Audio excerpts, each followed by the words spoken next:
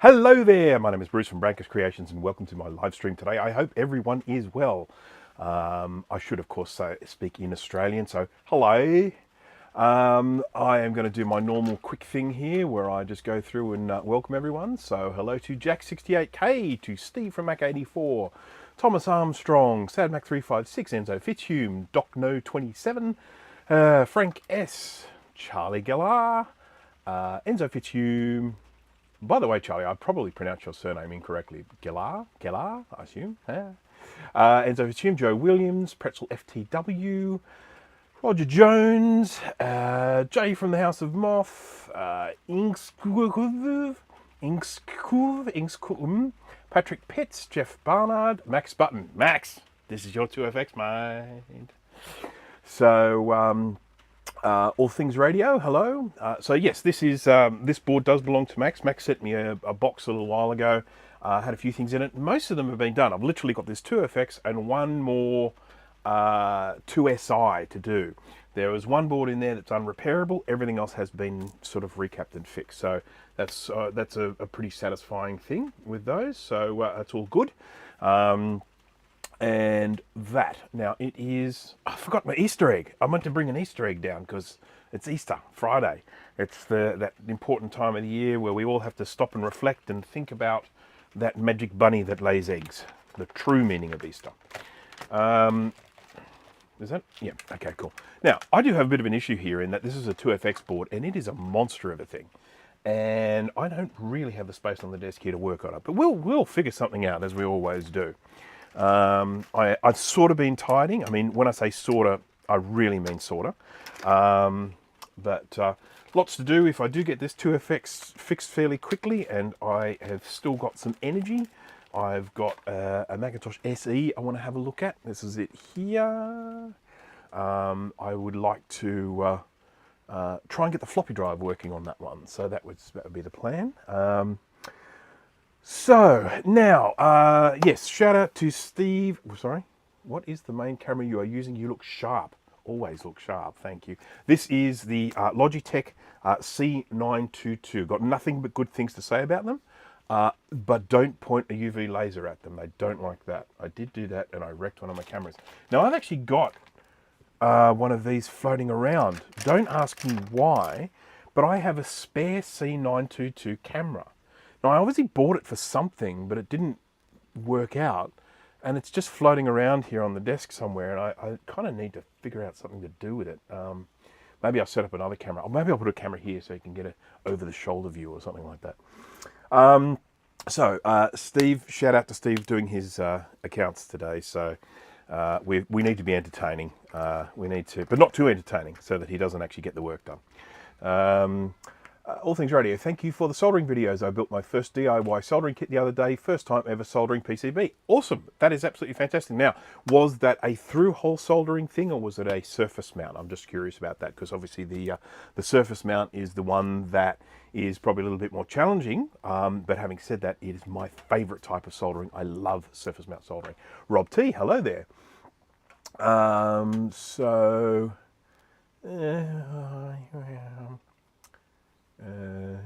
Just having a look. Yep. Okay. Just check and make sure. And oh, hang on. This happens faster than that. Loving your shirt. There we go. Trina, hello, Trina. Welcome to the stream. I'll try not to show my sweaty armpits. So these are for the. This is for the fans of the old TV series, the old Firefly. Unfortunately, only got one series. Very, very disappointing. It nearly didn't get a whole series, but when they decided to cancel it, they did actually give Joss Whedon enough money to actually finish that series, which was nice of them, I guess.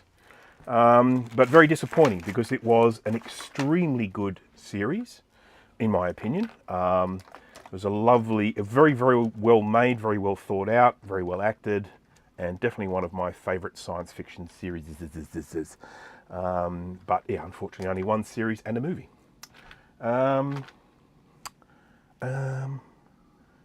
I had a bag with all these screws in it. I've lost it because I'm putting all my screws together.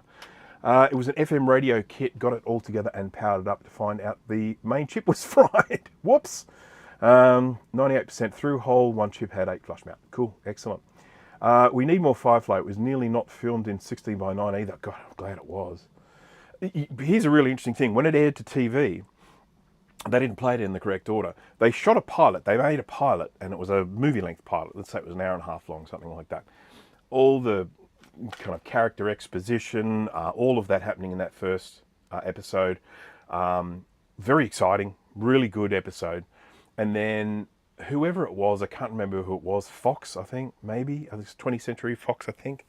They got cold feet and they said, no, we don't want to start with a movie length. So we need you to shoot an episode, like a first episode that's not movie length. So he then had to kind of go back to the drawing board and do a second episode, which kind of went through a whole bunch of character exposition again, so that they could air that. And I think they then did air the movie at the end or something like that. But of course, if you watch it in the order that it was made or the order it was meant to be shown, you can do that obviously if you buy the box set and see that pilot first, because it's a brilliant pilot. I mean, it makes no sense to me that someone would watch that and go, no, I don't want to air that. We might scare people away. It's just stupid. Righty. Yeah, so if anyone who's new to my live streams, hello, welcome. Obviously, I do videos on all sorts of things, ultrasonic cleaners, soldering, you name it.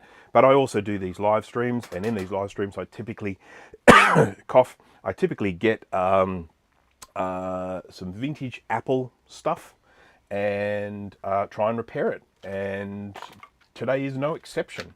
I am going to be trying to repair a Macintosh IIfx, and just between you and me, I think this IIfx is probably fine, but I will not be firing it up because without recapping it, because anyone who's seen my live streams knows that one of the capacitors in particular, one of the old tantalums, if you're not careful, might blow up on you. So yeah, we'll recap it first, and then the blowing up will hopefully be avoided. I should actually have that video here already queued up to play whenever I want, because yeah, it's a fun one. It's a fun one because I switched it on, a chime that I'm like, hey, it's working, guys, and then poof, up she goes, sparks flying across my face and everything. Right, now, what's he done? Watch it. I mean, watch it in this order. Well, as I say, Jay, the most important thing to do is watch it in the order it was meant to be broadcast. Each episode is self-contained. It's not like a soap opera, you know. And each episode is self-contained. There's kind of a general underlying theme going on, but you know, it really does need to be watched in the order that it was meant to be broadcast. I mean, all the stuff with the doctor and the sister, I mean, all of that happened in the first episode. It's just crazy not to broadcast that in that order. So anyhow, that's enough about Firefly. Oh, and of course the movie Serenity, good fun film. I like that. I particularly love the beginning. The beginning of that film is just awesome. Yeah, it's all good. So 2FX, that's what we were doing. I need to make a little bit of space here. I'm going to see if I can find that bag that I just had before with all the screws in it, so I can move these screws out of the way. Ah, there it is. Found the baggie. I'll sort through these screws later. I've been pulling apart a lot of things lately, and and some of those things I ended up just throwing away. So I've got a lot of surplus screws here, but I also had some important screws in here, so I don't want to. I'll sort through them later on. Dirty Harry for the first time. I've never seen it. Never seen it. So I'll be interested to see what you think. It's, you know, look, this is one of the really interesting things, and I love talking about this with movies, and I'm sorry, I'll get started on the computer in a second, but I love talking about movies, so I do it. There's a lot of stuff been going on lately about how things that were filmed at a different time are now inappropriate. And of course, there's this idea of censoring these things.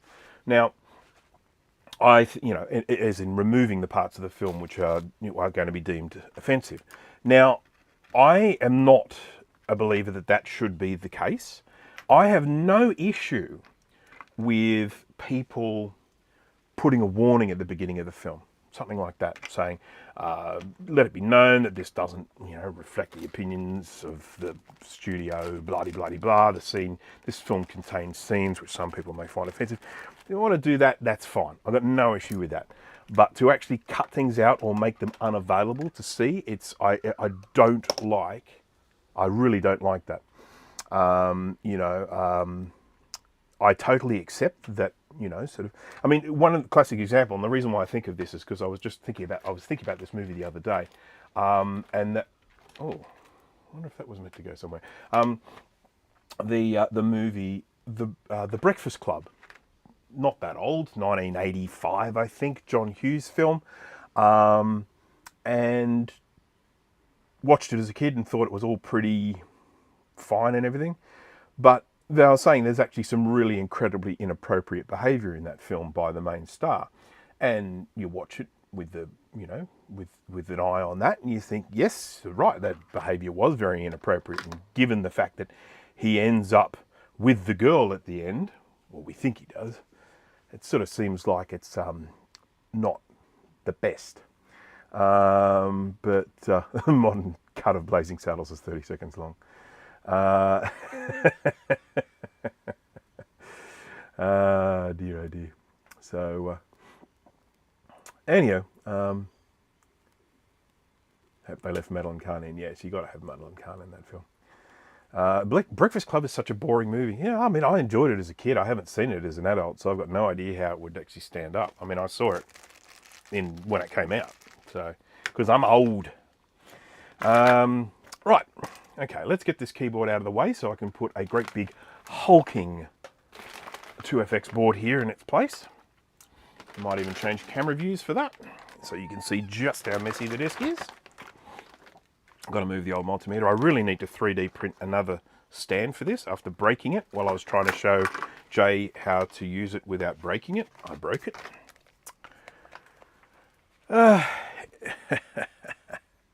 Dear. Oh, the other live stream I did where I was working on a 2SI board where components were falling off it, after ultrasonic cleaning, the thing came up looking like brand new. You would not believe it was the same board. I'll show it to you in a minute, just in case you are someone who did watch that and would like to see. Here is a 2FX board. It is big. It is very big. All right, let's see if we've got enough space here. Let's go top view. There we go. There we go. We got most of it in there. Get rid of that. It's a nice little 512K VRAM sim. And that's off another 2FX board, I think. Might be a 2. I don't know. That's why I take photos of these things. So that when I go to send a board back to a customer, I can look at it and go, okay, they included a battery cover, or they included this metal thing here, or this switch was missing, or whatever the case may be. So I always send them back in the same way that they arrived, other than not working. I'll make sure I send them back, or try and send them back working. Oh, that one looks bad. You can't see it. Hang on, I just realised that I've got no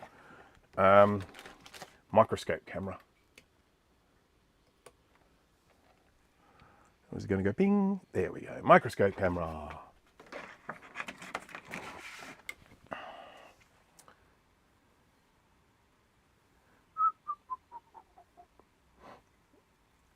We are all old, yeah.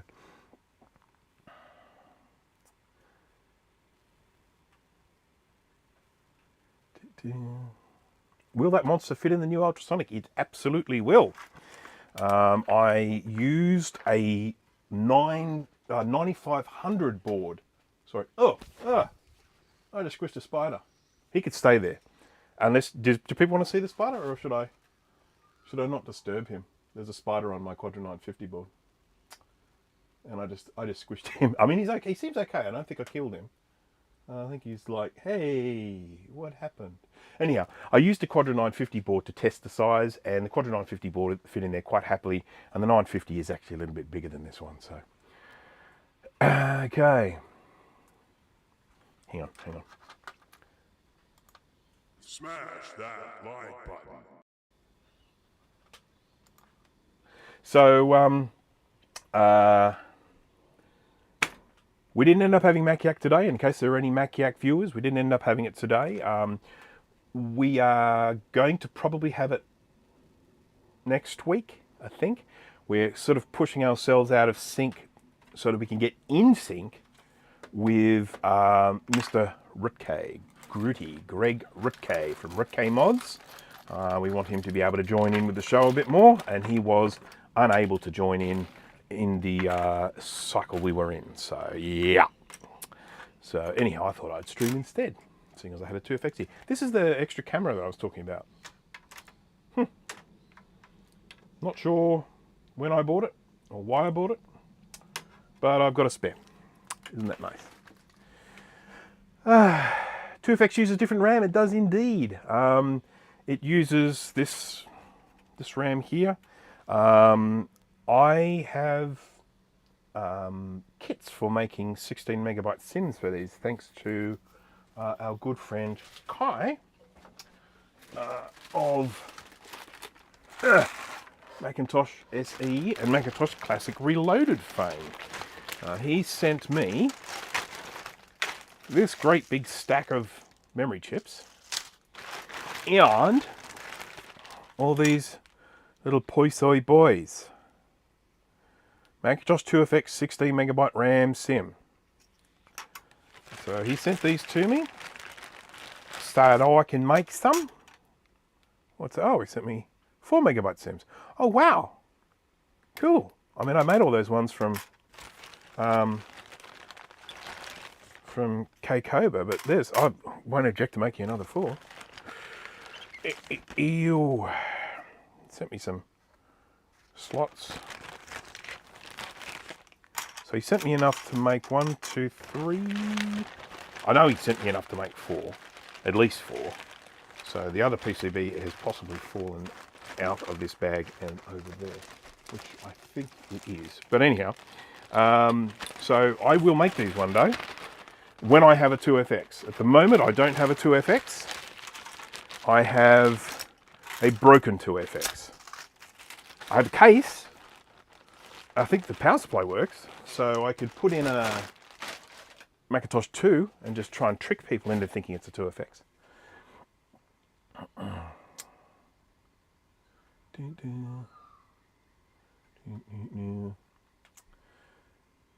Does Kai have those on GitHub? It's possible. It is possible. I mean, it didn't have his name on them, so he might have taken them from somewhere else. Look at that back. We've had a battery leak. We have had a battery leak on this. So I'm going to just get the microscope here, and we're going to have a little snoop around here and see if we can find, see if it looks like we're going to be dealing with some problems.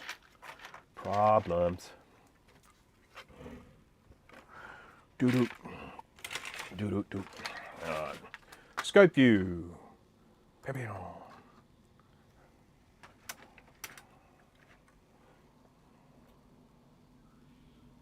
All right, we have definitely got some rotten traces here.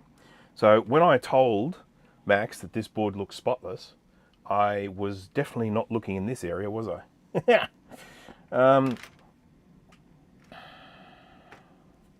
It doesn't look too bad though. I mean, I don't think there's anything here that can't be repaired.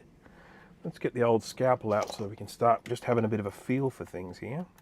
Yeah, we've got copper under there, so that's nice. We may need to go through to the other side of the board for that one. This I'm not happy about.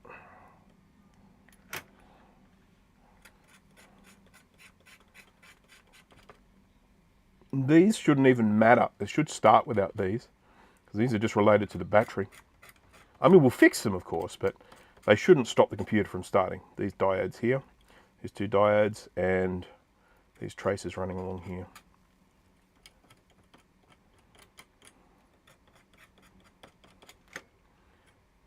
Okay, this one on the other hand. Well, hello. Does anyone else think this scalpel blade might need replacing? Okay, where are all my blades? I've got to change the blade. Shave away my sorrow. Ah, another Joe. Hello, Joe. What do you know?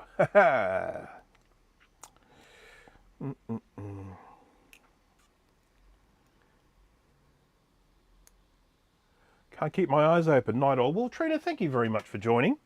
I do appreciate you popping in and saying hello. And I hope you rest well. That's not looking too crash hot, is it?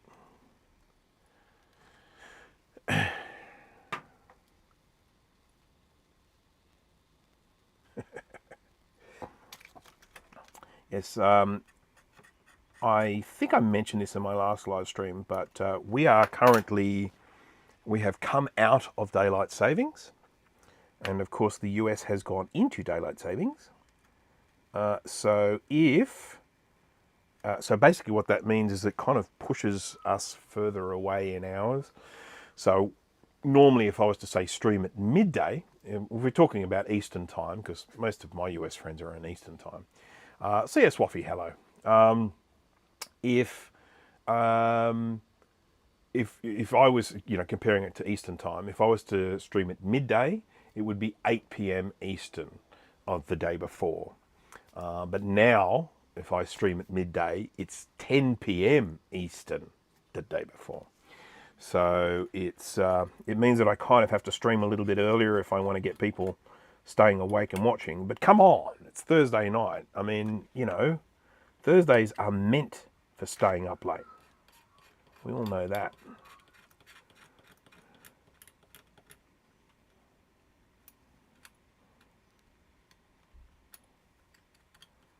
Okay, so definite trace repair there, for sure. This one I don't know. How's he look? Oh, he's all right. You okay?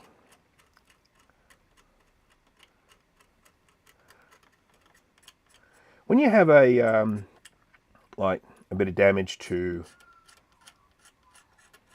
a trace that then goes into a via,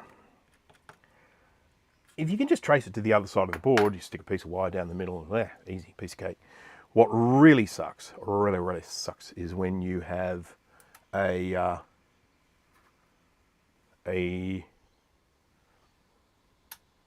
via that goes through the other side but doesn't appear to go to anything. And that usually means it's going to an inner layer. So if that via is a mess, you're going to struggle to join it up. Oh damn, these have got solder on them. Piffle. All right, let's see if we can just get some of these holes cleaned out. So that is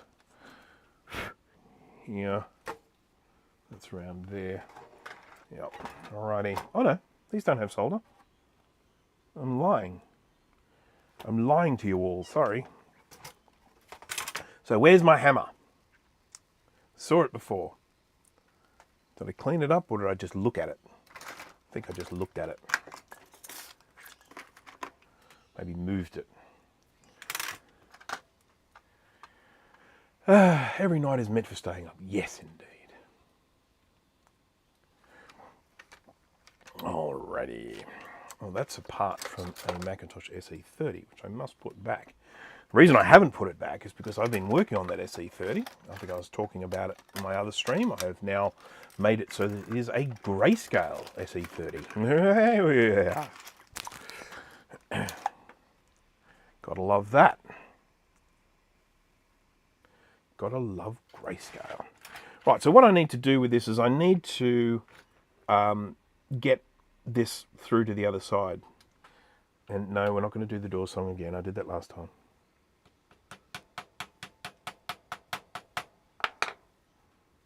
If I get really stuck with these, I end up doing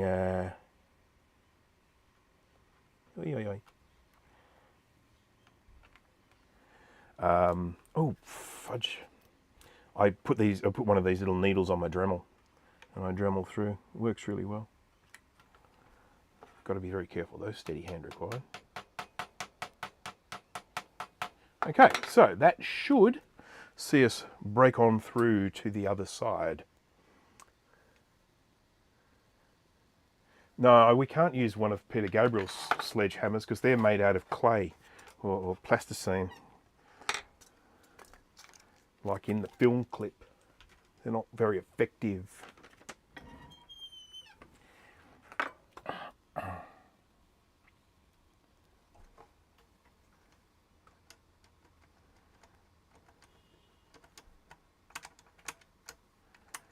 Okay, I want to just check and make sure that I haven't missed anything of importance in the chat.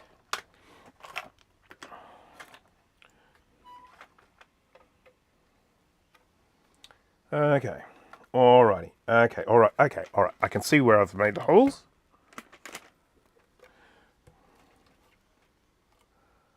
And they are, I think, there and there. Nope. Nope. Nope. I was mistaken.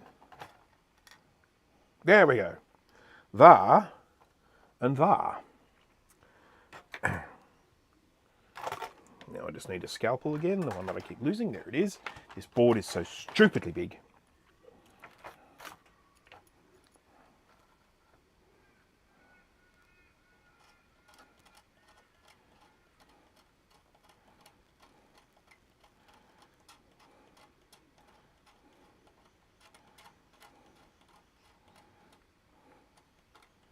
Work for a good old-fashioned trace repair. Yeehaw.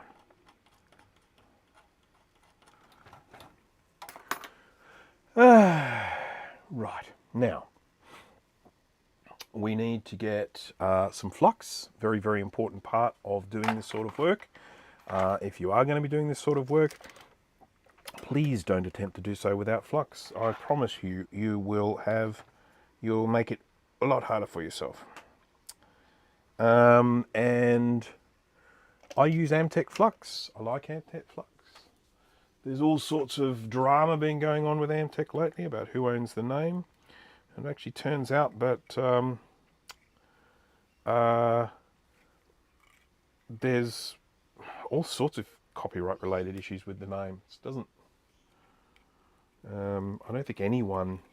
There are like lots of different companies around the world that own the rights to the name Amtech in a particular country. So yeah. Hello, Sam. Hello again. Hello to Emily and Sam from Birmingham, Alabama. Peter had to lay down nearly 16 hours a day during that video shoot. Well, that's better than having to stand up, wouldn't you say?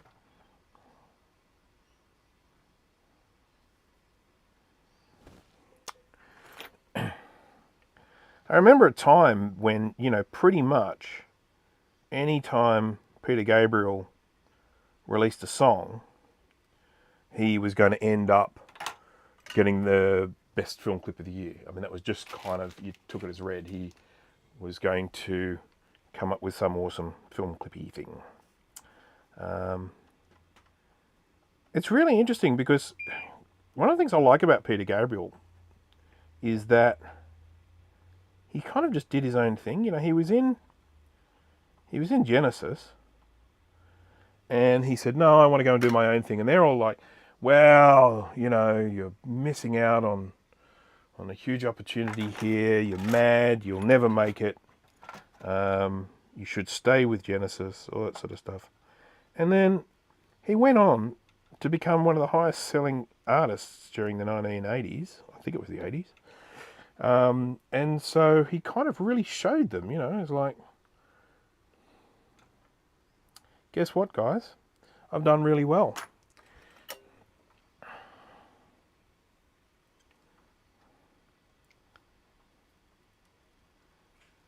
And what happened to Genesis? Well, I need to be careful here because I do know there are a few people in the chat, or at least one, likes a bit of Genesis. It ain't me, though.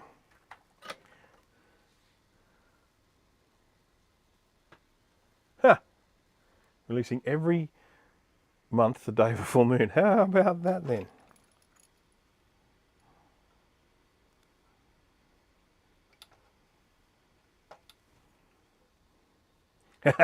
Careful, I love Genesis. Told you, you got to be careful what you say about Genesis. There are some passionate Genesis people out there. So I will not say anything bad about Genesis. Hello, Gut Bomb. No, it's great, so I'm assuming it's the real stuff. Probably is. Look, the easiest way to tell, really, well, there are a couple of ways you can tell. Number one, have a look at the tube. The real ones have got some security protection on them. If I hit this with a UV lamp, Come on, UV lamp. There we go. You can see it's got, you can't really see that. We'll go top view, top view, top view. Here we go. So you can see all the little lines and stuff all over it. It's got this showing you that it's real. Cool, eh? So that's one way you can tell. But generally, I mean, if it's good stuff, I mean, if it works well, then it probably is a real thing. Because I know that I've heard a lot of people say that when you do get the counterfeit stuff, you know it because it's awful. Awful.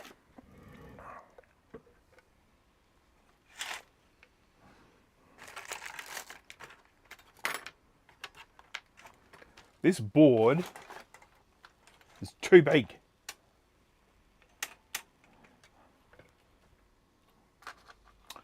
Scope view.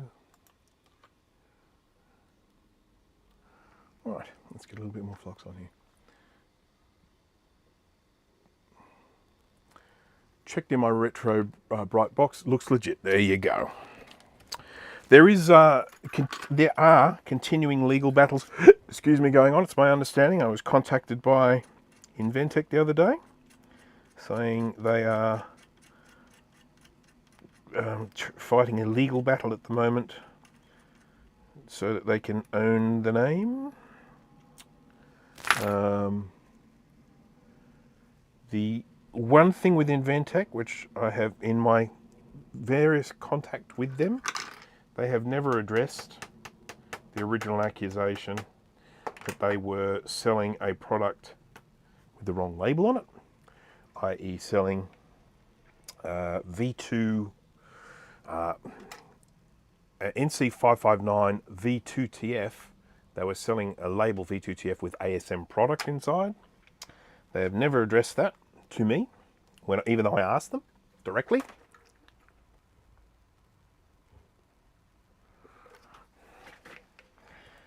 Which makes me think that the rumours are probably true, that they didn't just flat out reject the claim.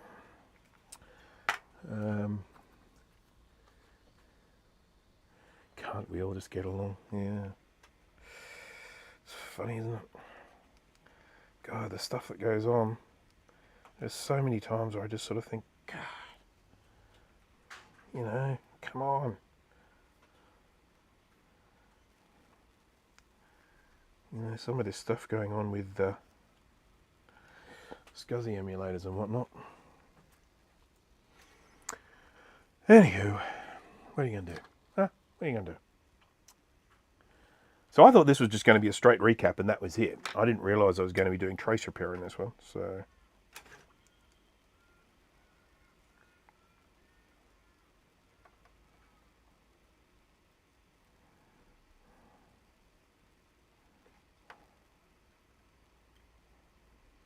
Oh, shuzzbutt.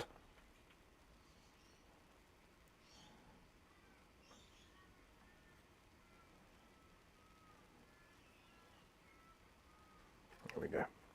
That will do.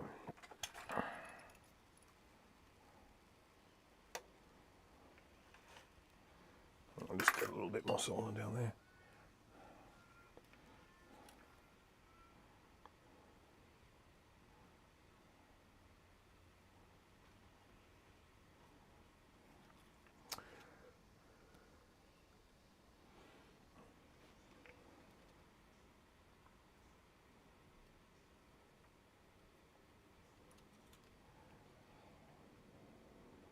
I got very annoyed with someone at the supermarket yesterday. And I went to go do some shopping.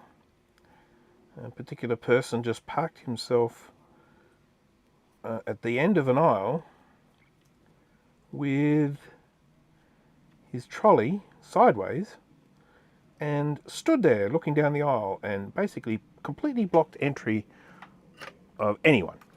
And I thought to myself, gosh, you must be important, that you can basically stop all of these people from going into this aisle while you do a bit of sightseeing. You must just be the most important person in the world for that.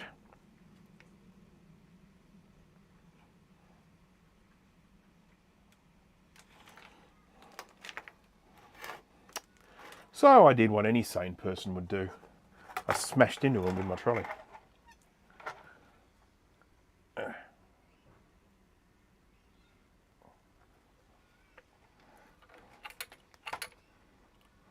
Okay. Let's hope that this will be enough to make sure that this is getting through. It's almost definitely going to a power rail or to ground, but it might not. It might be going to an inner data layer, something like that. How did you exchange details?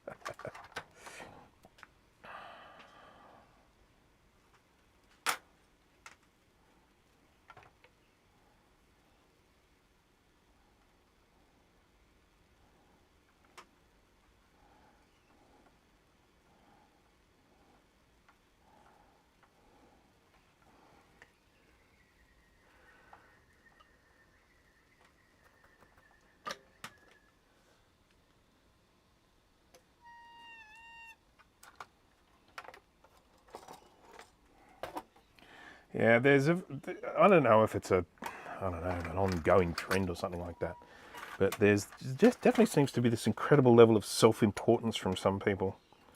It's like, are you like just more important than everyone here in this shop? Is that what you're trying to say? You are the guy, the man, the dude, and we should all bow to you.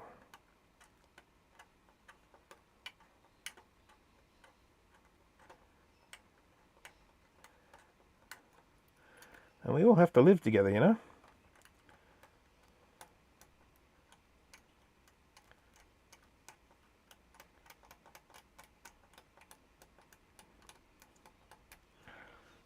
Oh, sorry, you can't see any of that. Sorry, folks. There we go. A little bit out of focus too. Now, one of the really good things about today, it is a public holiday here in Sydney. And so that means that when I finish doing whatever live stream here, I can go and have something to eat, and then I'll probably go and play with some vintage Macs, because that's what I love doing. What I want to do is I want to experiment and try and get a bit of a decent list of games together that you can play on the Macintosh SE30 with a grayscale card in it. Because although there was a time when there were only a handful of these grayscale cards available, but now that we've got people like Boll out there making new ones, there is a chance there may end up being a lot more. Now, the one I bought was very expensive. I mean, very expensive. But I'm hoping that with a bit of, increased demand, the price might come down a bit. And then make it available for more people. And the hope is that more people out there are going to turn their SE30s into a grayscale SE30. And I want to get a bit of a list together so that if someone's got one and they go, yeah, okay, I want to play some games. So, for example, I can tell you that games that play really well on that grayscale SE30. Civilization, original Civilization. Prince of Persia. Lemmings. They're three that I can think of straight off the top of my head. Warlords is another one.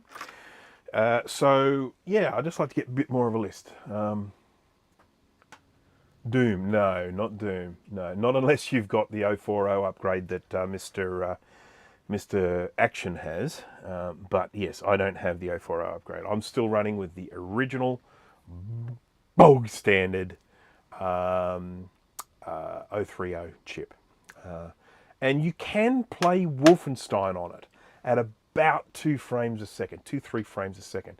You can play it. It is what I would consider playable, just. So, no, unfortunately the Classic 2 doesn't have a processor direct slot. It's actually one of the things where sometimes people refer to the Classic 2 as being the replacement for the SE30, but it really wasn't. Yes, it was an 030 chip. Yes, you can draw parallels between them. Yes, it's the same size screen, all sort of stuff. But the Classic 2, in my opinion, is not that good a computer for a few reasons. Number one, it's got a 10 megabyte memory cap. You can't put any more than 10 in it. Compare that to the SE30, you can stick 128 in it. 10 versus 128. The other thing with the Classic 2 is it does not have a processor direct slot. It has a RAM cache slot, I think it is, something like that. It's 16-bit bus, which of course is the problem. And also the other thing is they have an absolute crappy analog board power supply with crappy capacitors on it. Macintosh Classics, I am pretty much not touching them anymore because they are just going through catastrophic failure. Caps failing on them, various little chips on the analog board failing, the logic board failing, batteries exploding. It has a slot that people used to put in an FPU. There you go. You don't know Jack might run with an 040. Now, you don't know Jack with an 040 upgrade yet. It might, yeah. Because one of the big problems with some of these later games, even like Civilization 2, they expect a CD to be inserted. And yeah, sure, you can have an external CD-ROM drive, but I'm sort of thinking about ones that you can run without an external CD-ROM drive. I'd be interested to see whether Civilization 2 will run with a disk image. I can't remember if it does or not. Just going to check on the spider that I nearly squashed before. How you doing, fella? He's sort of wriggling around. I think he's all right. Literally describing my Classic 2 experience. Yeah, you're not alone. I'm pretty much at the point now where I say to people, if you want to send me a Classic 2, I will do some standard things on it. I will recap the analog board and I will clean it. It's going to cost more because there's more work to be done. If there's massive trace damage, then you're going to have to pay for the massive trace damage repair as well, specifically on the analog board. I will repair the little, was it QP1, which I can't remember what it is, optocoupler or something like that. I'll replace that because that's a common failing point. I'll recap the logic board. I won't touch any that have got battery damage on the logic board. No, sir. And then I will hand it back to you. And if it doesn't work, you're going to have to wait some serious time for me to go in and do some diagnostic work on it, because I can easily lose a day working on one bloody Classic or Classic 2. What was the Asteroids clone made by Ambrosia Software? That was Maelstrom. Does that sound right?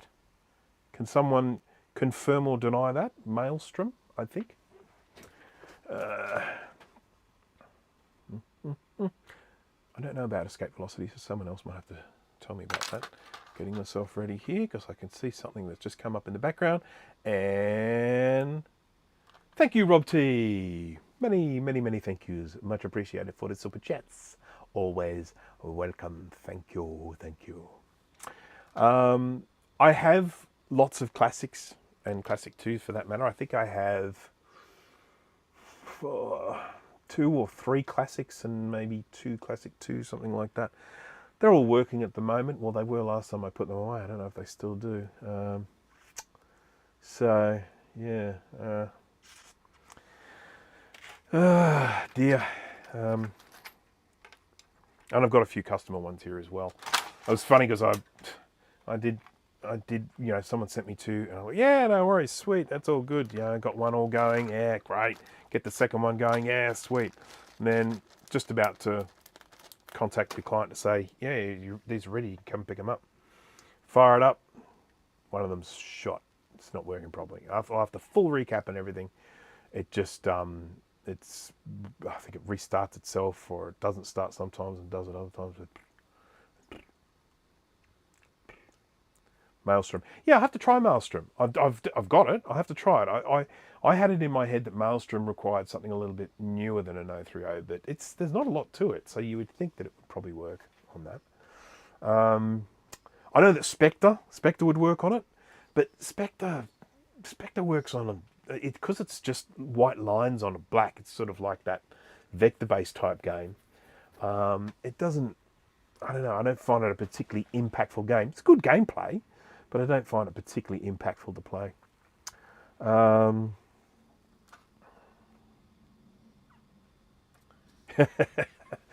take a deep breath and say a prayer every time I start mine. Yeah, it's a bit like that. All right, so we're going to have to replace some caps. Now, this here is, as I said, it is a 2FX board. We're just going to go to the top view here for a second.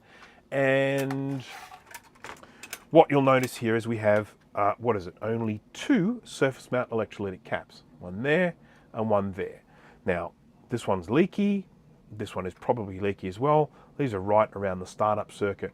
But what we do have here are a bunch of tantalum caps. One there, one there, one there, one there, one there, there, there. Now, you could look at this, there. There's a lot. You could look at this and you could say, aren't I lucky I got the one with the tantalum caps so I don't need to recap it? What I would suggest to you is that I believe that the tantalum caps used on the 2FX are past their use by date. So I would suggest that if you are going to recap a 2FX board, you recap these tants as well. I don't frickin' want to, but I probably will. And this one, is this the one that blew up on me, Jay? Can you remember? I think it was this one here. This one here definitely needs to be changed. So, how am I going to test this? Have I got any RAM for 2FX? I think so. Maybe. I'll have a look. I think I have some 2FX RAM floating around. Because I've got a couple of 2FX boards here, and I think someone sent me some RAM. What's this one? 2FX, yep. No RAM in that. I'll look around, because I've probably taken the RAM out and put it in a little baggie. Yeah, because we want to be able to test it, don't we? Yes, we do. Okay, one of the important things about the Mac 2FX is, yes, it had different RAM, but it also had something that no other computer had, and that was a 40 megahertz 68030. None of the others had that. And it's also got a 68888888882 floating point unit here, both in a socketed package. We've got a little spot here if you wanted to use, what is it, non-parity RAM or something like that. Either there would be a chip there, I think, something like that. 1, 2, 3, 4, 5, 6 new bus slots and a processor direct slot. Wow. So you could upgrade the bejesus out of these if you had a thing. 2FX code names, please. I don't know. Oh, I haven't taken a photo of this, and I've already done work on it. What an idiot. Okay, let's take a photo. Click. Click. Click. Serial number. Click. So, what I'm going to do, I'm going to replace this guy here, the blowy uppy one. I'm going to replace these 2 surface mount electrolytics. Then we're going to fire it up and just see if it works. And then I'll go and do the rest. I feel confident enough that these tants will probably not blow up. This one is the one we're going to get rid of.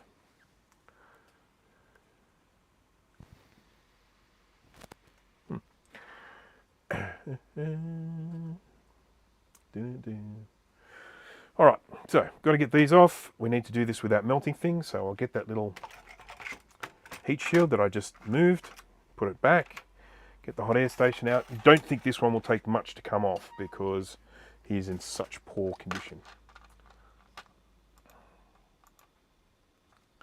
That's a nice little axial cap there. There we go. Look at him. Look at him. He's not meant to look like that, just saying.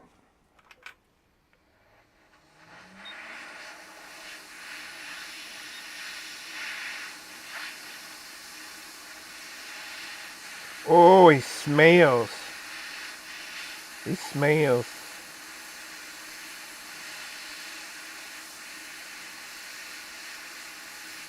This guy's really baked on.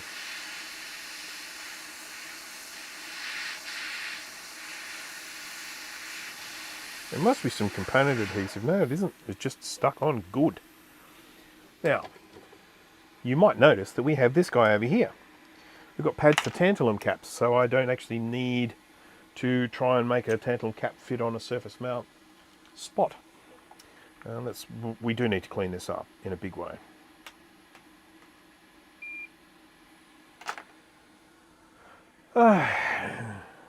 Weed whacker. Blackbird Stealth F16.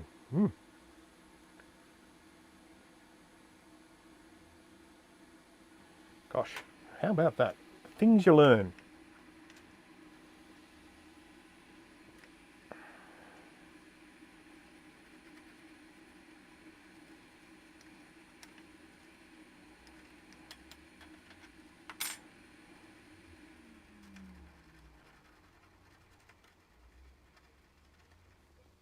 Fume extractor, please.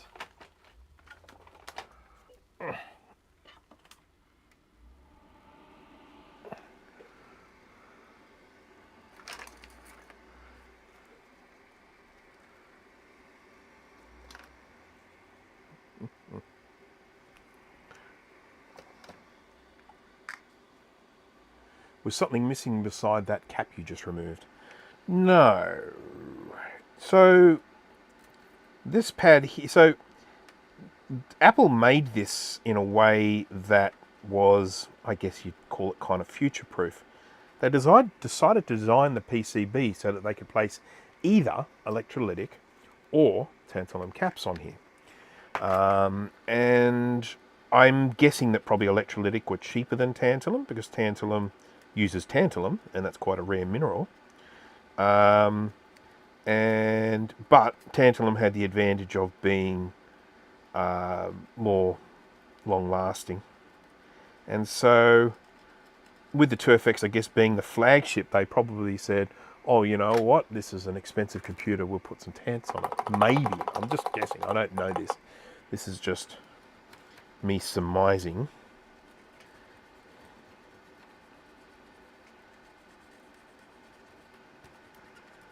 So yeah, so we have this opportunity here where you can actually see these trace joins.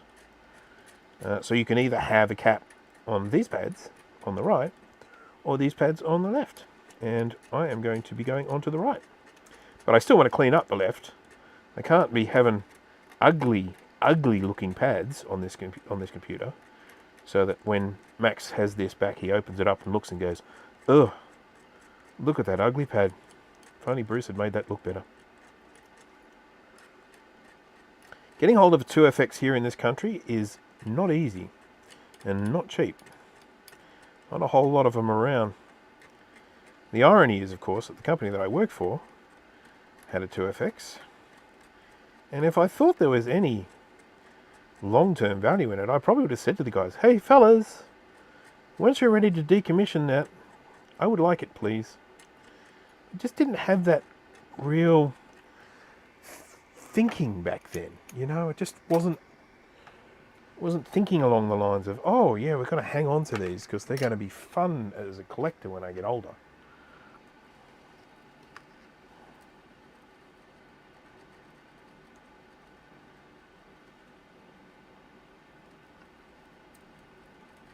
Is that a break?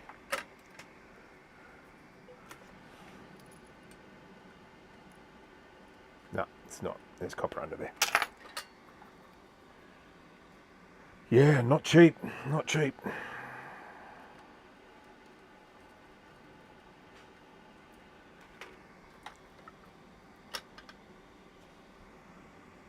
Special black SCSI terminator installed. No. No, it doesn't. Yes, for those who do remember, there was that black Terminator at the time.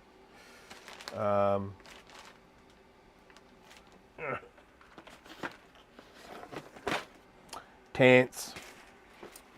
Going to get myself 47, 16. Going to plonk it on here, because that's what we do.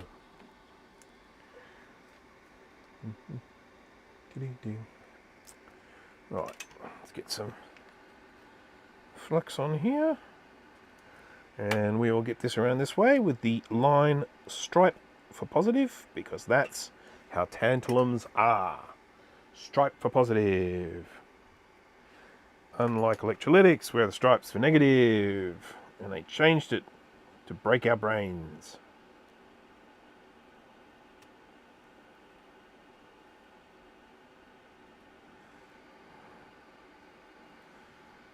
You know what I'm going to have to do?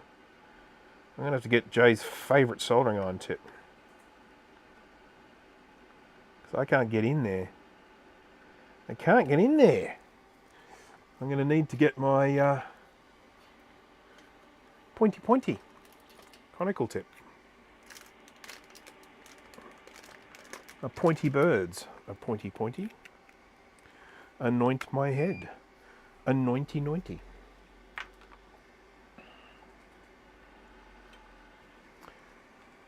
Not the conical.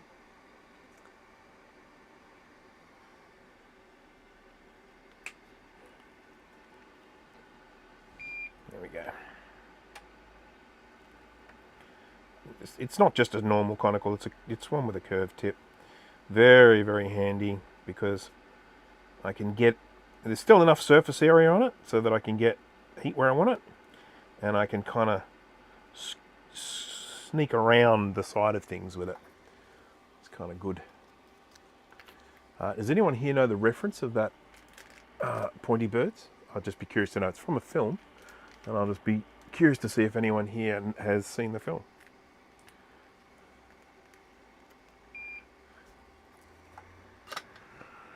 There we go. Let's get this cap off now.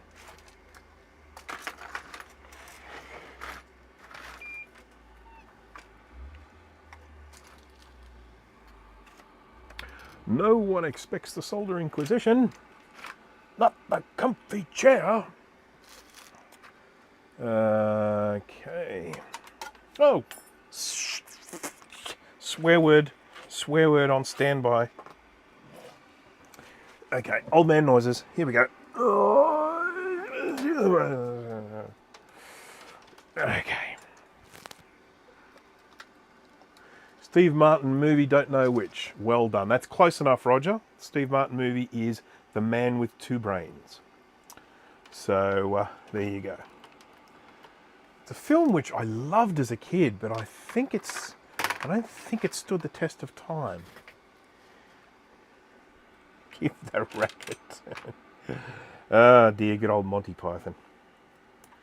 We've got everything happening today.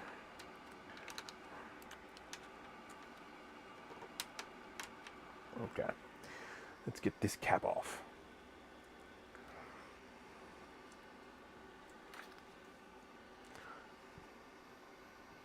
Yeah, hey, that's the one. That's the funny bit in it.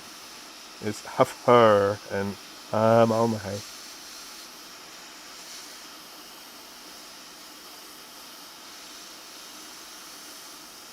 Back when Kathleen Turner was a looker. Did I just lift off a resistor? Pretty sure I did. If so, where did it go?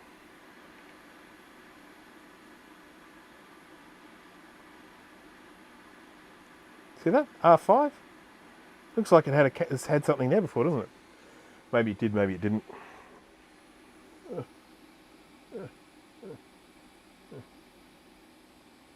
Where's this? Is this a 2FX? This 2FX. That's 2FX. Yep, meant to have a resistor there. Where? Oh, here it is. Found it. Call off the search.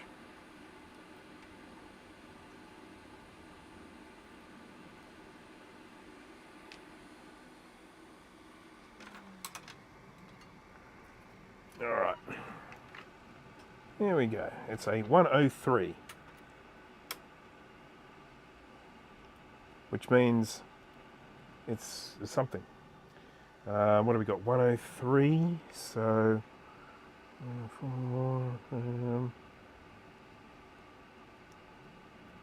I don't know.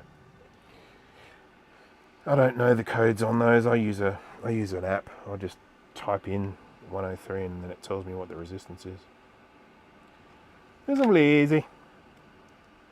Lazy bones.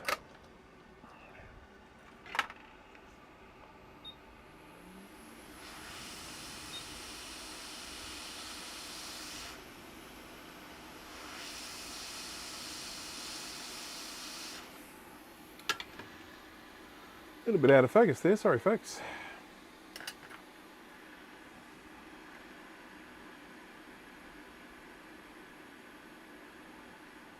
Starting to get a little bit cooler around here in these parts, as we are now a month into autumn. I could use the ohmmeter. That's something. I could do that. Let's do it so that we know. We then know what 103 is. It'll be like 1 or 10 or 100 or something like that. And we know it'll start with a 1, but I just don't know. Where the frickin' put the frickin' thing? Frig. I had a multimeter. It was a good one too. It was a Kaiweets KM601 digital multimeter. Smart digital multimeter.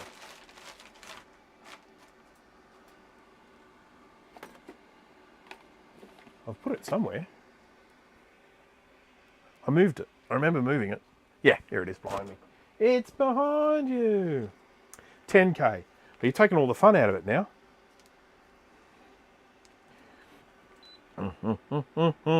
We'll find out. I'm sure you're right, but... Beep. Yep, 10K. 10K resistor. Just now entering springtime in Michigan. It was 65 degrees Fahrenheit yesterday.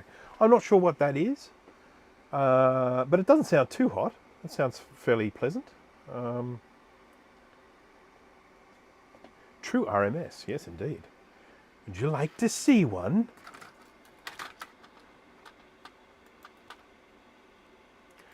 The best thing about this multimeter is you will find links to it in the description along with a product code, a little code that will get you a discount on it. So if you are after a lot of multimeter for a little price, bang, Kaiweets KM601. By gum, look at all these functions. Could you expect that much? For the amount of money that you're paying? It seems too much to ask, but by gum, they did it. Good on you, Roger, well done. I should also plug this little guy behind me, my Vivor ultrasonic cleaner. You know what, if you don't need a 30 litre, you can still use the links in the description. It will take you to the 30 litre, but you have the option to select different sizes. If you want a smaller ultrasonic cleaner, click the link in the description. You know what I didn't do? I haven't said yet hello to people who might be watching this on replay. I always like to do that. If you are watching this afterwards, at a different time to this live stream, hello to you and thank you for watching. I have great respect for people who watch live streams after the fact because, you know, you lose some of the social side of it because you don't get to be part of the conversations. But I appreciate that I live stream at times that aren't suitable for everyone. Right, so what have we done? We've done nothing, and taken our, good time about it as well. Right, let's get this sorted because the rate I'm going at the moment, this will never get done. All right, here's a question. I'll throw a question out to people. I want your opinion. Spider-Man. What's your favourite? Here's your favourite: Tobey Maguire, Andrew Garfield, or Tom Holland? Which one's your favourite and why? There you go. And it doesn't necessarily have to be your favourite movie either. Just which one was your favourite Spider-Man? We can talk about the movies later, but...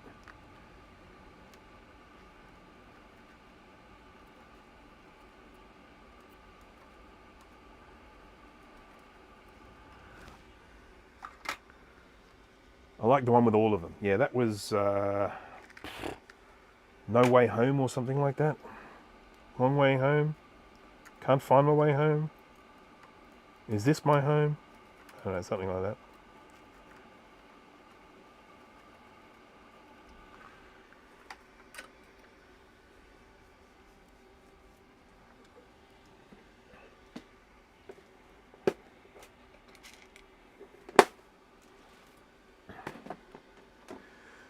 Toby, the rest are just repeats of the same friggin' story. Well, there's absolutely there's a complete truth in what you're saying there. Yeah, I mean, yeah, they did just keep doing it over and over again. They just kept doing the same thing again. It's not even like they left off where the last one finished. They went back to the beginning each time and went through the establishing story again with a new actor, which of course is just downright stupid. But let's, let's put that aside for the moment. And I guess, as I say, we just talk about the ones that we think, made the best Spider-Man. I'll be honest, I think I've seen part of one of the Andrew Garfield ones. I didn't really think much of him. Sorry, Andrew, if you're watching. He loves his vintage Macs, Andrew Garfield. I just made that up. That's not true.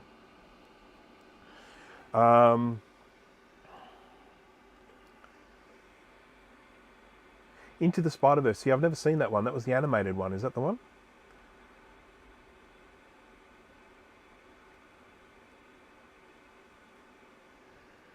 And I guess there's another question to be said about that. Which one do you think told the introduction the best? I know which one I think told the introduction the worst, but... And of course, should we also talk about how silly Peter Parker is? That he got bitten by a spider and was clearly affected by it and didn't go to a doctor? Didn't go and seek some medical help? Silly boy, silly boy. This is the cap that sometimes blows up, so I'm removing it because it makes me look bad when they blow up.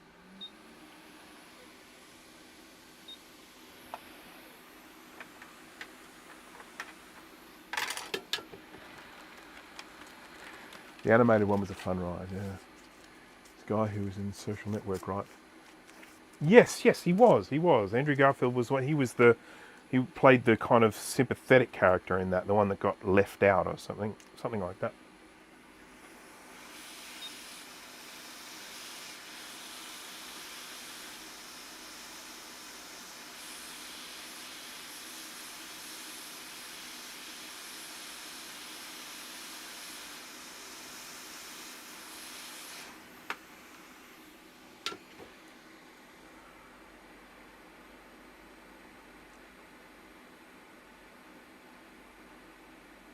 Didn't one of the Peter Parkers have an old Mac in his room? I think it was Tom Holland.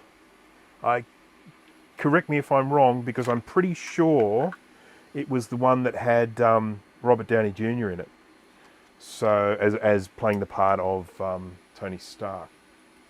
And I could be wrong, but I think that's the case.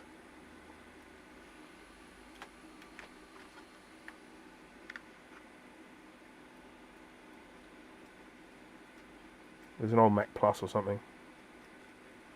Or an SE. Oh, I love the Plus and the SE.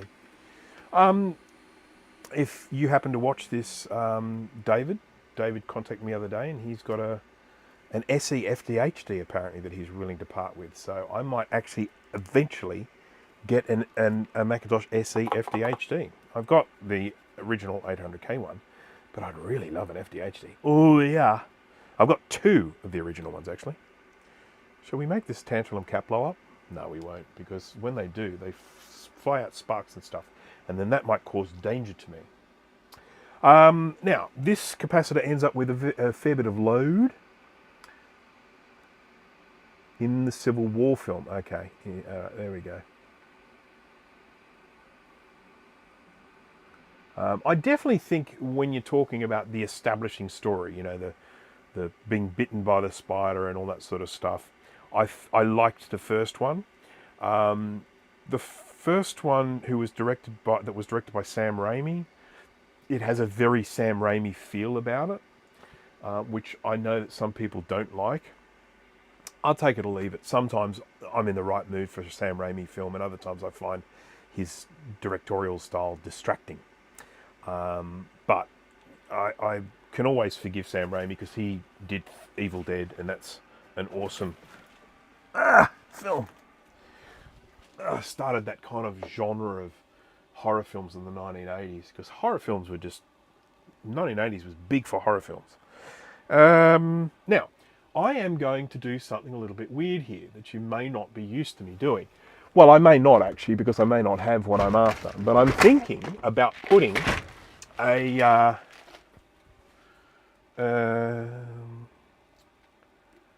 an electrolytic cap in place here. But I want to make sure I have something over 16 volts. Surface mount electrolytic. I've got 2 containers of surface mount electrolytic. Am I really? Down you go, down you go. There we go. I don't come across these very often. What have we got? We've got 4725 polymer. There we go. That's what I'm going to use. So this is a 47 microfarad, 25 volt polymer hybrid electrolytic capacitor. So this is the guy here. I'm just going to put him up there. See how he's purple? These guys don't leak. And you know why they don't leak? It's because they don't have liquid in them. They actually have, it's like a powder instead. So these guys here are pretty good for lasting. So I'm going to put him on here. So knowing that this particular capacitor is under significant load, I figure that rather than put a 16 volt there, I'll put a 25 volt, still 47 microfarad. So we're basically just going up in voltage, going with a polymer cap. So we're talking about newer technology, and I think it will be a much better option for this computer from a long-lasting survival kind of situation. So, yeah.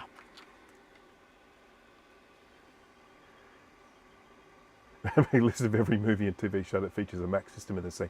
It's funny, for anyone who hasn't really been part of the vintage Mac scene, like for a long time, and like let's just say you might have a Facebook group where there might be Mac enthusiasts, and you can always tell when someone's just joined recently because they always post a photo of the computer in the background of the TV show Seinfeld, because Seinfeld used Macs. Various different Macs. I think he even had a 20th anniversary Mac at some stage in his little apartment. And I just always, it gives me a chuckle whenever I see that, if I'm on a group that I might have been a member of for quite some time, and then someone new will join, and then they'll post a photo of the computer in Seinfeld, and it's a little bit like, yeah, we know. I mean, you don't want to be encouraging, I don't want to be rude, but it's sort of like, yeah, we all know this. This is the group we're in. Those photos have been shared before. It's the same as when you go to electronics, kits or electronics groups, they always post that stock photo of a woman holding a soldering iron from the hot end. People always post that photo.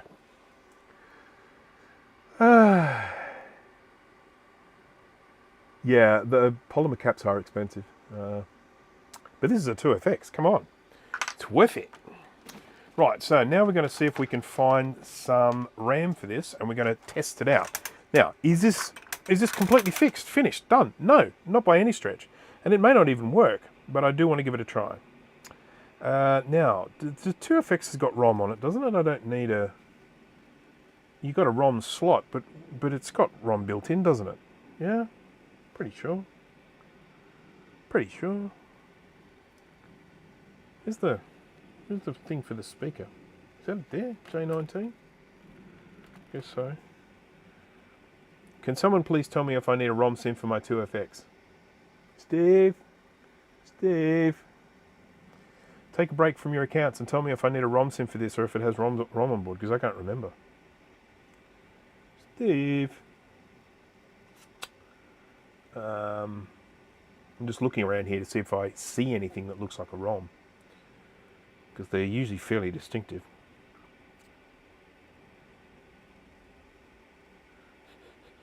Is there any RAM on board on this thing?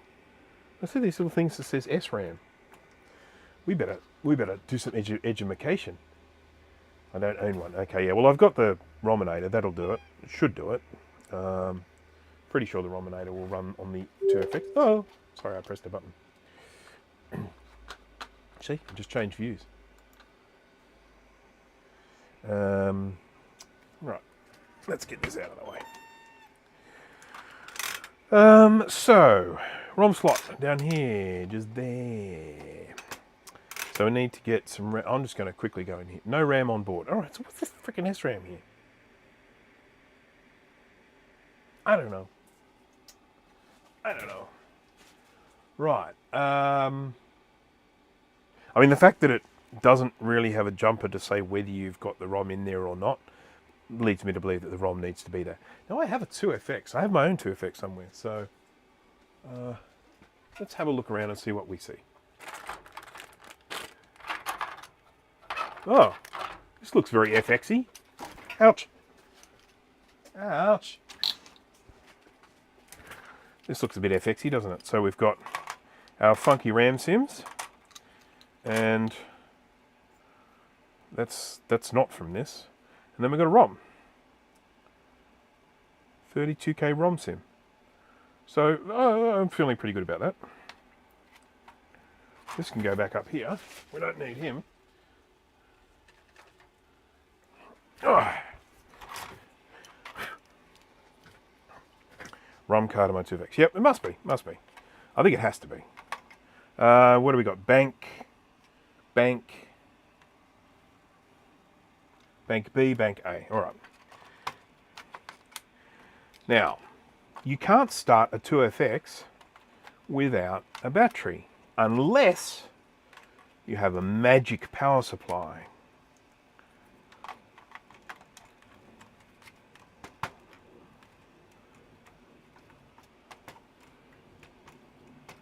Okay. Let's get a speaker, which I have floating. I had it. Here it is. Speaker.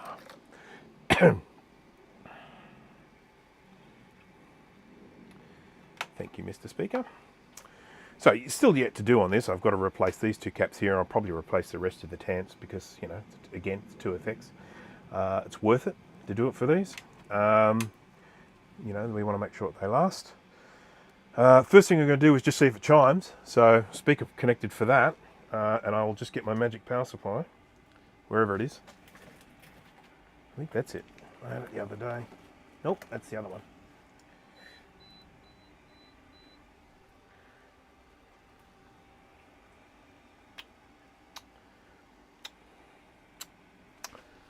I was looking at it just the other day. I know I was. There it is. I think. You must get ew. Hey, oh, hey, chamai.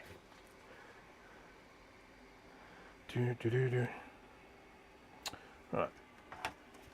I've got a fairly silly makeshift arrangement going on here with my power supply. I should, just going to zoom out a little bit so you can see because the board's so big. There you go.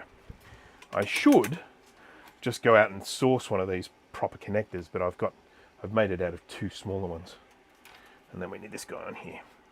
Now, the reason why this is a magic power supply is that it completely and totally bypasses the soft power on. So you've got, with these, you press the button and it powers on.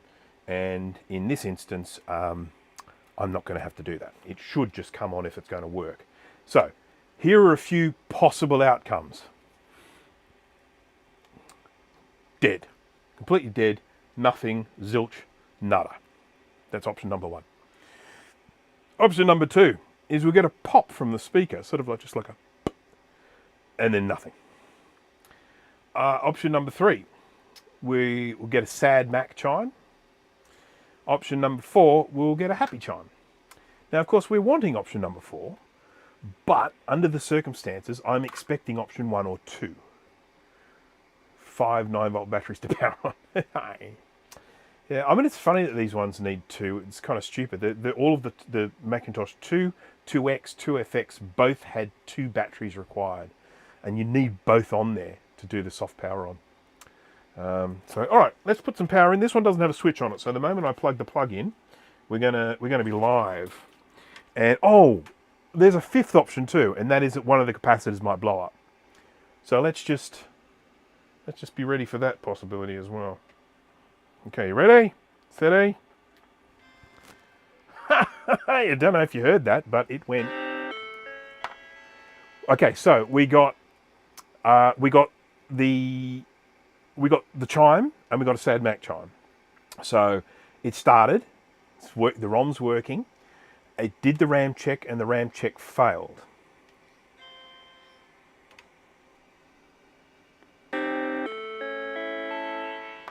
Now I want to just do a test here because of the wonderful things he does. I want to take these out.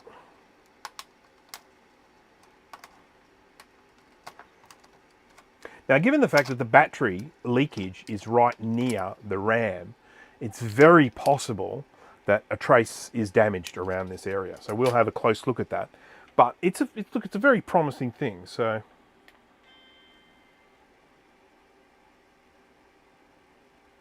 chimes with no RAM in it. How about that? All right, so let's have a little look.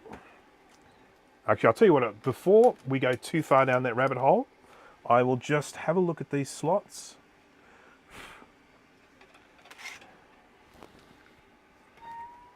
Because I'm seeing something here I don't like the look of.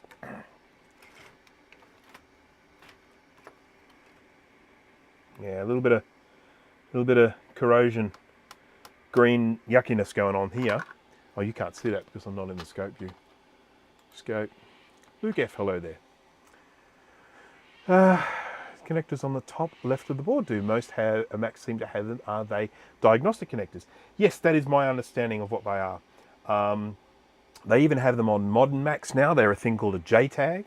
And the idea is that they'll be able to connect some things to them and just get some fairly rudimentary readings. So the sorts of things you'll find on that little bit up in the corner there, you'll be able to see all the voltage rails. If you get a multimeter and you connect it and you just try different ones, you'll see your 5-volt rail on there, you'll see your 12-volt rail on there, and there are probably various other things they can probably connect to oscilloscopes and stuff like that. So yes, that is definitely a diagnostic thing, and it's on a lot of the computers, if not all. And as I say, they're even putting them on new Macs now.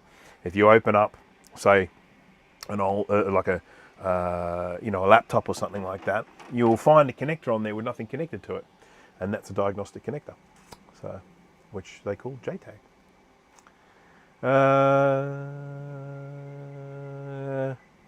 SE30 makes after recapping. It also has CMAC symptoms. Yeah, okay. So look, if you are getting a sad Mac chime from the SE30 after recapping, consider it a good thing because it means it's accessing the ROM.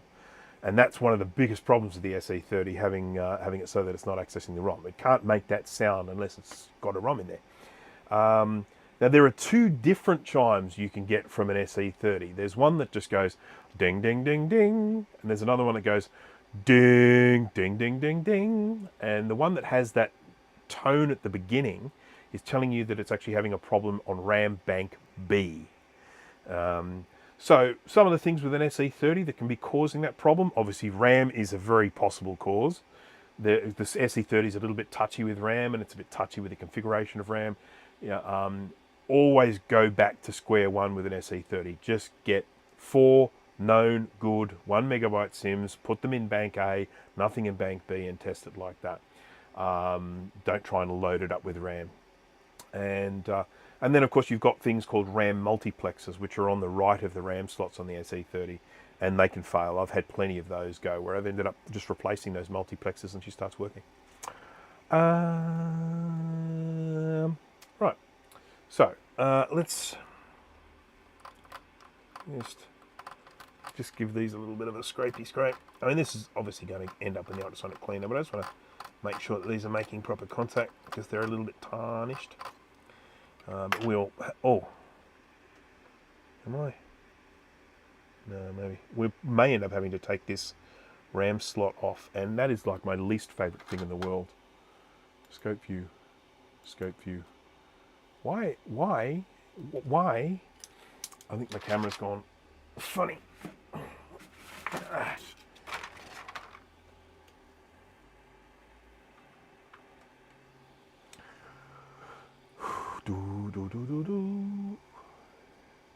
There we go.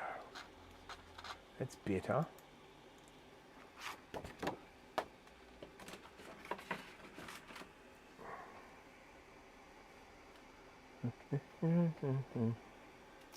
So, let's just put this RAM in again. I know this RAM is good because it's tested. I'm good. I'm happy. I'm just going to make sure we're making nice contact here. We will just try this again.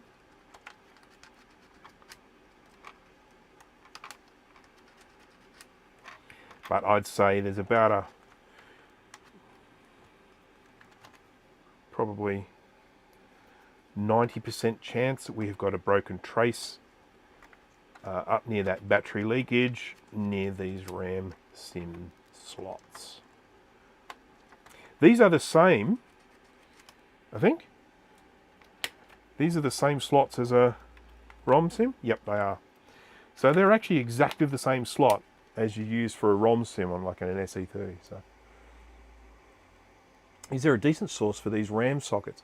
Gut bomb, yes, is the short answer, but it's difficult is the long answer, because the company that sells them, it's my understanding, they've got like a minimum order quantity, so you end up having to sort of buy quite a lot of them. And they don't do international delivery, so if you happen to not be in wherever country it is they are, you're going to be sort of out of luck. So I've got a few. I think Kai sent me some, which was nice of him, because he did a big order. So he just gave me a few of his surplus. Okay, we're going to try it again, see if it works. After just a little bit of wiggle with the RAM sims there. No, okay. Now, yeah. So let's go and have a look at some traces. Let's go and trace some traces, because I think that's the problem we're going to have here. Trace the trace, got to trace that trace.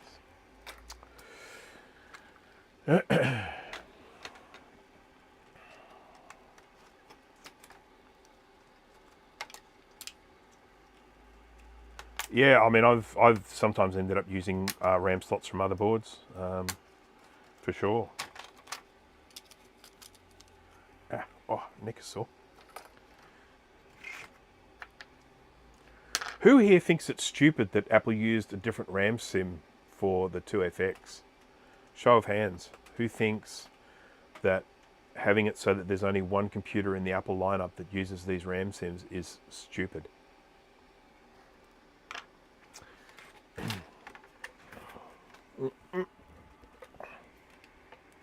Right, let's have a little sneaky look around here. I'm looking for anything that looks like tracey yuckiness. Yucky, trace, damage, trace, yuck.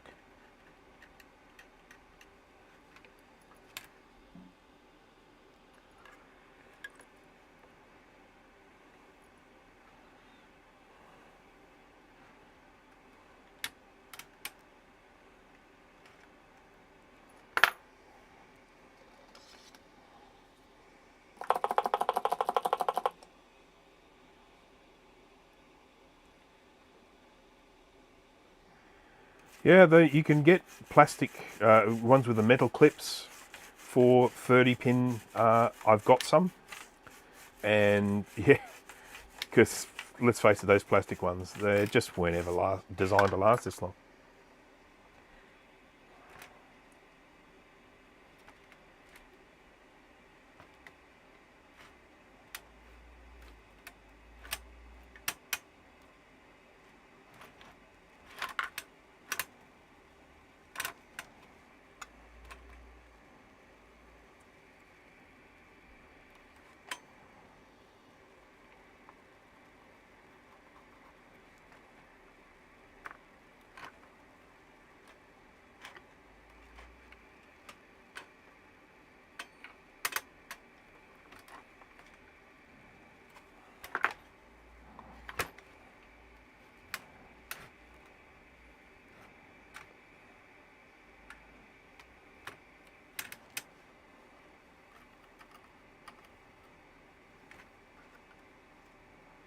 There's some ugliness here around this little guy. This is the what's the real-time clock chip?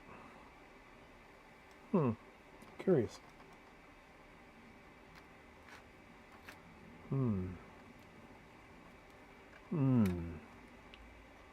Just call out if you see something ugly. There's something going on under there. Right there. I see some nasty corrosion there. We'll take this real-time clock chip off, only because I can see a lot of green around here. and I don't think it's the cause of the problem, but let's just deal with these things as they come.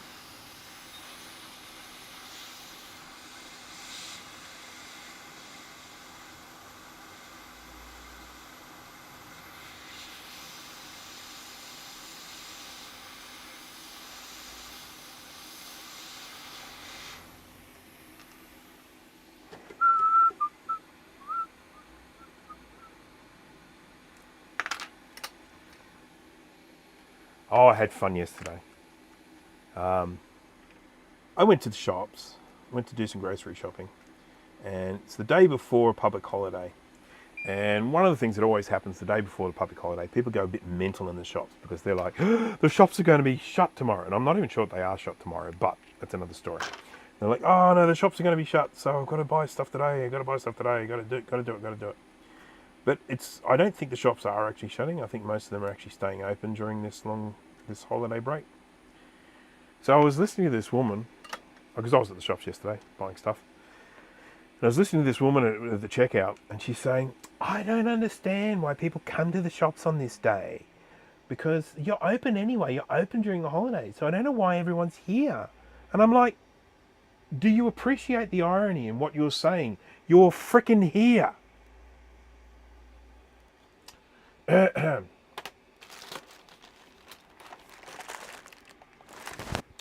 All right, where is my sandpaper? I used it last live stream, so it shouldn't be too far away. But anyone who knows this area knows that things can go from being up top to underneath in a very short span of time.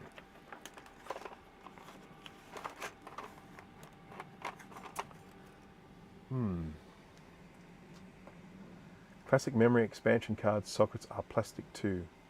Yeah. The classic ones they're on a slope, aren't they? They're laying downwards. So you've got the yeah, they are plastic. I remember I've got one myself. You can get lie downy ones, new lie downy ones with metal clips. I've seen them. I have definitely seen them. I think someone, because they're the same one that's on the SE, like this. So someone had some cracked ones, and they actually sent me replacements, and they said, I don't want to have to do this, so can you swap these over? It's like, yes, I don't want to do it either, but I will.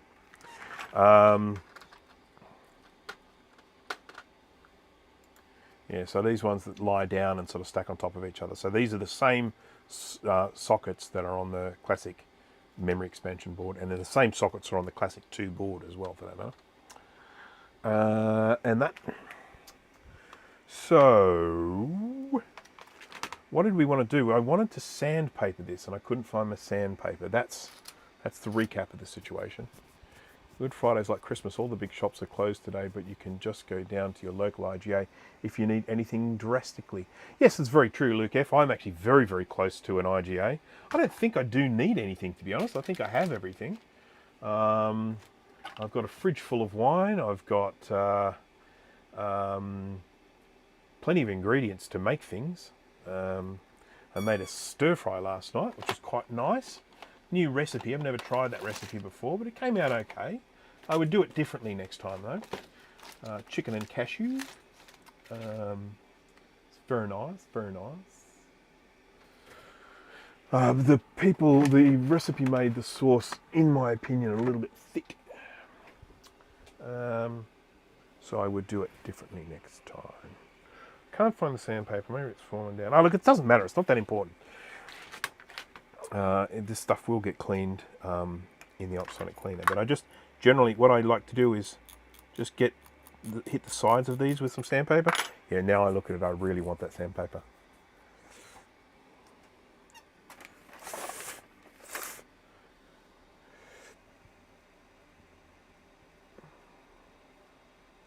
All the doubles I can find. Yes, no, I did do that. I did do that for one. I ended up getting singles and putting them on the SE30. And they work fine. They work fine. So if you're kind of concerned about that, Don't be. If you're worried that like they may not be strong enough, or you know they might wobble or something, that's definitely not the case. Because I did do that for a customer who sent me, or I had them, or I don't know, whatever. I don't remember the exact circumstances. Too many recappings under the bridge. But I definitely did get singles and replace the SE30's doubles with singles, and it all worked fine. Everything was fine. Everything was fine. There was all peace in the world. Nothing bad. Nothing bad at all. And I still can't find the sandpaper. It must have fallen off. And it must be down here on the floor somewhere. Oh wow, doesn't that look cool? Like that. Look at it. Check out that. Whee. Anyhow, enough of that. So this is, I've mentioned this in my last live stream. This is for buffing nails. They're very, very cheap. I bought this one at, for anyone in Australia, I bought it from Priceline Pharmacy. And they just have different coarseness here. It's incredibly soft. It's nothing like a real sandpaper, but it works really well for getting the corrosion off these without doing any significant damage. You can just sand until you get back to the metal that looks nice. See, it's all shiny.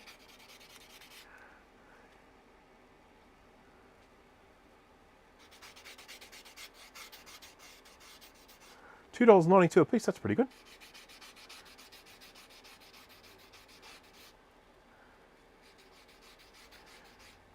Thank you, Roger. Thank you for joining. I know I've been going on for a long time. I apologise. I mean to everyone here, not just Roger. I apologise to everyone that I've been going on and on and on. I need to go to Priceline tomorrow. So this is Manicare brand. And yeah, so I've bought a stack of these. I've got like 4 of them or something. Because they're great for this. Just, yeah, and of course, once they stop sanding effectively, just throw away, get another one. Yeah, they work quite well. If we look at these, I'll show you this under the microscope in a mo.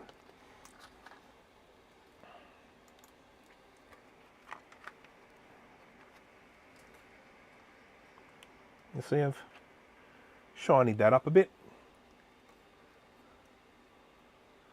Shiny, shiny. Bad times behind me. Shiny, shiny, sha-na-na-na. Anyone? Anyone? Anyone know that song?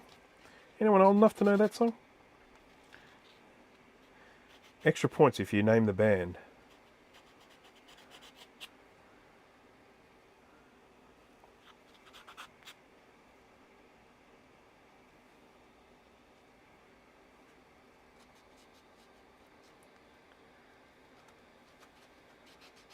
Speed upgrade with resistor swap. Yep.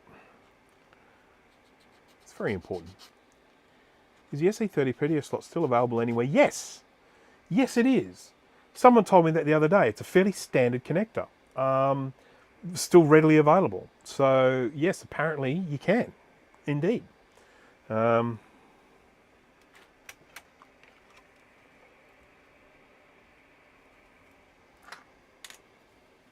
Fun getting them off, though.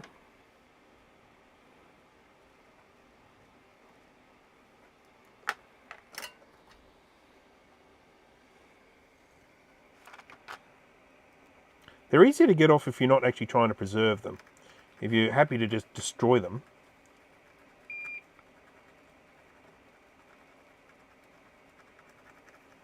This really isn't as bad as I thought it would be now that I've got it off.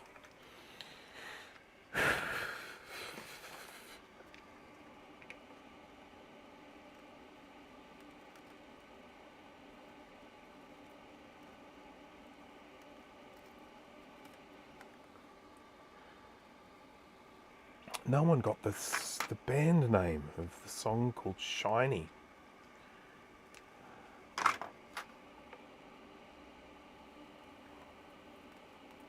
People probably have no idea what I'm talking about. It might even be called Shiny Shiny, but it might just be called Shiny, the song.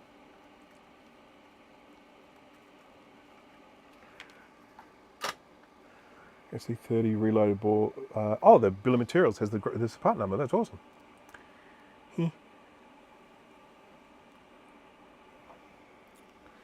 It is absolutely fantastic, all this new stuff going on, all these new creations and people finding parts. And this was the absolutely fantastic thing about the grayscale, the grayscale that was done by Boll. I mean, he didn't actually go in and replicate the micronic seed exactly.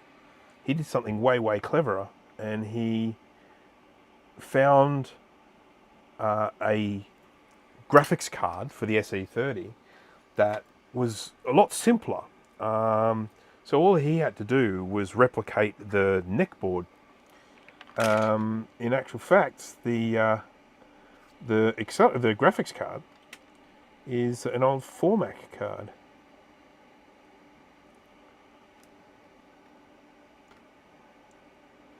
Now, it is my understanding that this real-time clock chip, I could be wrong, is the same as the real-time clock chips on a lot of other Macs. It's just it's in a different package.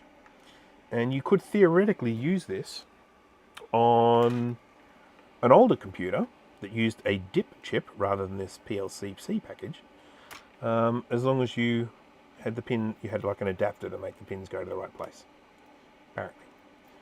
I think that's come from the wise words of Kai. I'm pretty sure he told me that.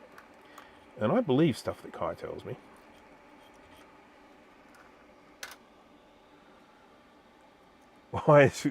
You know, Manda Panda, you're not the first person who has said that. I always consider it to be the most boring part of doing this sort of stuff. I sort of imagine people must get so bored. But you're not the first person to actually say, I love watching the pads get clean. So I guess there is something in it.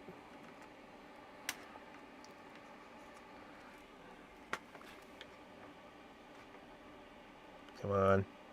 I'm coming at this at a really bad angle. I'm having to solder weirdly today because this board's so big. So my real fear at this stage is, so we know we've got broken traces here. I'm not unaware of those, so that's all good. But they are basically going to these diodes here, which are part of the battery system. And because we don't actually have the battery connected, I don't really see the need of repairing them at this time, and I don't believe they will be the cause of the problems. Now, what I am really concerned about is potential damage underneath this RAM slot. But I so don't want to have to take this RAM slot off. I hate taking RAM slots off. But I've got some crusty looking things under here, you know? Like there. If I may not be able to see it. You see that? You see that? It worries me.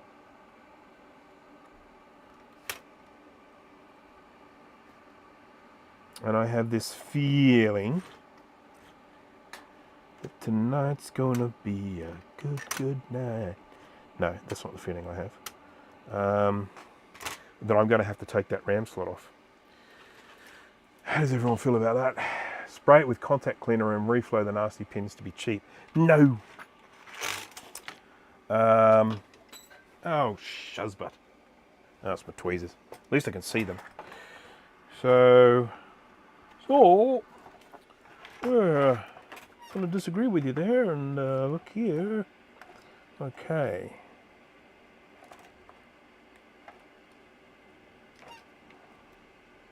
See, most of the wiring happens underneath. Isn't it? Isn't it? Isn't it? I mean, some of it might happen in the middle, but I've just got this feeling I'm going to have to remove one of these RAM slots. I don't like doing it.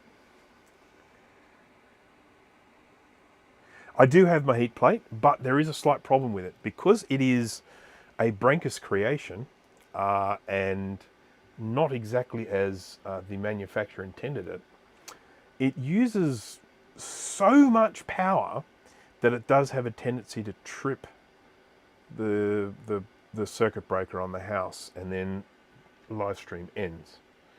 I think you put that clock chip, which doesn't match up with it. What? Who said that? I think you put that clock chip back on wrong. The notch doesn't match up with the marking in the board, and I remember the bottom of the Apple logo was facing the RAM slots. You could well be right. Wouldn't be the first time I made a mistake. Let's have a look-see. So, well, yep, you're absolutely right. Thank you very much. I'm glad someone's on the ball. I put it 90 degrees out. So how about we get it right this time? So, who's that? Orion Fang, thank you very much. You're exactly right. There's the notch there on the side. And I can see why I did it. When I'm looking at it like this, I thought that was the notch there. But it's a trace. It's a trace at an angle. It's not the notch. It's not actually the screen printing. So I was like lining the notch up to this little curved bit here, which is actually a trace. So that's why it happened, but I can clearly see it's wrong now. Clearly. And of course there's a dot there. See that nice big screen printed dot? That's our little dot that tells us for pin 1. And so, yeah. This is mistakes with Brancus. Now, I'm going to do this the lazy way. And if it doesn't work, I'll come back and do it the not lazy way. So what I'm going to do is heat this up. And take it off and then try and put it down again just using the hot air.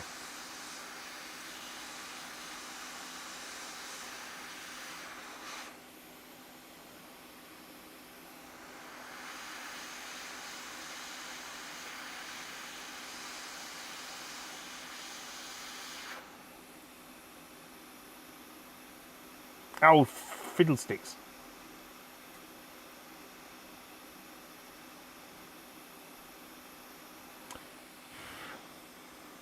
Got a spider crawling on me at the moment. Just a little guy.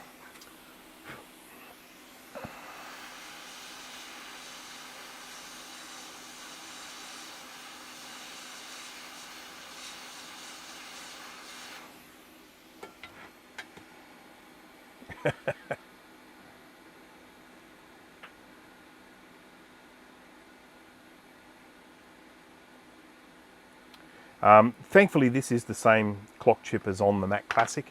So if I did happen to fry this real-time clock chip, I've got spare classic boards, dead battery-bombed classic boards that I think I might even have a few spare clock chips from memory. Maybe.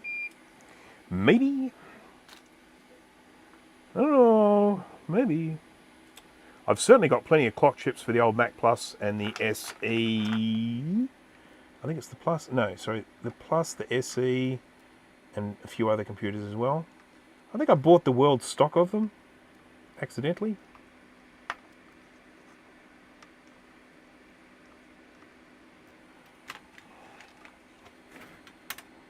When I found out that someone had new old stock ones of those clock chips, I just went and bought a whole stack of them. And I think Kai bought the rest. Bit mean of me, isn't it?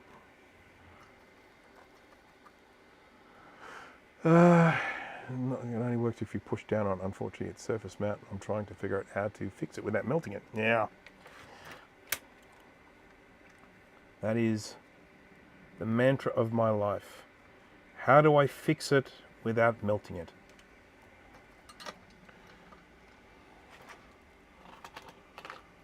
I feel like there's a bridge here on this real-time clock chip. Yep, there is. You see it there? Bridgey. No bridge.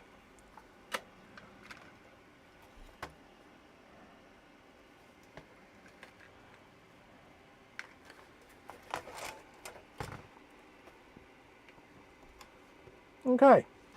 It is now on the right way.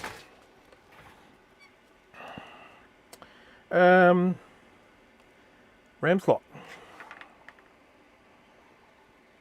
I kind of feel like I don't have much of a choice. This board is so clean everywhere except around the RAM here.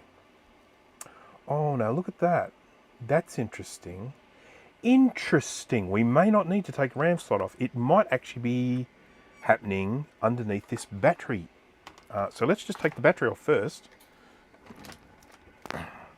Interesting.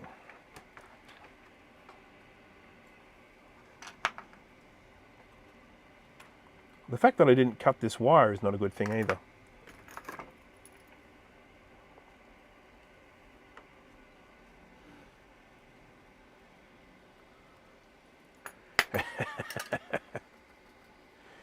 uh,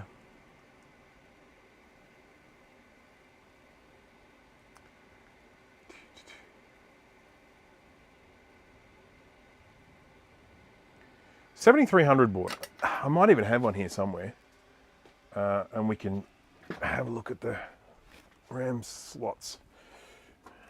Is that surface mount? No, that's through hole. Whatever that is. You never want to have to recap a 7300. Let me just say that. Because it's got heaps of caps and they're on both sides of the board. Oops. Dropped the thing. Whoopsie. We were talking about this a little bit earlier. This is the the PDS slot. PDS slot. I took this one off when I was testing my heated bed. Heated bed. So these older boards, things like the 22X, SE30, all those sorts of ones, I don't like putting them on the hot thingy. These aren't as resistant to heat as some of the later boards are. So it's a little bit iffy. It's a little bit worrying. I certainly would not do that with the 2FX. No way. Too risky. Right. Battery.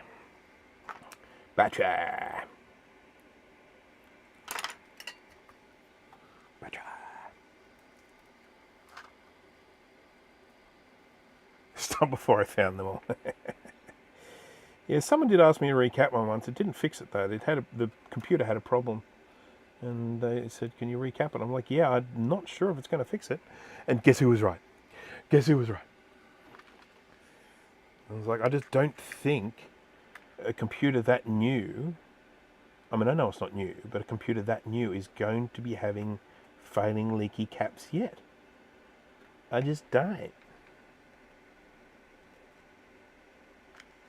I'm using solder wick here to remove solder. Someone made a very valid point on one of my soldering videos the other day. They said, you really should do in your beginner's guide a guide to removing solder. And I thought, you know what? You are bloody right. I should. So look out for that in a future video. Just going to apply some heat here. There we go. That's one side out. And that's the other side out. So that is our battery holder off. And let's see what it looks like underneath it. All right, so there's a lot going on underneath it. But, ooh, yeah, I don't know. Don't know. Look at this. My phone just went, but my watch didn't go visit. Oh, I know why. Stupid.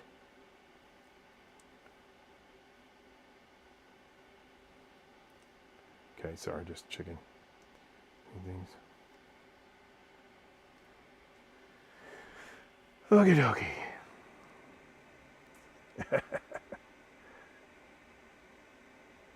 Eurobus. I love it when people do actually know the names. It's like these connectors here that we have for the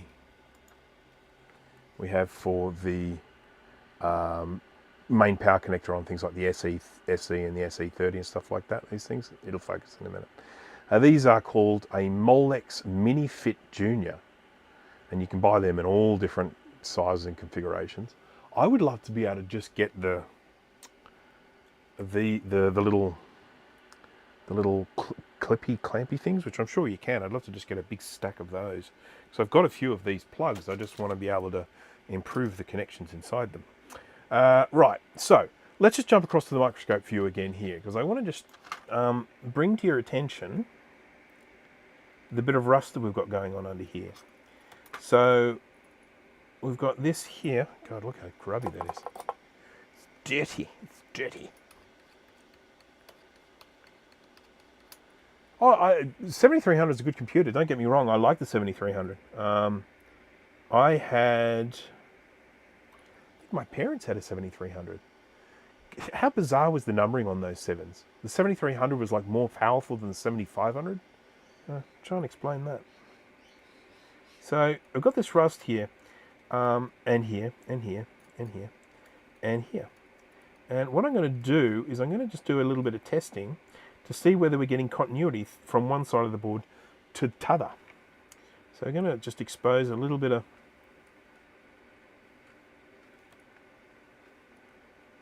I'm zoomed in so much that when I push down on the board, I change focus. Focus.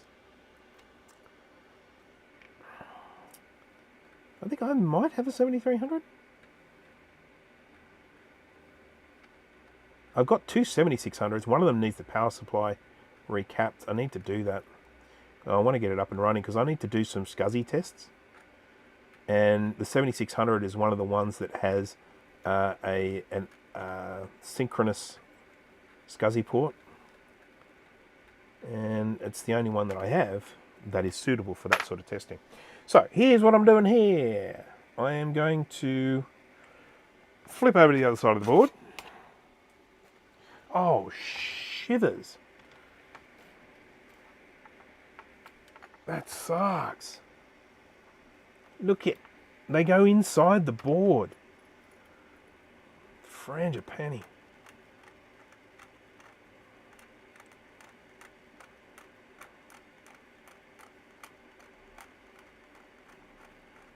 And we'll test them anyway.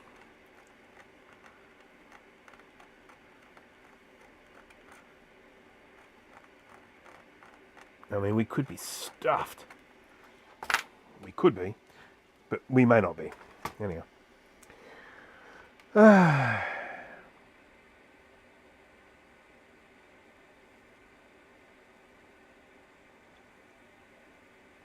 the 7300 was one of the ones that used the daughter cards, so you could actually upgrade those. I mean, you could upgrade those to a G3, I think even a G4, couldn't you? I think. I'm pretty sure. I do actually have a G3 upgrade in my 7600. So there. Right, let's do some multimetering. Kai Wheat's KM601 digital multimeter. True RMS. 9999 counts. All right. Now I'm going to have to, this is going to be a bit weird because I'm going to have to hold this thing up. So I'll just change my view here for a sec.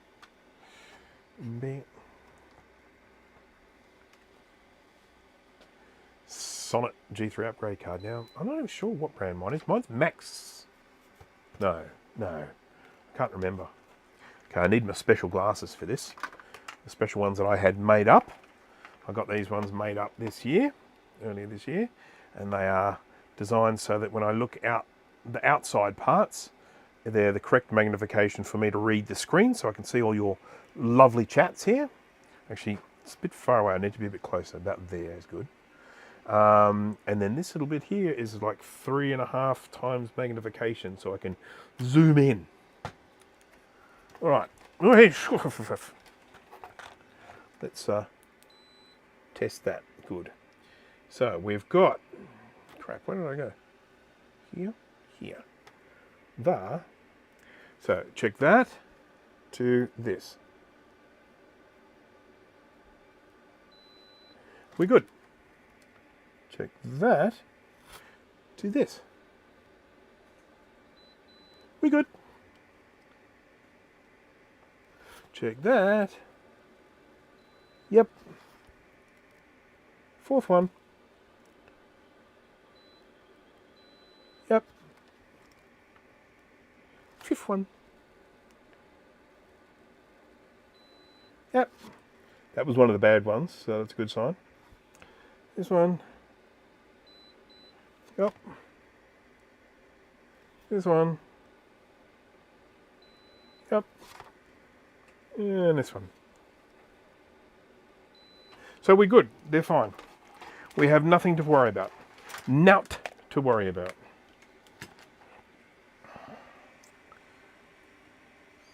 Oh, I got it. I must bring to your attention a video by Duke Miami where he had a whole stack of vintage Macs. He came home with a haul of compact Macs, and he had, I think it was an SE30, but it could be wrong. It might have been an SE, but anyhow, it had a hard drive in it and it booted up. And he's like, "Oh man, that was so fast. It must have it must be booting from ROMs or something like that." And I just thought to myself, you know, if you take, say, an SE30 and you boot into System 6.08 on that from a hard drive, just an old-fashioned spinner hard drive, it boots in seconds. It's like 2 seconds and boom. I mean, if you have a load of extensions, it might be a bit slower, but I think people who aren't aware of the kind of vintage computers just don't realise how fast those things went back then. They just didn't do as much. So.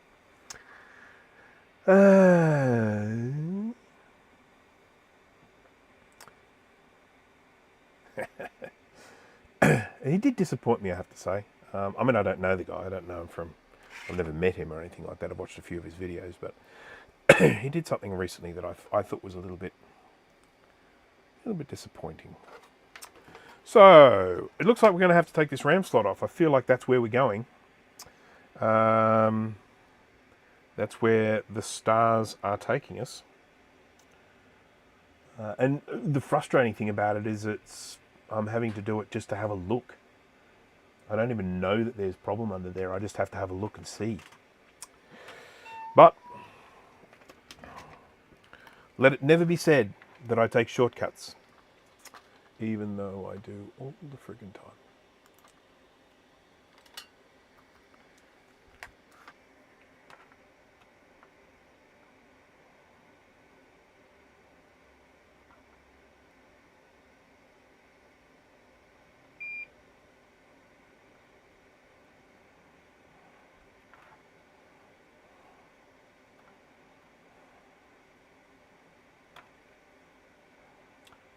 When these are assembled, the person puts the component in, they bend a few of these pins so that it stays in position, and then they solder them. And I'm just going through now and unbending those bended pins because it will make our life a lot easier to have them unbended.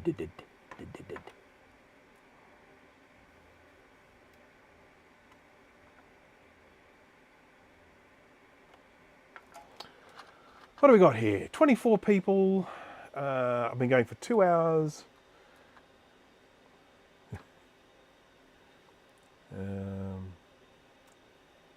Do go on. Yes, Steve knows what I'm talking about. I just sort of feel like one of the really important things to do when you are a YouTuber, when you are doing content creation, is to provide some acknowledgement of help that you receive, because it's generally a pretty good community, you know. I mean, I contacted Sean from Action Retro the other day to just check something for me, and he did that and sent it back to me, and it's nice. There's a definite sense of community going on with this. And so when someone kind of asks someone for some help or advice or information about something and then produces a video on that thing and gives zero acknowledgement to the person who provided that information, I find that a little bit rude.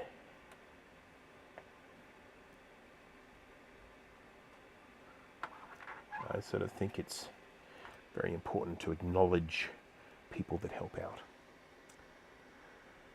Okay. Excellent. Got them ordered. Awesome. I need to find 128 megabyte DIMMs to install on mine, and then, yeah, okay. Do they do 128s? I know they do 64s, but I didn't know they do 128s for those. Ow. This is what a 64 looks like. I've got one floating around here somewhere. There we go. I've had a few chips raided off it, but top view. That's a 64. It's 32 on each side. It's a bit missing off there, but yeah. So, do we try this with a Brucenator or we try it with Wick? I don't know. Let's see how we go. I'm just worried about doing damage with the Brucenator. That's my solder sucker, by the way. Called the Brucenator by Jay. Oh, I've still got a bent one.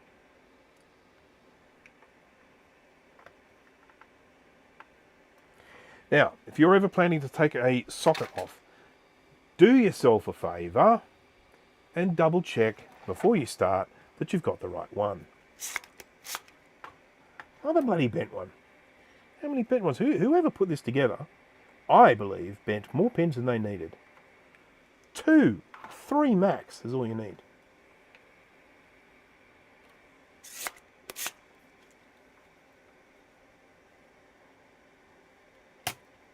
Oh, shivers, that worked beautifully. And then regurgitates that information correctly. Yes, so that was the other thing, that when they did ask for that information and then provided no acknowledgement of getting that information, and then to actually not, say the wrong thing, it's, I don't know, it's sort of, it reeks of an air of arrogance. Do you not believe so as well also too? You think? Yes. Well, it's sort of working. Now, I have a mechanical one of these, sorry, a motorised one of these solder suckers. I've never found it to be particularly good for RAM sockets, so hence hitherto that's why I'm spilling friggin' solder all over the board.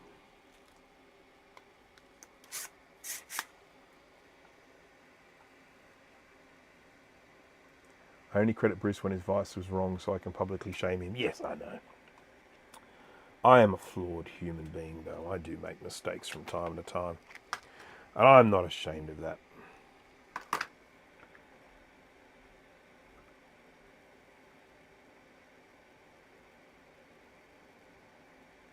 There's nothing wrong with not knowing stuff. That's really one of the important lessons in life, I think, in general. There's nothing wrong with saying, I don't know. I mean, unless, you know, I don't know, you're working in an admin job and someone says, you know, do you know how to use Microsoft Word? And you say, I don't know. It's like, well, you should. It's your job. But on the whole, you know, I mean, if you are someone who, you know, I am, in my full-time job, I'm a web developer. And I don't pretend to know everything. I know a lot about certain areas, but then someone might just come out of left field and say, hey, do you know how to do blah, blah, blah? And I'll be like, no. But I usually know someone who does. So you just say, leave it with me. I will find out for you.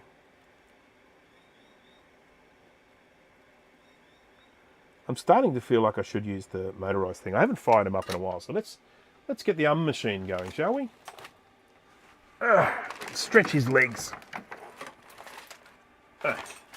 Crap, this is a lot harder than it should be. Keyboard up here.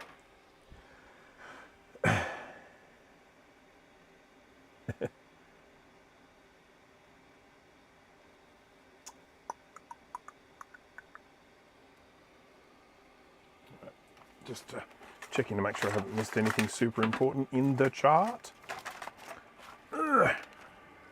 I've got the right size tip on this. I need the small one for this, I think. Let's give it a whirl. I don't like having to change the tip on these when they're hot. These take forever to warm up.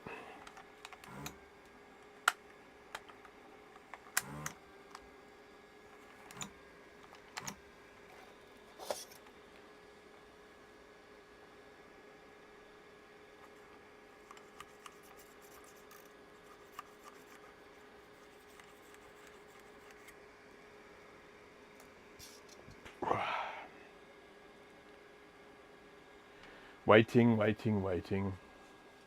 It's not the fastest thing to heat up, that's for sure.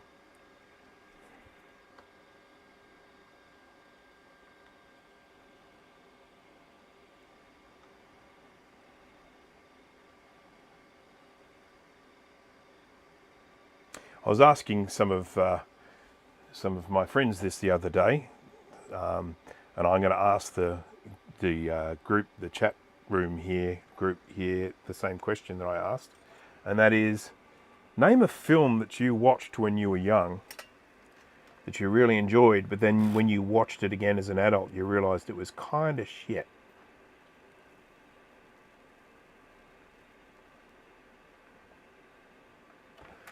Can anyone think of a film that they've had that sedation?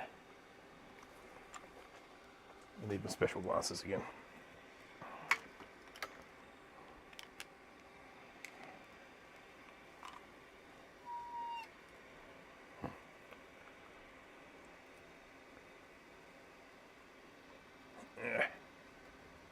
Right. Let's try this top view. See how this goes. Oh, I've got the wrong size tip on. Got the wrong size tip on.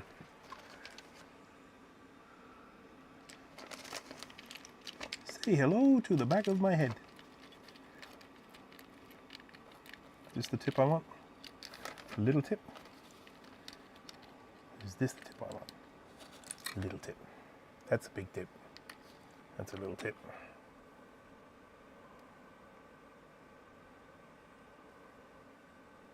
I think this tip is nearly dead.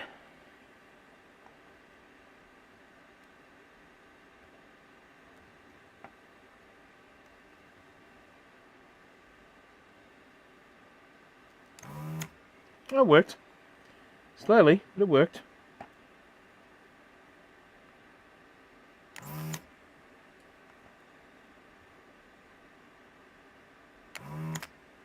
Crap.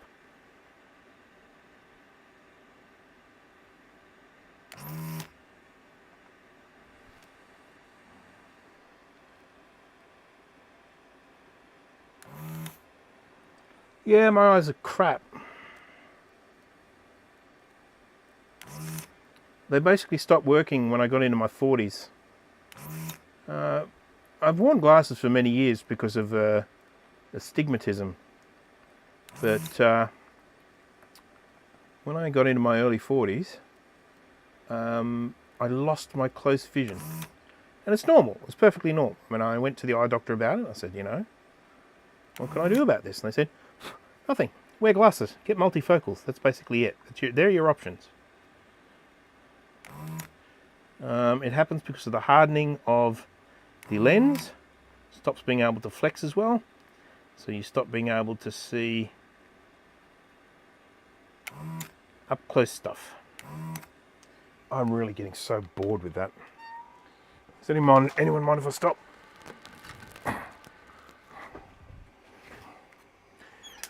So yes, microscope, special glasses, multifocals, all those sorts of things. That's my life now.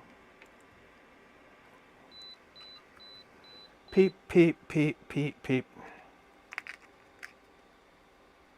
Claris, the desoldering iron. Yes, I've always called it the machine. Actually, I've had a different name for it, but I can't say it because it's a person's name. And if I mention it, that person may be insulted, even though I don't think that person watched my channel. If they did watch it, or if word got out that I name my desoldering station after that person, you know, it could be quite hurtful. So, you know.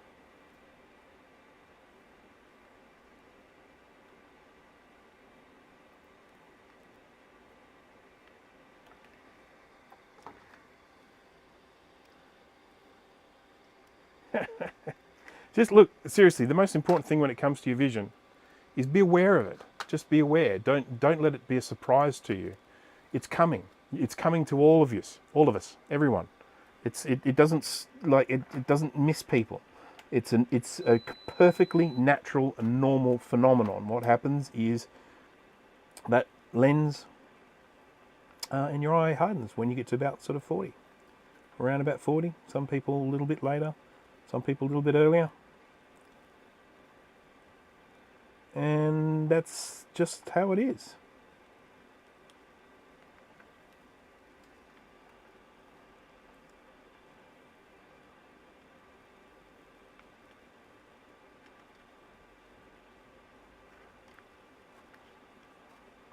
I'm going to go through so much wick doing this.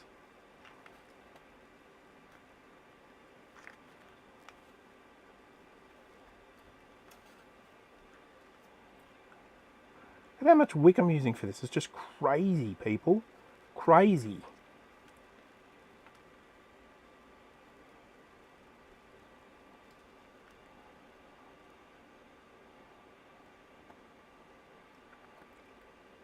Oh, the frickin' pen.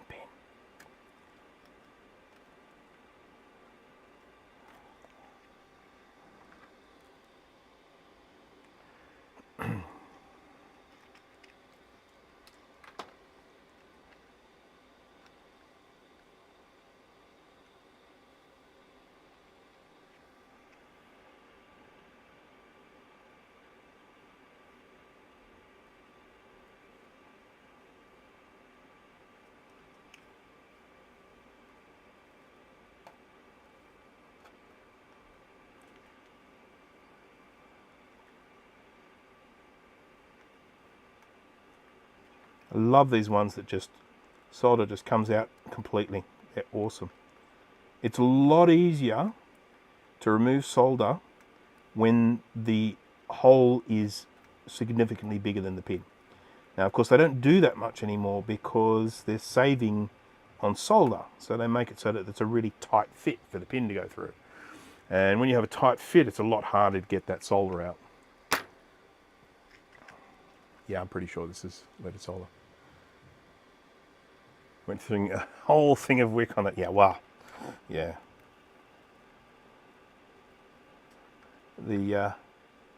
I do just consider wick to be a consumable item. You know, you go through it, and that's just life. Can't be helped.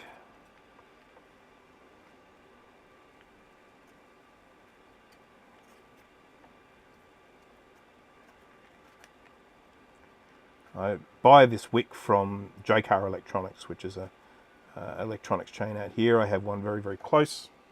I can actually walk there, but it's about a 1.5K walk. I do go there sometimes for exercise.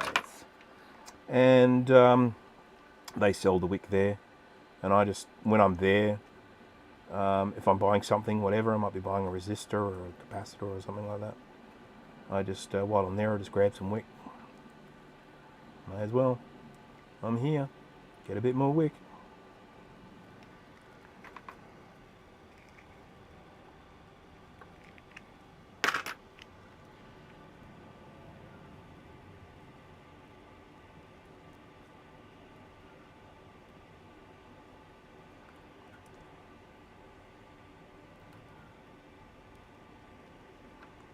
Ow! Bernie's. Hot Bernie, hot Bernie. Mine came from Radio Shack of all places. Oh, does Radio Shack exist anymore? It certainly doesn't here.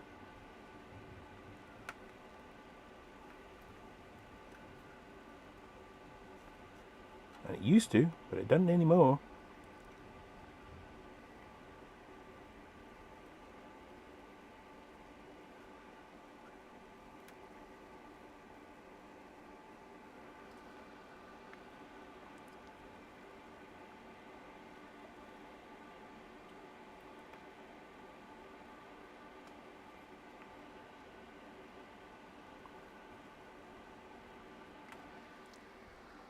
Ow! Keep burning myself on this wick.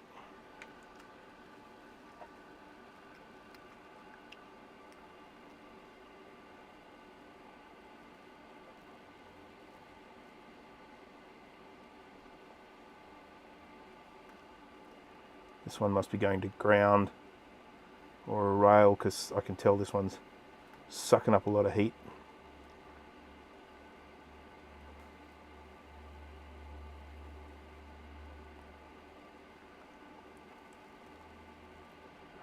And one thing you can of course use is I can use my these things,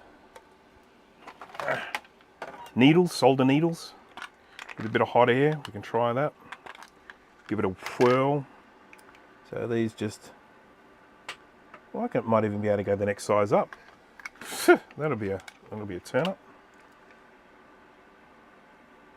Yeah, I can. Hey Jay, I found a computer that uses the next size up.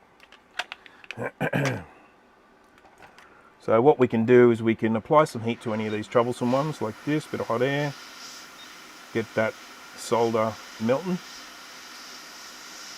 and put this in through the hole.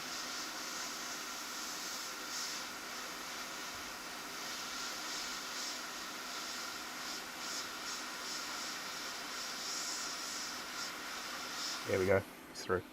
Now, I'll show you something here and you'll see why I don't want to use these on, use the what do you call it, the hotbed thingy for this.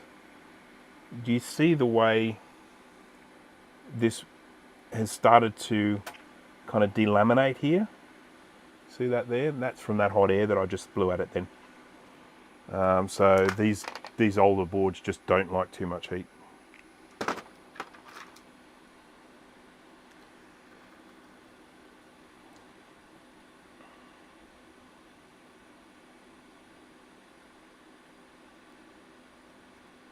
There used to be a shop that I would buy components from in the city. What was it called? When I used to work in the city, it was quite convenient. And they just had everything. They went broke. JCar have done something fairly clever. While they still sell these components, they've kind of diversified a bit, and they do some other stuff as well. They sell, you know, kits obviously, but they sell kids' toys, and they sell car fridges, and they sell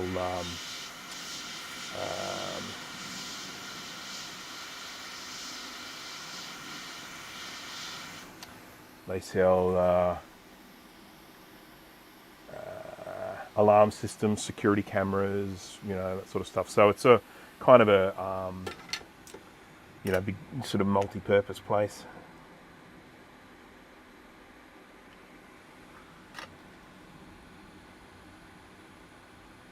So, okay, so sales guy key holder for a store from 2001, 2004.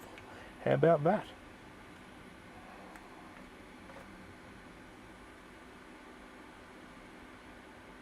It's funny, I go in there all the time and I'm buying all sorts of weird and wonderful things. No one in there has ever asked what I want this stuff for. I've bought some of the weirdest stuff in there. I would just assume that, because they know me there, I would just assume that one day they would say, what on earth is that for? But no.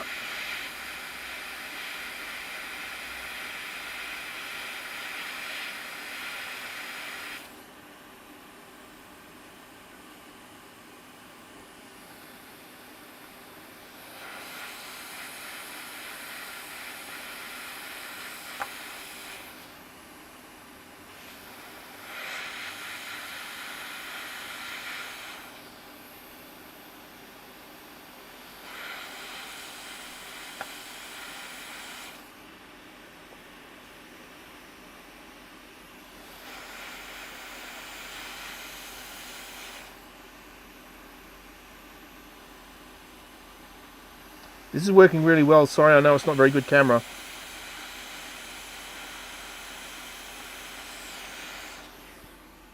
But it's just working so well, I just kind of was running with it.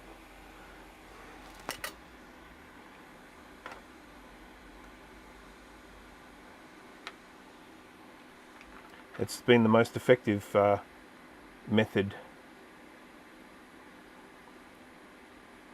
I've tried so far.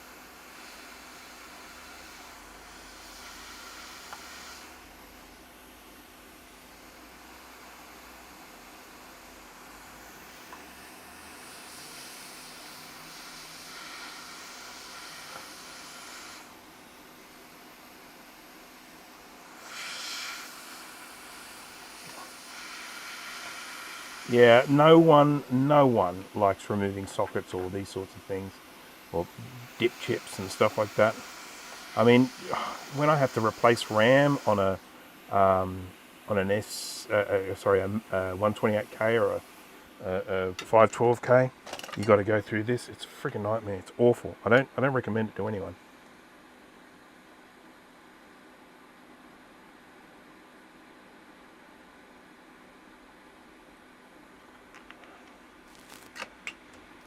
Let's see. And of course, you know what the worst news is? The bad news, the really bad news, is this is only the first row. I've still got another one to do. Ain't nobody got time for that.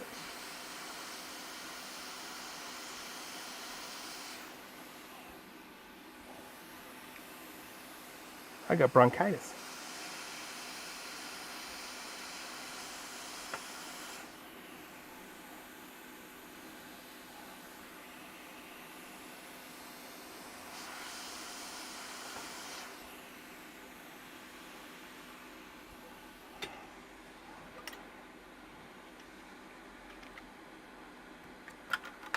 This is not how I expected that I would be doing this, but when it comes to solder removal, you've just got to kind of go with what works.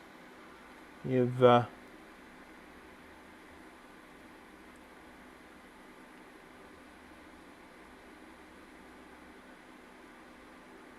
give up your solder. Give up your solder. Don't touch your eye after you've been playing with solder.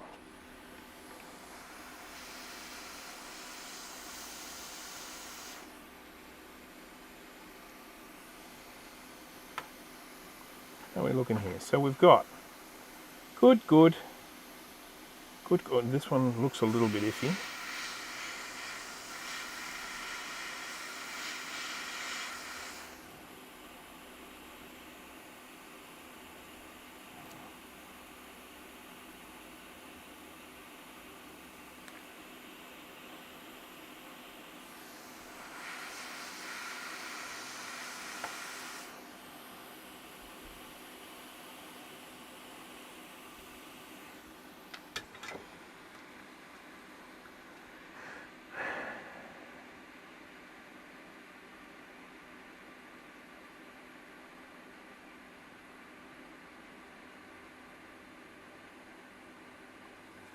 Okie dokie.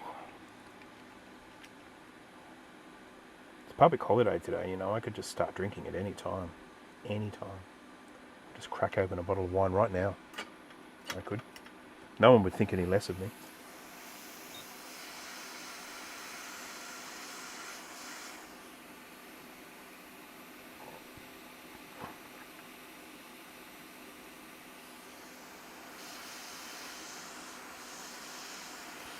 Seafood's a really big thing here in this country around Easter time. It's very, very common for the for all, you know, the seafood mongers to do very well this time of year.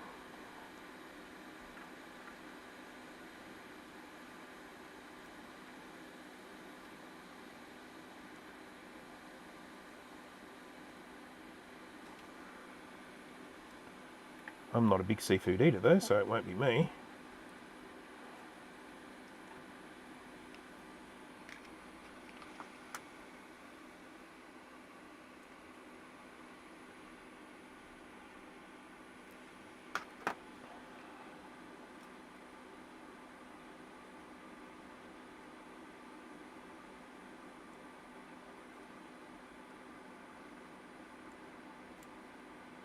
The thing that worries me the most about this enthusiast hobby is that at the moment, a lot of these things that we're dealing with, we're like, oh, you know, yeah, okay, we've got to replace all of these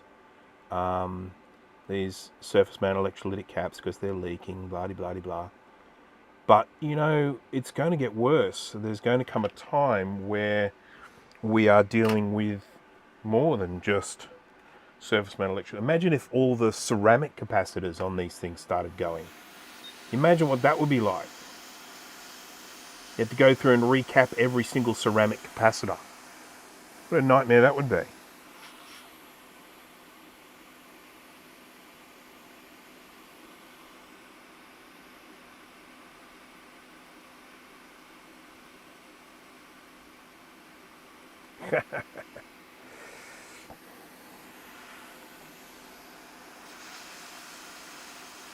It's a wrong coloured wine, Steve, in your little emoji there. You need to find a wine glass with some white wine in it, please.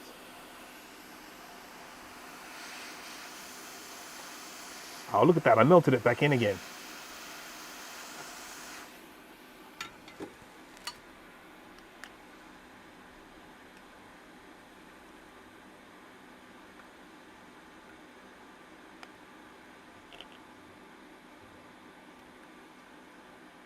I don't mind if it's a little champagne glass. I probably won't have champagne tonight, though. Champagne should be shared. Don't you think?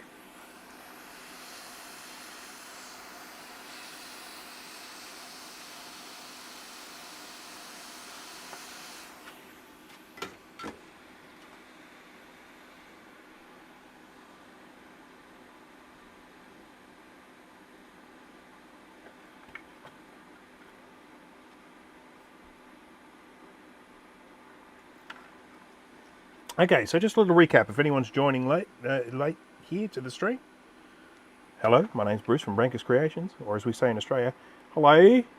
I am working on a Macintosh IIfx. It was sent to me by a customer who was watching, may still be watching. Hello, Max. My first assessment of it was looking in really good condition. But then once I had a bit of a closer look at it today, I realised that it had some leaky battery damage. And we cleaned up some of the obvious stuff, some of the obvious damage that we saw there. But then we gave it a little test to see if it would work. I say we because people were watching as I was doing it. And it chimed. Then it gave us a sad Mac chime, which means it failed the RAM test.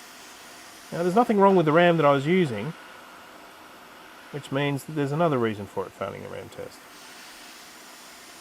And my suspicion is that there's probably some trace damage underneath this RAM slot, because it's very, very close to where the battery leaked.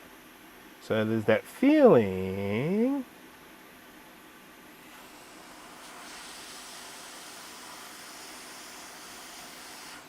that,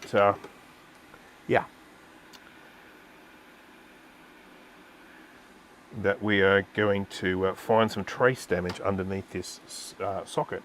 Now, of course, if we don't find trace damage under this socket, all of this work that I've been doing will be for naught. And how do you imagine I'm going to react to that?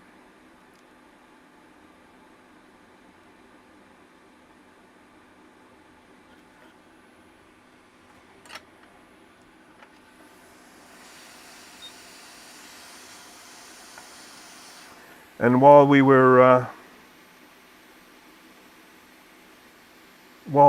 doing this work, we also had a little bit of a chat about Spider-Man, because I do like to talk about movies while I'm chatting away.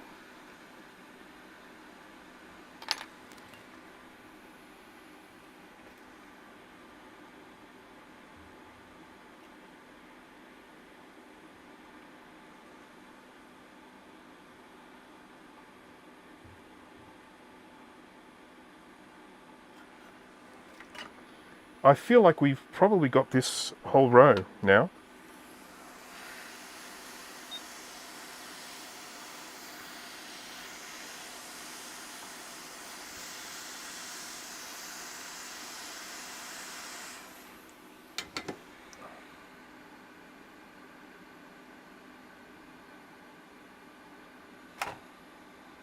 About to go to Bunnings. Fair enough.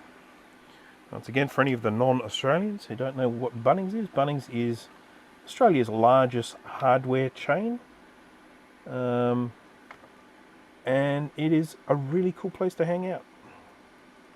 I love going to Bunnings.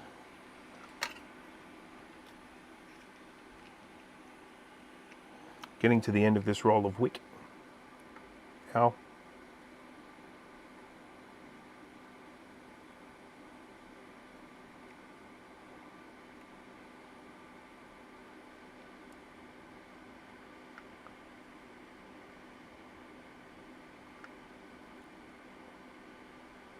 Ow.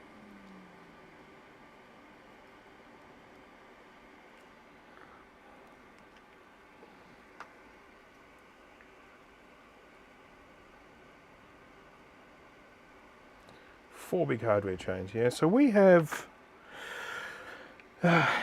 really, Bunnings is the biggest. We have Mitre 10, not as big as Bunnings, but still a reasonable size thing.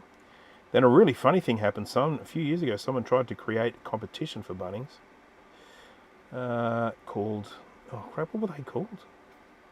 Masters? Something like that. And it did not go well. It did not go well at all. And they ended up closing down.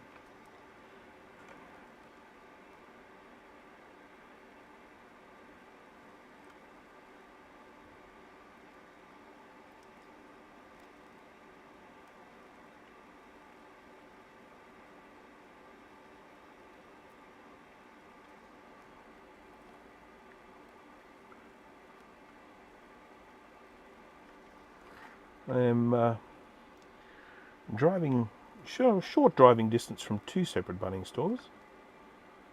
I know which one I prefer to go to, mainly because they have an underground car park.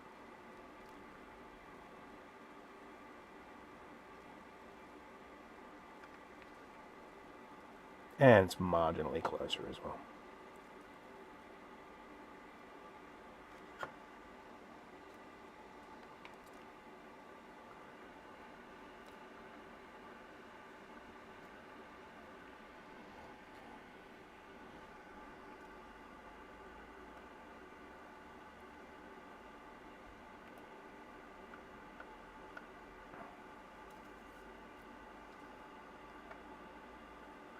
This is the end of this spool of wick. So I'm going to have to grab another one now.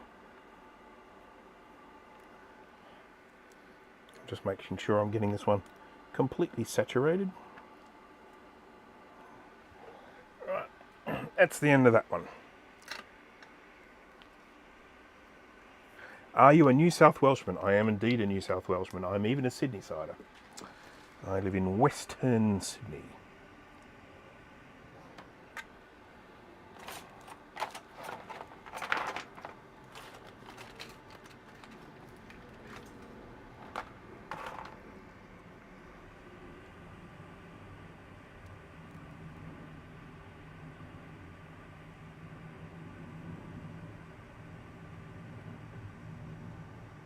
Yeah, so that's another thing about our Bunnings hardware chain. They have they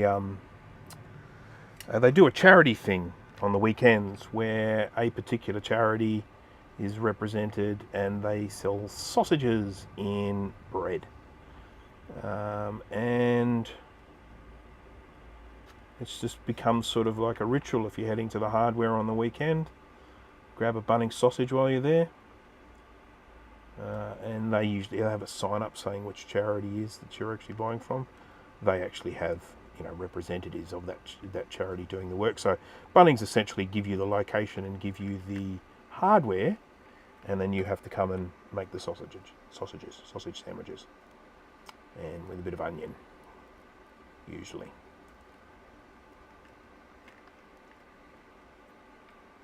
So that's another kind of ritual here when it comes to going to Bunnings on the weekend, grabbing a sausage sandwich. I'll be honest, I don't particularly like their sausage sandwiches because they use shitty sausages. They're not particularly good ones. They're not nice ones from the butcher. They're usually ones from one of the supermarket chains, Coles or Woolworths, and they're usually crappy sausages. Definitely not the standard of sausage that I like. I've got sausage standards.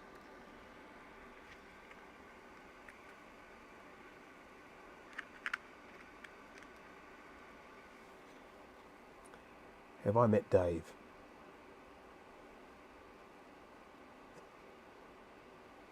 Bangers and poutine. I'll tell you what, I am a huge fan of poutine.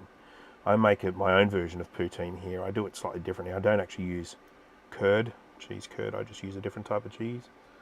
But so I make a poutine and homemade gravy and oh yum, yum yum yum yum yum yum. It's not a very healthy meal, but it sure is tasty. Put a little bit of bacon or speck, chopped up speck on there, and get amongst it. Love it.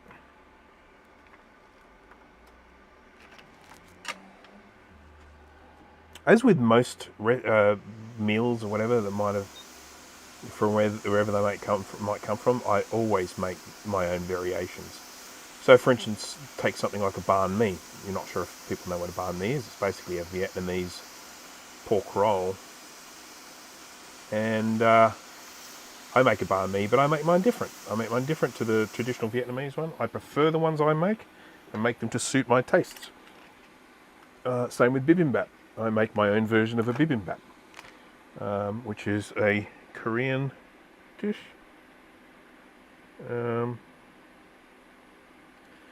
So,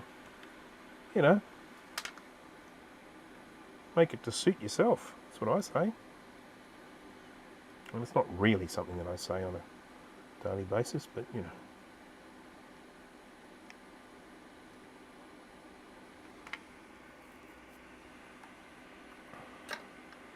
Yeah, banh mi is awesome. Here in Sydney in particular, we've got quite a big Vietnamese population, so there are quite a lot of places that do sell banh mi. But more importantly, there are a lot of places that sell those little sort of half baguette rolls, because the Vietnamese make wonderful bread, and so we have quite a few Vietnamese bakeries here, and we've got one just up the road. So I can go up there, I can get the nice crusty half baguette roll. And then just make my own filling for it. I usually pickle the vegetables. I often use chicken on mine rather than pork, and I usually use a better quality of pate than they use typically on banh mi. I don't particularly like the pate they use on banh mis, the ones that they pump out.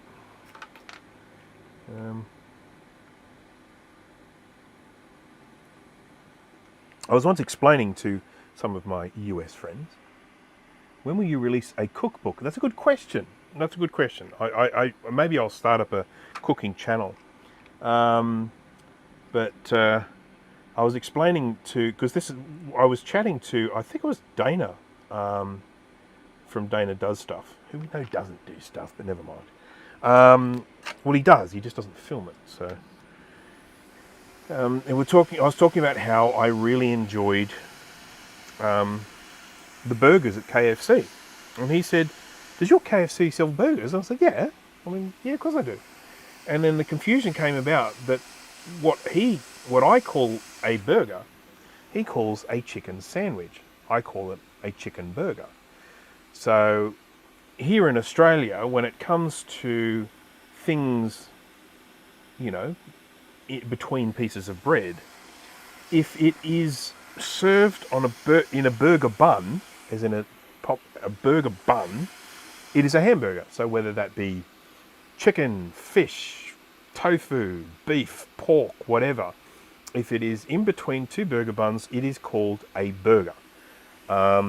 When we talk about a sandwich, we are talking about sliced flat bread, so just your standard sliced bread. If you've got it between two slices of sliced bread, we call that a sandwich.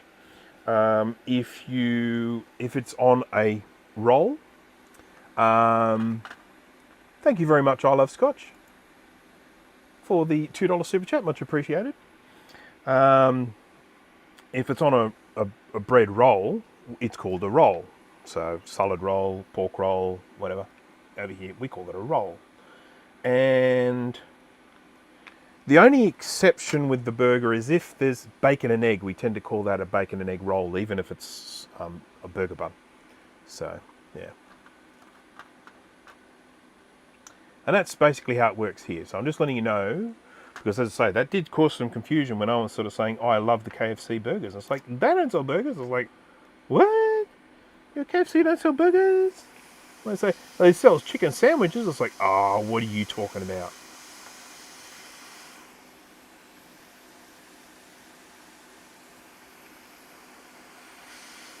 So anyhow, we sorted that out.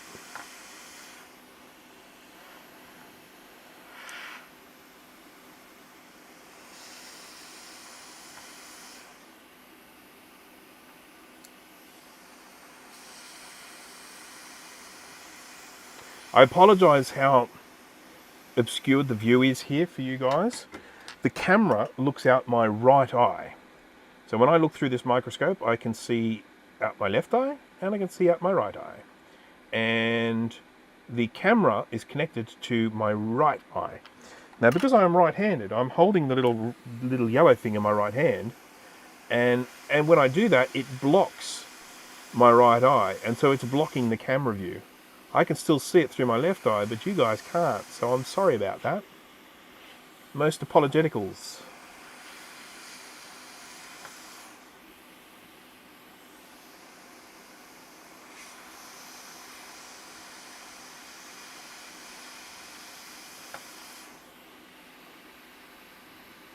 Just got the munchies. I got to admit, I'm freaking hungry. I had something before starting the stream, but that's a few hours ago now. I had I had some Turkish bread, so I made myself a little sandwich.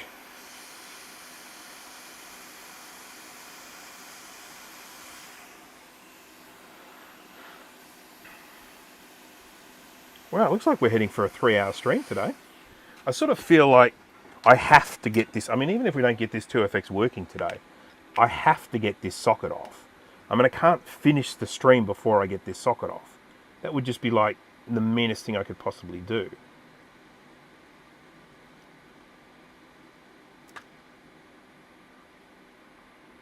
There'll be riots. There'll be massive unsubscribe going on from a channel. I'm heading towards that big old 50,000 at the moment, which feels kind of weird. Because that's such a big number.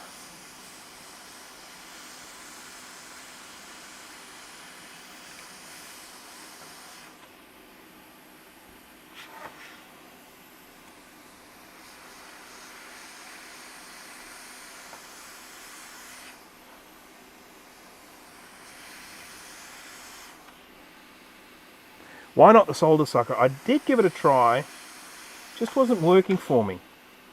It really wasn't doing it for me. I tried 3 different methods. I tried the big mechanical solder sucker, I tried the motorized solder sucker, so I tried wick and this solder needle, and I've got to say the needle has given me the best results thus far. Solder needles, by the way, are just a hollowed out tube of stainless steel. Solder does not stick to stainless steel. So it means that I can get it hot, I can poke it through and it pushes all the solder away. I found about solder needles through Kai. Kai actually said, have you got a set of solder needles? And I'm like, what the hell is that? And there you have it. The rest is history. I'll never forget one day I ended up just getting a package in the mail of a few things. Just some things, some random things. There was some multimeter tweezers and a fiberglass pencil. And I'm like, where the hell did these come from? And then, you know, I don't know, couple of weeks later, I'm doing a live stream or something like, and Kai's like, did you get the things? And I'm like, you're the person.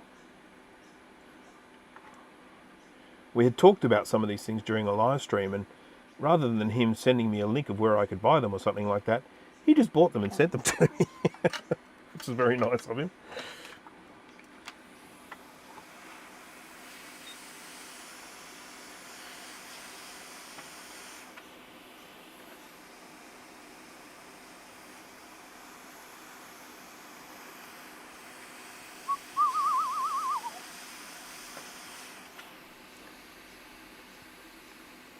Yeah, I mean, solder needles can work really well. They don't work. They work way better on these old computers than they do on modern computers.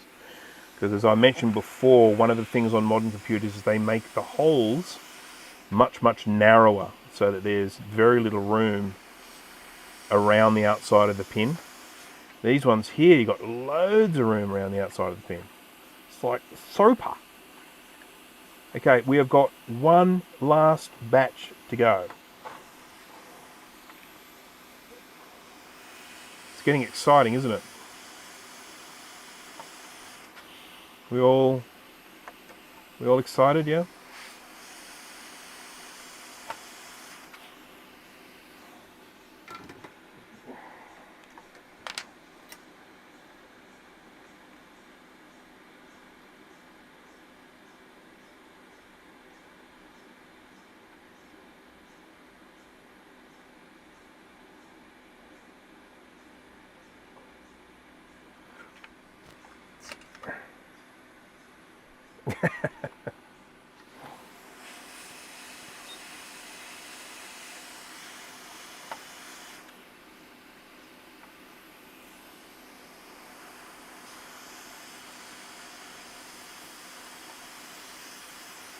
Now what we want to see is we want to remove this RAM socket, and we want to see a great big massive corroded traces underneath it. Nice easy things to repair. We can look at it and go, yeah, that's what the problem was all along. It's not too much to ask, is it? You don't think?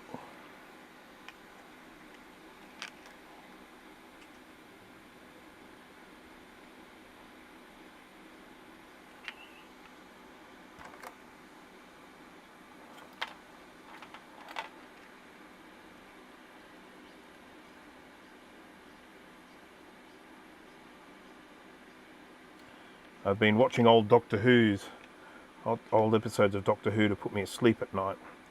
I've got this kind of ritual where I hop into bed, and when I'm ready for lights out, I fire up the old iPad and I watch things that I know. If they're new shows, I stay awake, I get excited, I get interested in the story, and then I can't fall asleep. But if it's something I know, if it's something I've seen many times before, I can just sort of fall asleep while I'm watching, and then I come to the surface enough just to take the headphones out and switch the iPad off and then fall asleep. And I've been doing that for years, and it works really well for me. And I've used to do it with Family Guy, because Family Guy, I know Family Guy so well that I could just watch those and just fall asleep. But I have found the old Doctor Who's are brilliant. I mean, seriously, it takes me minutes of watching Doctor Who to fall asleep. I had one episode of Doctor Who that I was watching, and it took me about 2 weeks to get through it. Because every night I kept on going, oh, where did I get up to? Oh, I fell asleep here. Okay, no worries. And then the next night I watched another couple of minutes, and then the next one I watched another couple of minutes, and it literally took me about 2 weeks to get through one episode.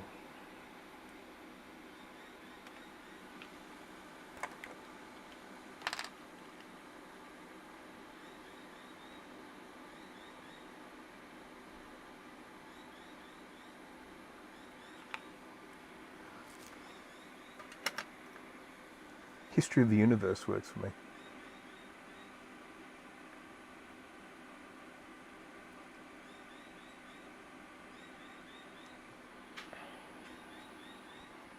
I'll tell you what, watching this stream would certainly be something to put you to sleep. You reckon?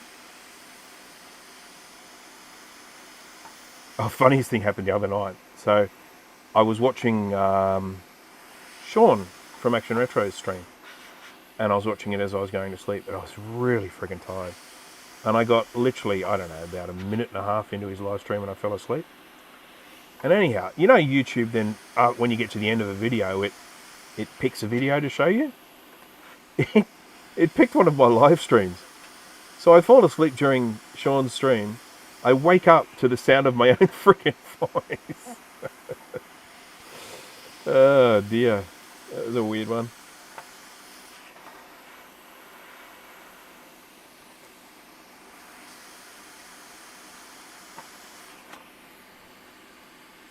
I'm rewatching Max Headroom. It's been a long time since I last saw it. You know something interesting? I've never watched the series. So I've seen the original pilot that it was made from. The one with that was shot in England. It still had Matt Frewer in it, but it was an all English cast. Other than that, had God, what's his name? Can't remember his name. Come on, remember his name. Guy with 2 letters at the beginning of his name. And I absolutely loved it. I mean, I wish it would get remastered and come out in high def or something, because I just love the original Max Headroom. But I never watched the American remake series thingy. Never saw it.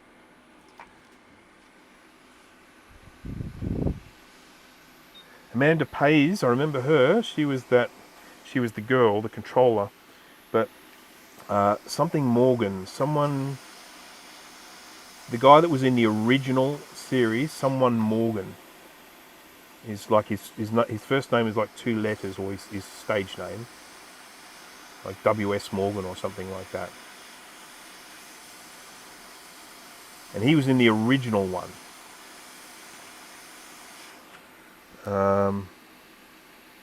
You see, Jeffrey Tambor, that he wasn't in the original one. He was in the American remake.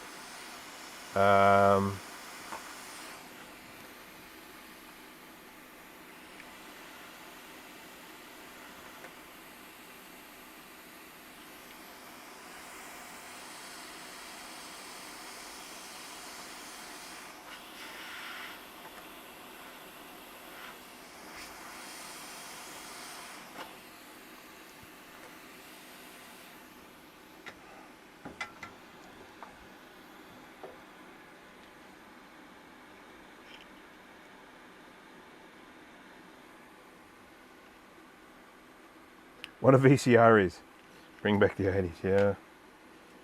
You know, it's funny, there's a couple of shows that I ended up copying onto, I ended up digitizing from VHS.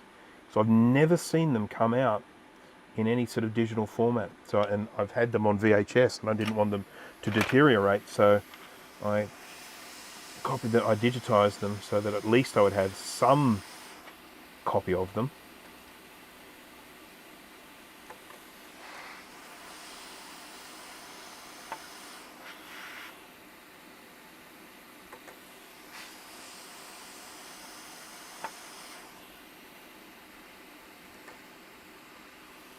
We are so close here, folks.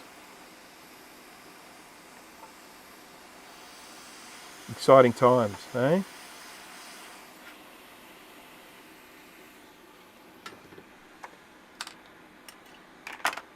Whoopsie, don't wreck glasses. Need those.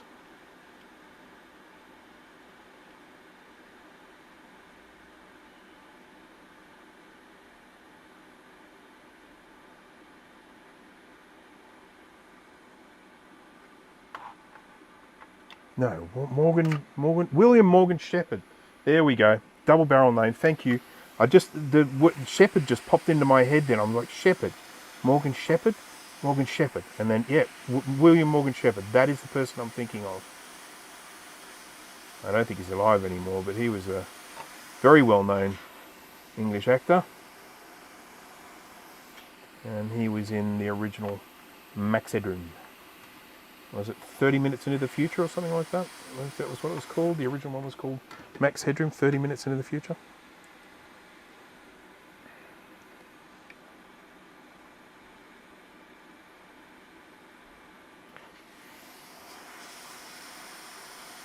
So here is the question for you. I might have this wrong, but this is certainly my memory recalls it as this way.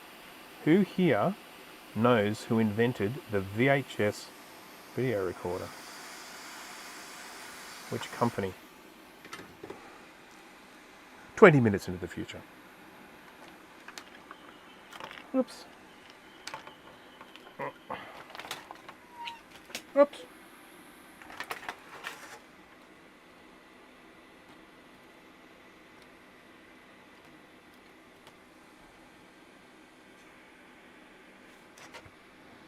Ampex? I didn't think it was Ampex, but never mind. I thought it was JVC. I was pretty sure JVC invented the VHS. But I could be wrong. As I said, I wasn't 100% certain about that. This is in there.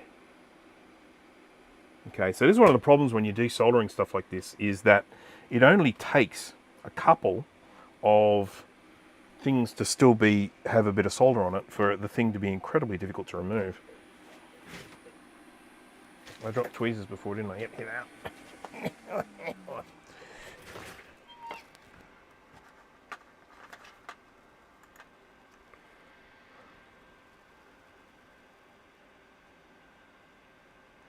Pulse tube cryo cooler. I don't even know what that is.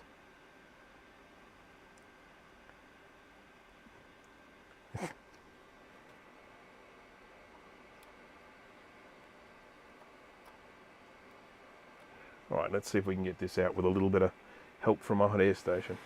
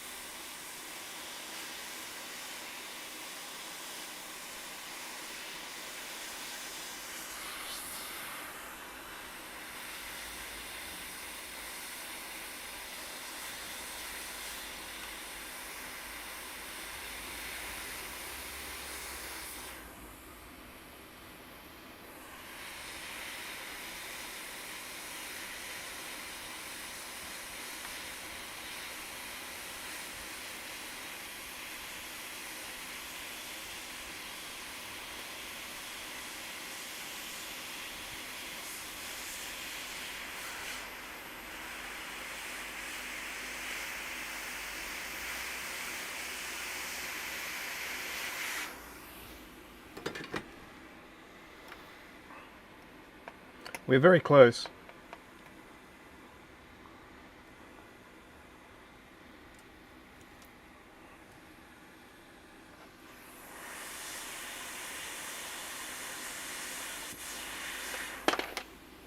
And we're off. And let's hope that I didn't break it.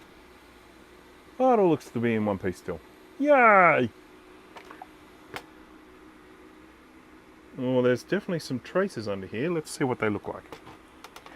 Okay. Will this be fun? My neighbour is doing something noisy. How many hours it took to remove that portable hybrid board? Yeah, you have. It didn't take you like most of a day. Makes liquid nitrogen, interesting.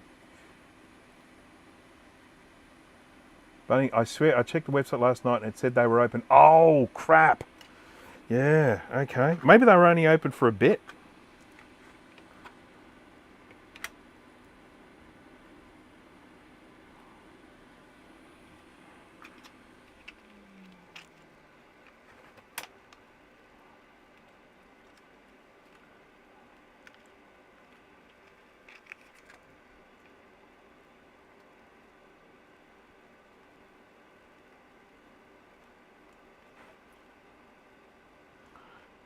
And remember, folks, don't forget the real meaning of Christmas.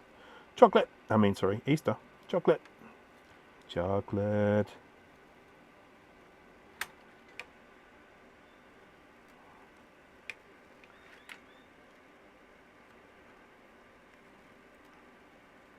Oh, we lost a little bit there.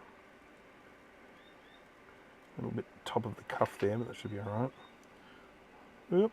Oh, no, that's definitely a damage. I'll have to repair that. I don't think that's the cause, though. I think I damaged that while removing it. Yeah. It will be concealed, though. Right, okay, so I've got rid of that excess solder. Now let's have a look. Let's see if we can actually find anything that might be the cause of problems here. I'm going to change my glasses. It says closed all day. Oh, I'm just messing with you.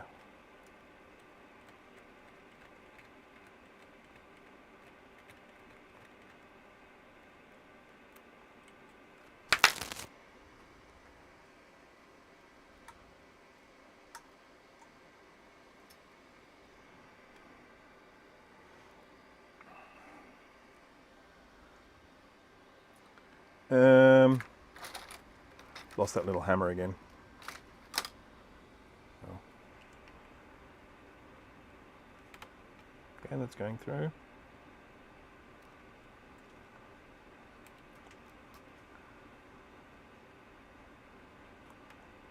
So what I would have hoped for would have been a trace break on one of these traces going along here, but these really look all right. I don't see anything broken there other than what I broke. That doesn't look broken.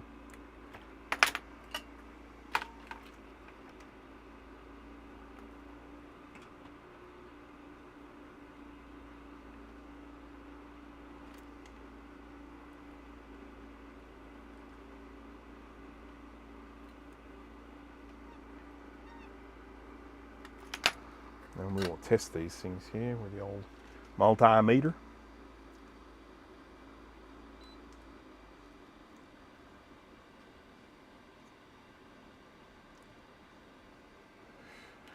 Okay, beepity beep beep.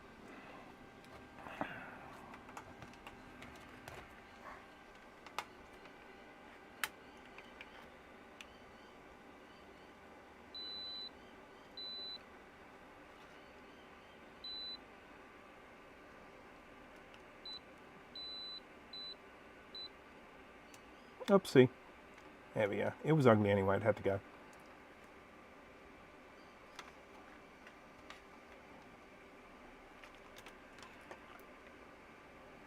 So what I was seeing when I was looking there, looking under here, I was seeing the corrosion around these two things here.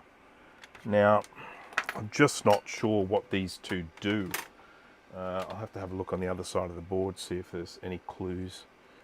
I don't feel like these are bad enough to cause not workingness.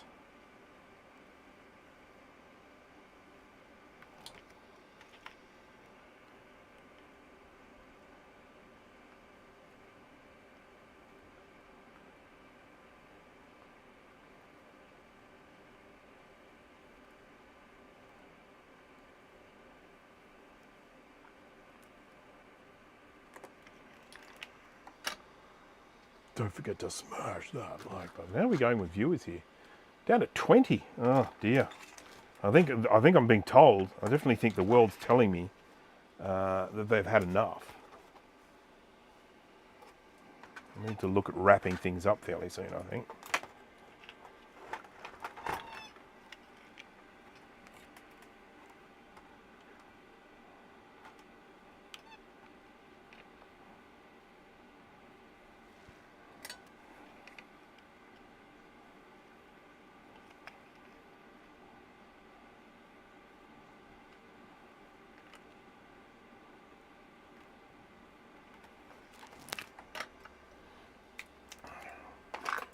See if the little solder needle will fit in here.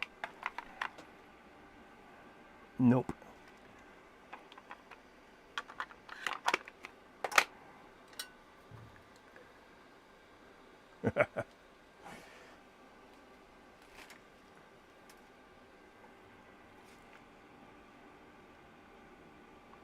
Yes, it is one of the big problems that I have at this time of the year during the colder weather. If I'm going to get the larger viewer numbers, certainly of my regular viewers, I have to stream earlier because it's, what time is it over there at the moment? It's late.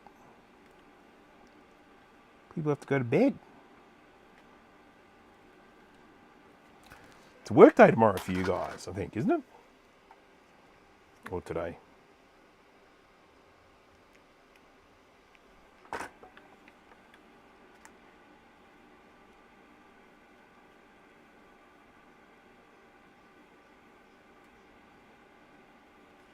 We did it! Right, so, just going to test some continuity here with my beepity beep, and I'll get my special glasses. My custom glasses, which, let's face it, everyone's glasses are custom, aren't they? That there to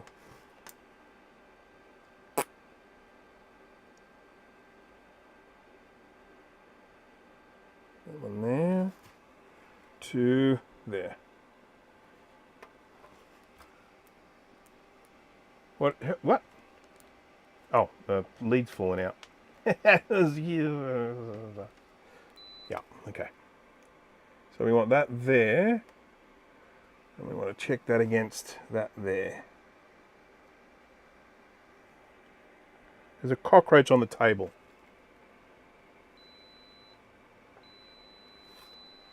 Yep, we got continuity there. So, that was not a particularly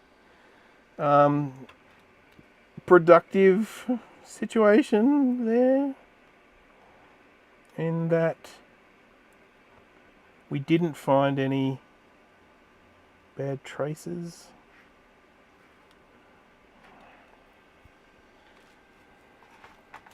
So the problem is elsewhere. Now, admittedly, I haven't cleaned this board yet, and there are a couple of other things that I want to sort out. See, this one here, he goes from there. I would say he probably goes from there to one of these. Or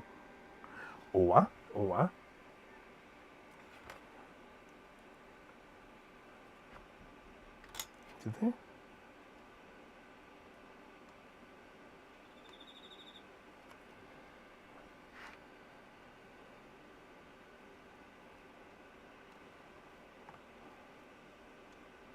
that the one there? Oh crap, I don't know. It's going to scrape it. It's going to scrape it.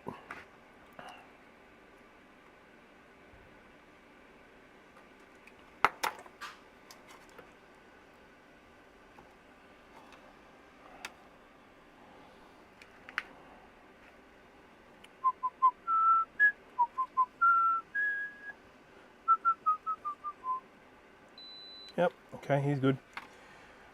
Right, so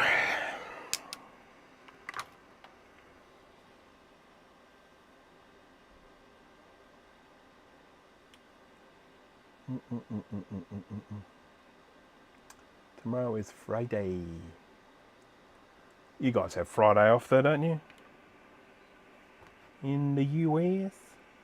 Because of Easter.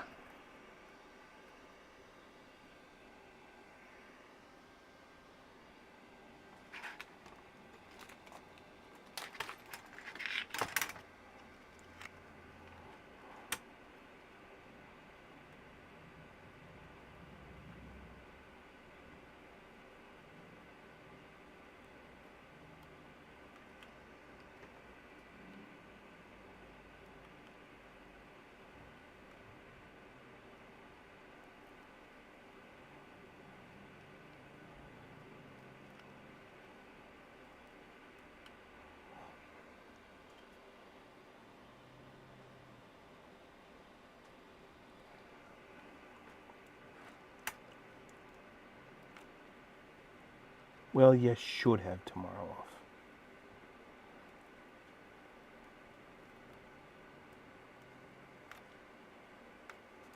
Of course, it's Bunny Day.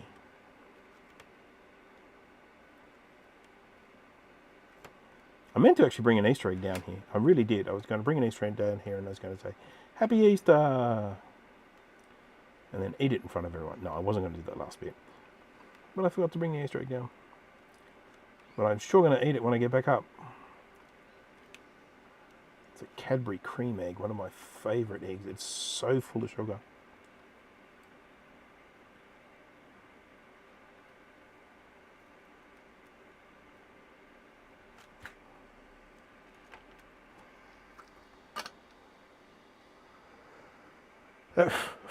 Okay.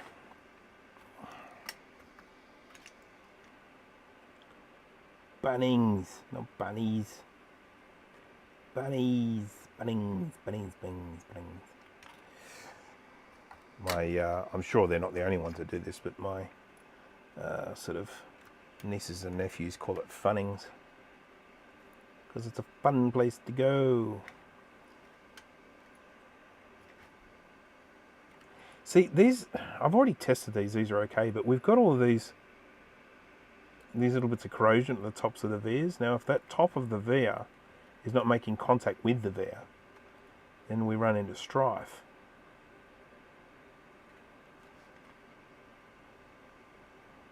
I just want to be really frickin' sure about this before I stick the socket back on.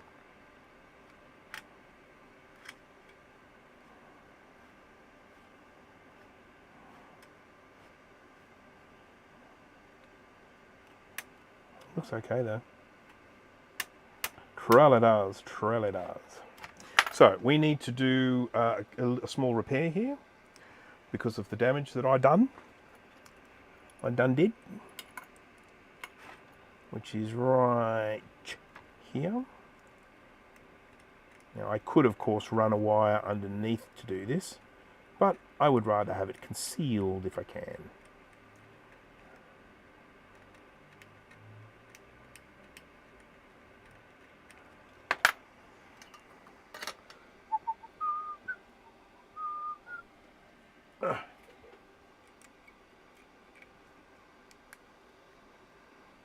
Lots of missing husbands at Bunnings.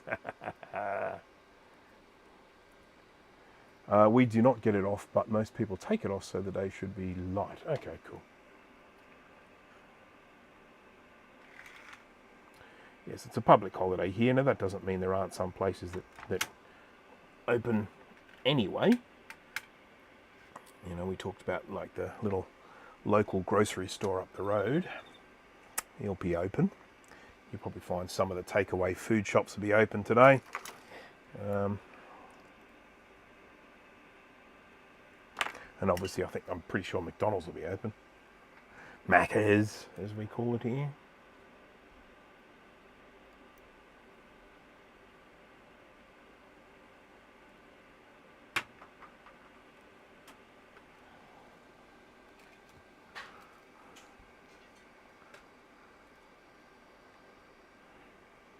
Yeah, I mean, you can buy vias and you can, you know, insert them, and I've seen people do that.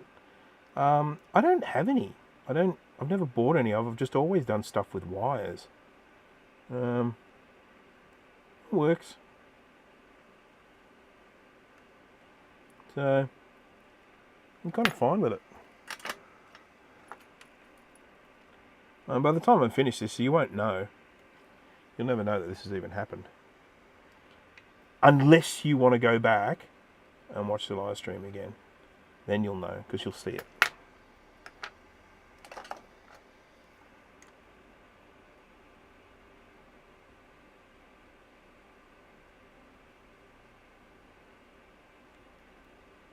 Okay. Okay.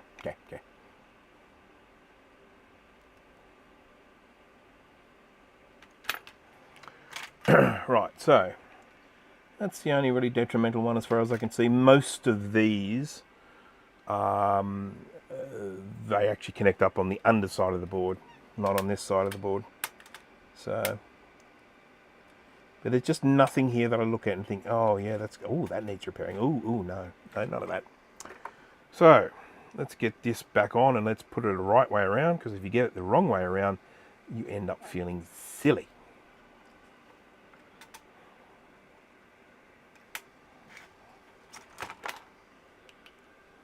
Glasses swap again. UV mask. Not for that. And the reason is that actually, thank you for reminding me, there is actually a spot where I exposed some copper.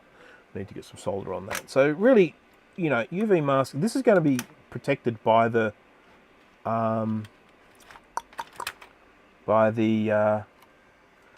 socket being on top.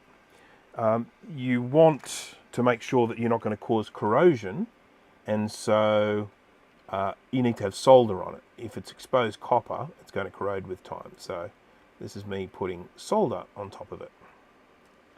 But in terms of protecting it, it will be protected by the socket being on top. So I really don't need to worry about that for this here.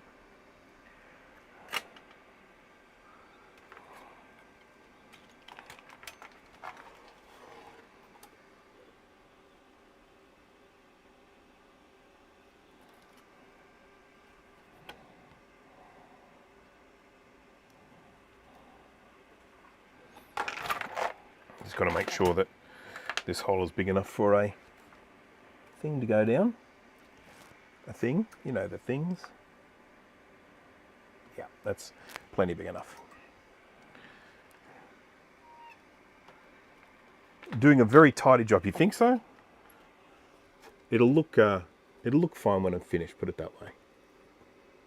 Oh God, this guy got stuck in there. How'd you come? You know what? You can stay there like that. That'll look good. Good. Good.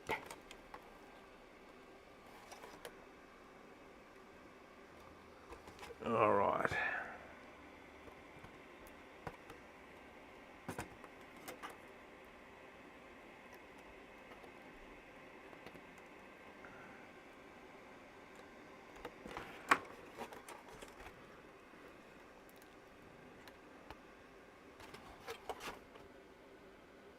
Oh, that looks good.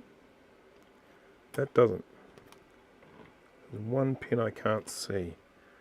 Why can't I see the pin?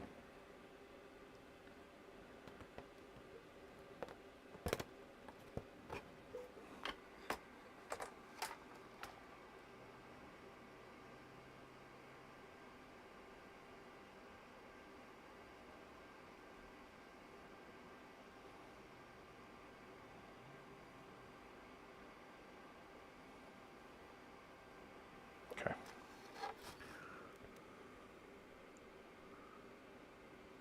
Okay. This is real sort of boring concentration-y type stuff, so sorry folks. Oh. Why can't I see that freaking pin?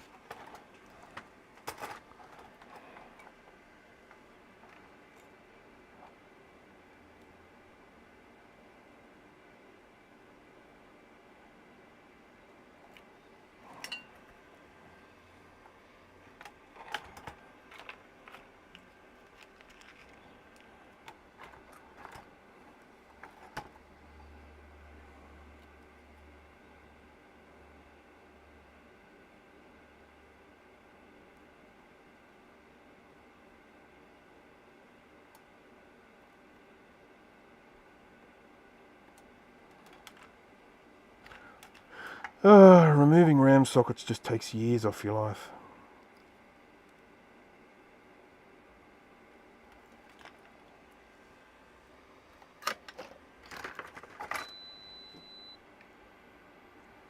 Am I making a mistake here?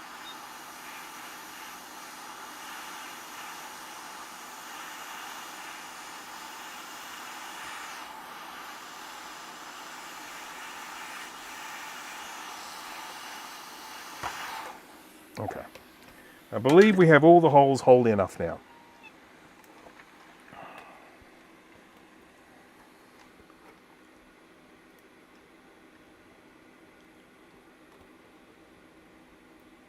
That side's going on real well. This side's still struggling a bit, but I think it's more to do with these plastic things. Yeah, look at that. Yeah. Oh, yeah. What is everything? Oh, crap. Head down there.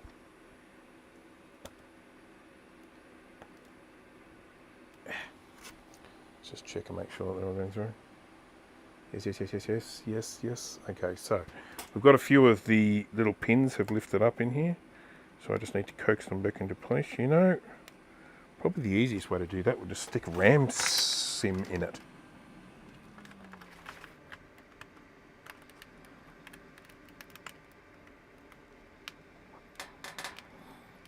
And we force those suckers down.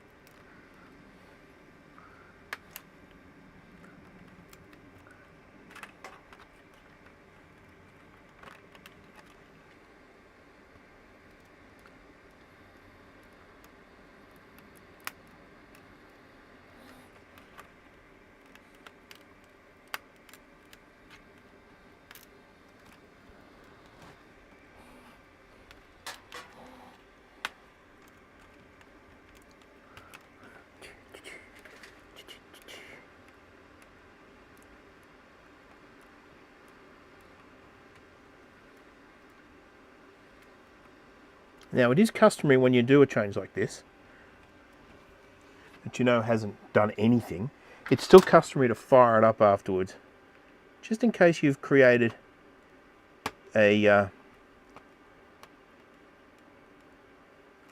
Gandalf repair, a Dumbledore repair, where you kind of waved your hands over it and you did it like a wizard.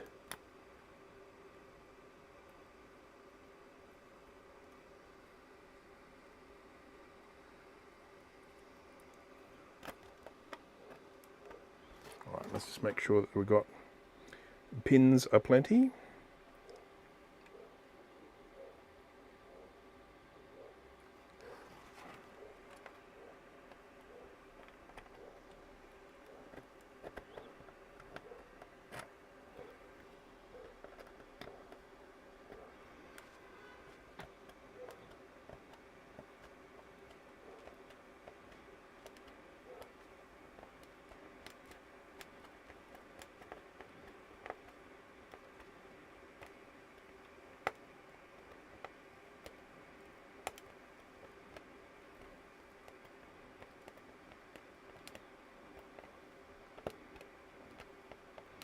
This is working really well. I'm using the back side of my tweezers to push these pins down, back down in the spot.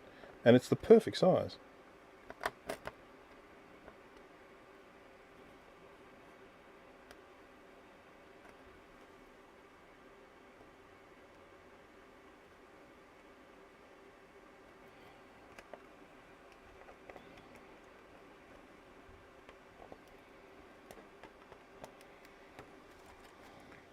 Okay.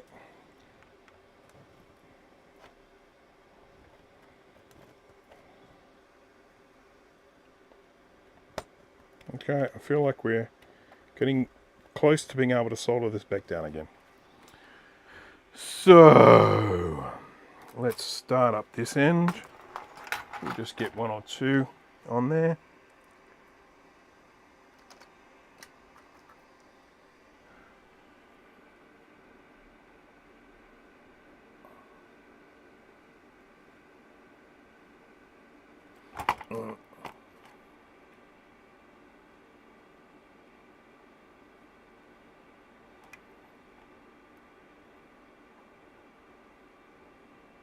And let's hope I never, ever have to take this off again for the rest of my years.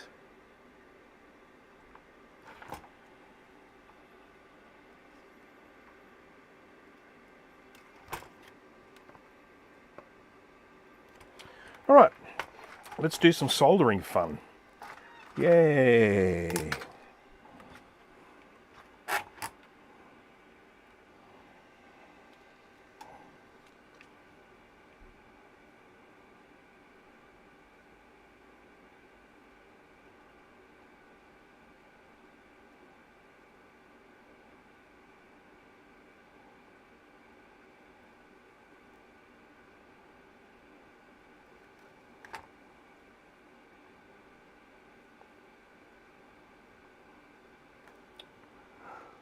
A little bit of focus for you guys. There we go.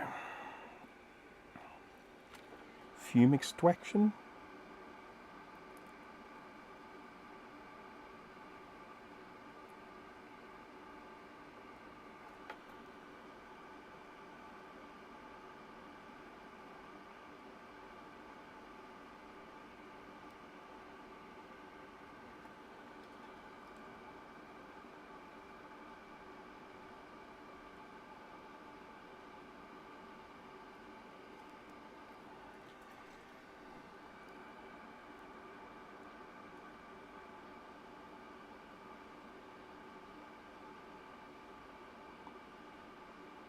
A lot easier to put back on than it is to take them off, isn't it?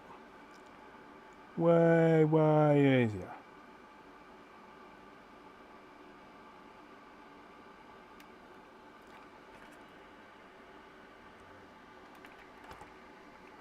Boop-a-doop. Boop-a-doop-a-doop.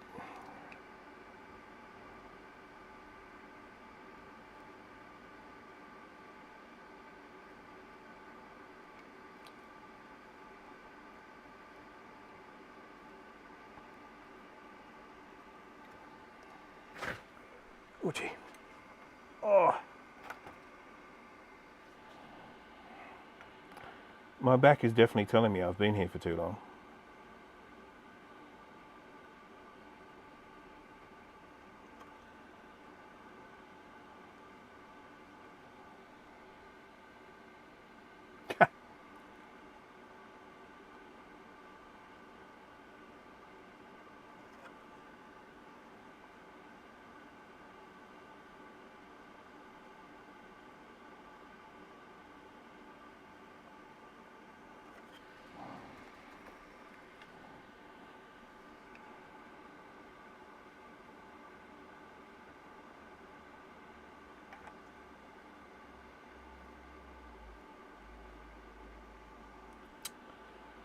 Oh dear. Sorry, I'm being very quiet, aren't I? Really should be talking about something, shouldn't I? Well,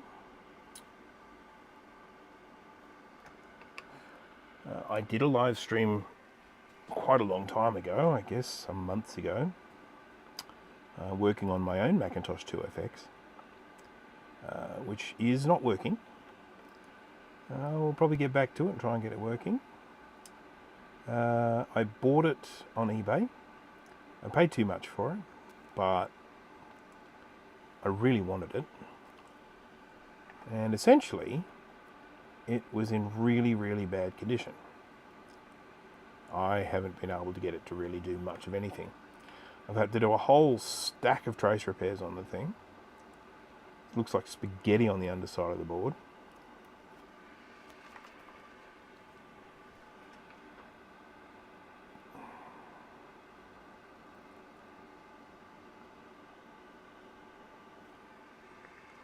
Very excited to see what happens. Well, I think I know what's going to happen.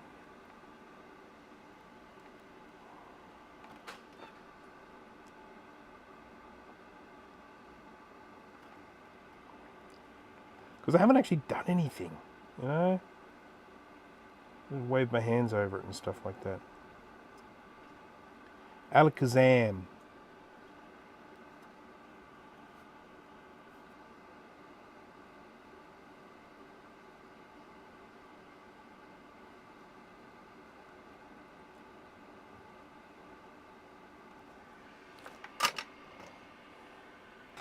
Let's cut that wire.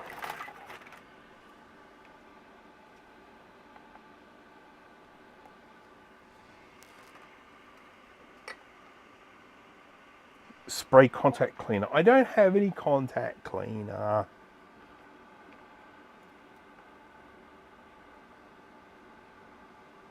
I'll give them a bit of a scrub with some iso alcohol though, eh? How about that? They feel really snug though. They really felt like they were making a good connection. I've only got 4 RAM sims at the moment, I think, so I shan't be putting any more than that in. But because if I keep having these problems, the next step is I have to start getting into the boring diagnostic stuff, where I get the schematic and I go and trace out the path of the RAM. And I probably need to have a better look at that area where all the corrosion is. Something else might stand out for me.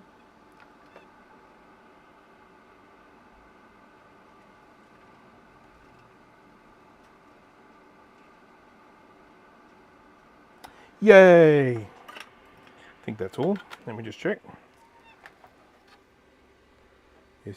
Sometimes when I'm doing this, I just forget one pin, you know, because why not? Right, so that's on. So this is the area that I was talking about here that I sort of feel like I probably need to spend a bit more time on. I just made the immediate presumption that these damaged traces here have nothing to do with the RAM, but maybe they do, you know. See, that's the battery hole, so I expect that to be part of the battery. This one here, well, this broken one here, where's he go? Where's he go? Maybe it is him. This one that goes to D2. See, I really would have thought that was part of the battery. See, that's... Wouldn't it... But what... Where... Maybe.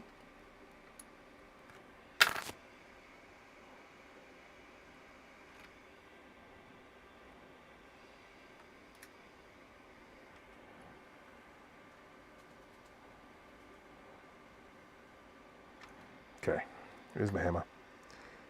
I know I've asked that like 3 or 4 times during this live stream, but I've lost my hammer again.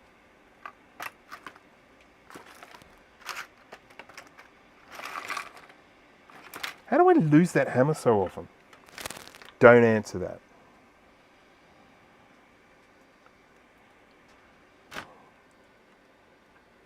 I'm going to whack it with something else. There we go.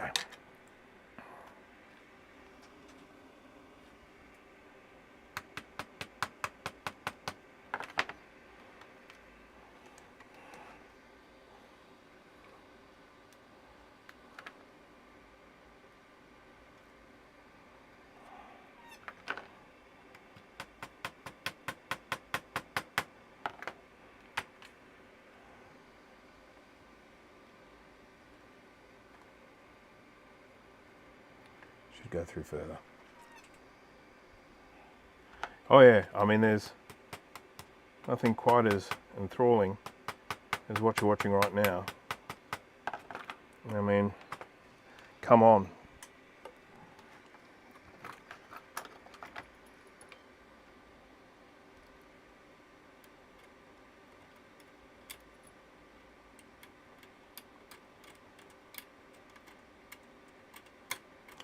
Ah, see, look at that.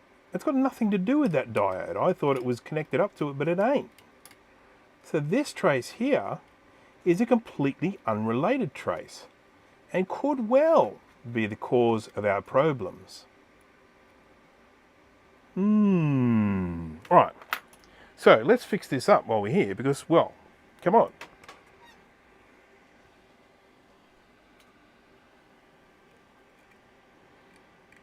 All these people that are just like, I just want you to try and switch it on. I want to go to bed. Stop. Well, no, not today. So we're going to feed this through this hole here, this here, this here. So we can see where it is on the other side. And then we'll make an assessment from the other side to see what we have. Where are you? Where are you? Did it not get through?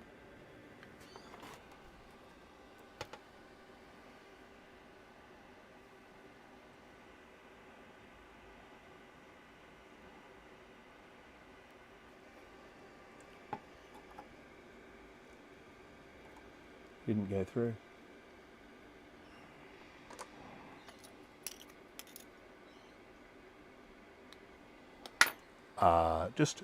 Congratulations to everyone for sticking around this long.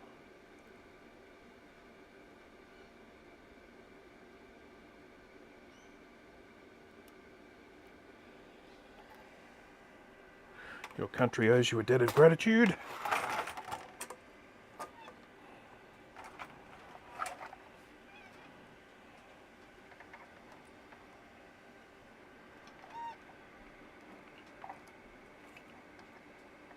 I believe it's these 2 holes here.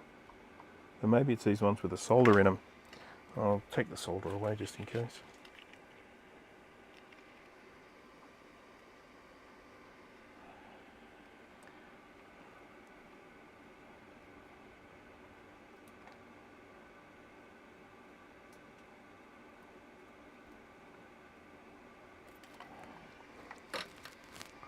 God, we've got my glasses dangerously close to the soldering iron. If I melt them, I'll be frickin' livid. I need those things.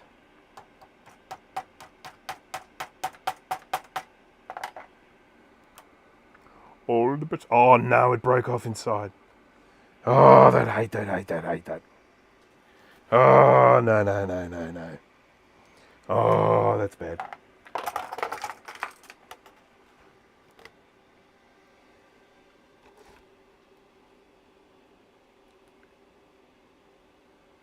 Two, and then up.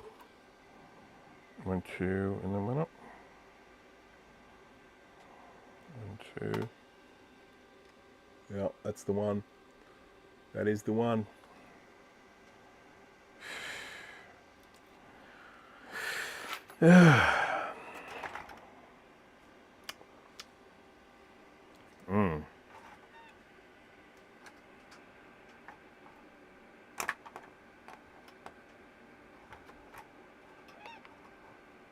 Not happy.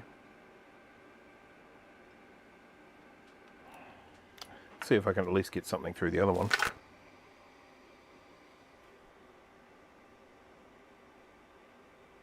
I mean, it's what happens. I shouldn't really be too surprised. This happens all the time. Because they're so thin to get through that hole that it's very, very easy for them to break.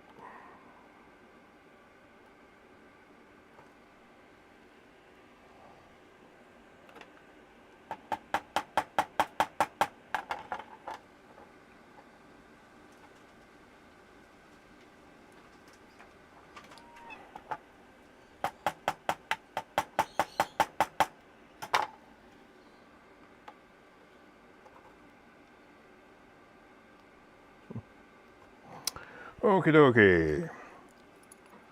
So at least one of them I can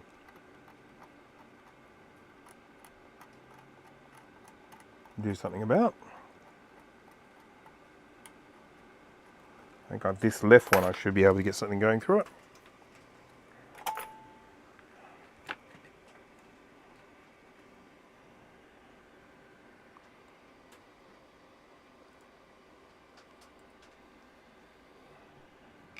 Oops.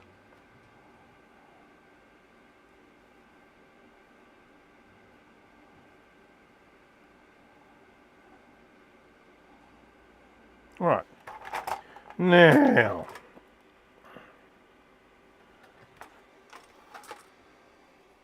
I may be able to do a temporary kind of fix on this because this, you can see it goes from here to here. Well, I can kind of join it at the other side. Oh, look, it's up enough for me to pull it through. Is it? Can I?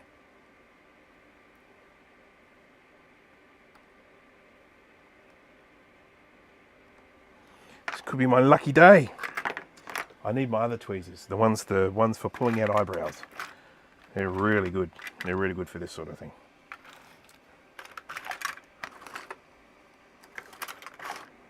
And they're normally up there when my workshop is clean, but my workshop's not clean. Can I get them with these?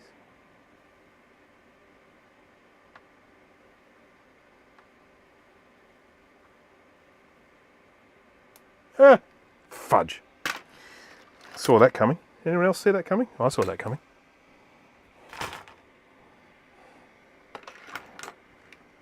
Anyhow, we're back to square one.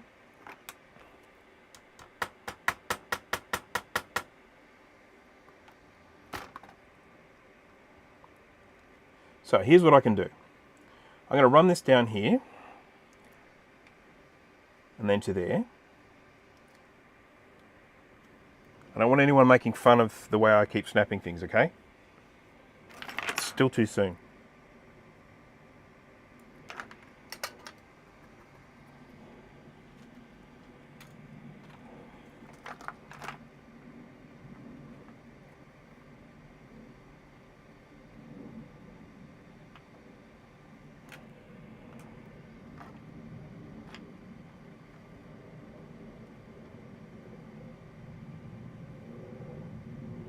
Now when I'm doing these sorts of trace repairs, I don't know why, but I always like to bend the replacement trace in more or less the same shape as the original trace.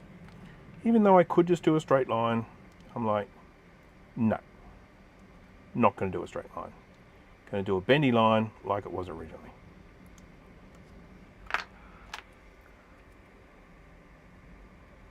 Just makes me feel better.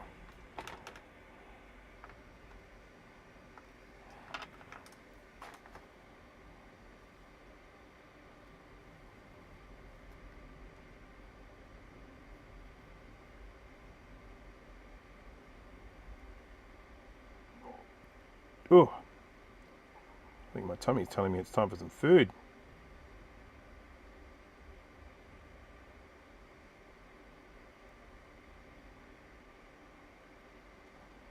All right.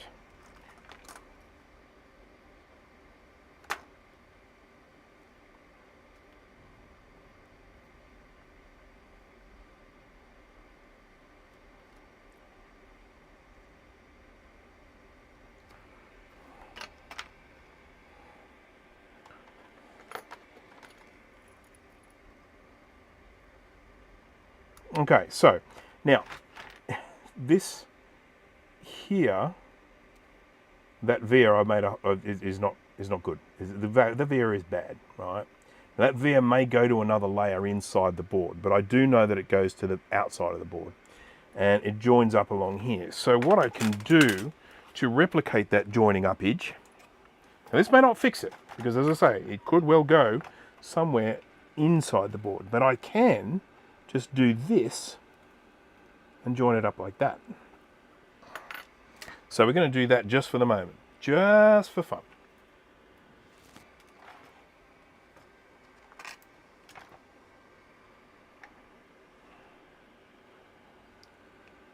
And then we're going to test it, and then regardless of what ends up happening, I'm stopping, because I've had enough. I've had enough. I think everyone else had enough. My viewer numbers are just dropping like flies.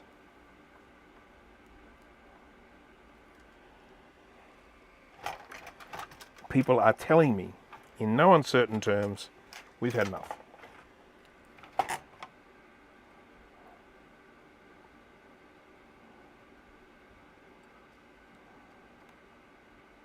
Oh, it's sticking out again.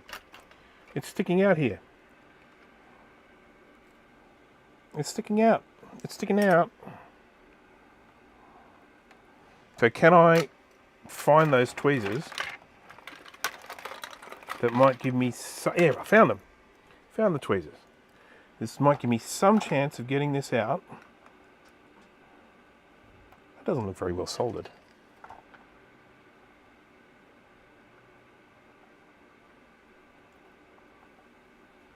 Okay.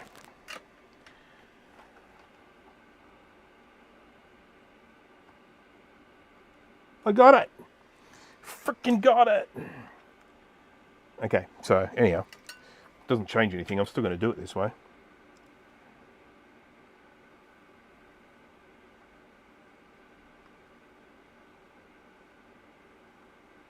Okay. Now we make sure that we're not creating an accidental bridge under here, so I'll just get a little bit of air underneath it, there, like that. Chop off the end, and we'll give it a try, shall we? Now I'm under strict instructions from Mr. 84 that I need to clean the RAM slots with some iso alcohol and a toothbrush. So that is what I'm going to do to make Mr. 84 happy.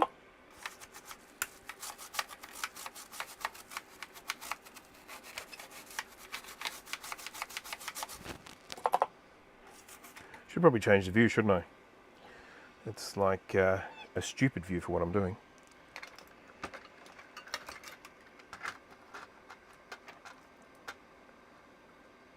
Top view.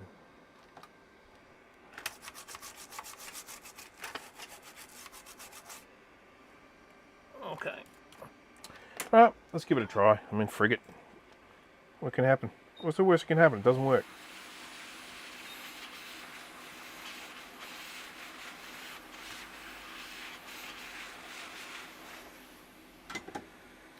Let me stop you right there.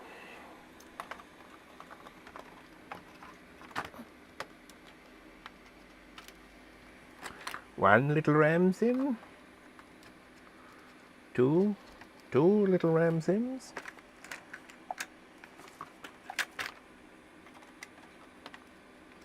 Three little RAM sims. That's a nope. Nope. Nope.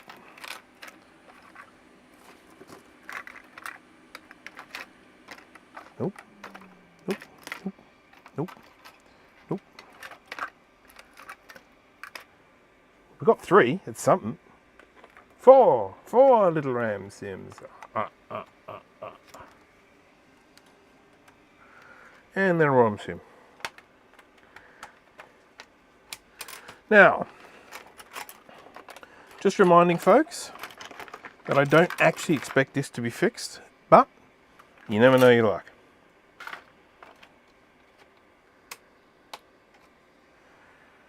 Okay, ROM, RAM, power, supply.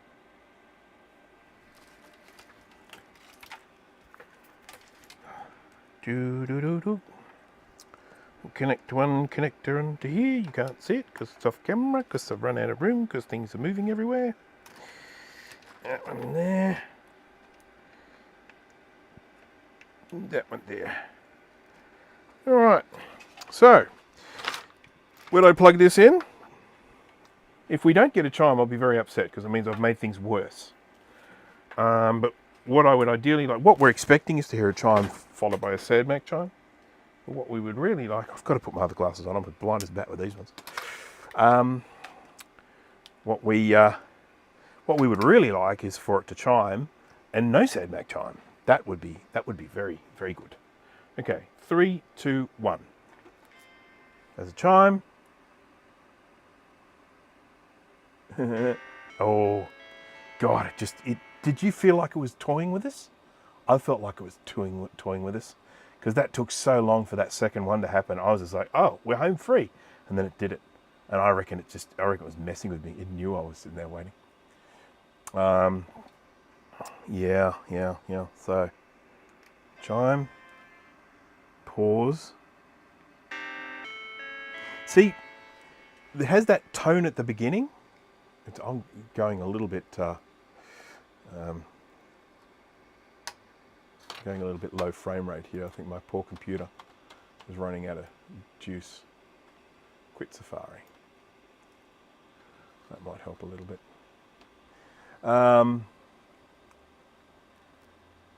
So yeah, well, what it makes me think is it might actually be something to do with RAM Bank B. Now, if that's the case, you see there's no corrosion around RAM Bank B, which means that it's more likely to be something that the RAM runs through elsewhere, like, you know, this thing. See, it says here, UD16 RAM 42256. It's right next to the battery. I mean, you cannot honestly tell me that can't be the cause. I mean, of course you can. You can tell me that. Will I listen? Well, that remains to be seen.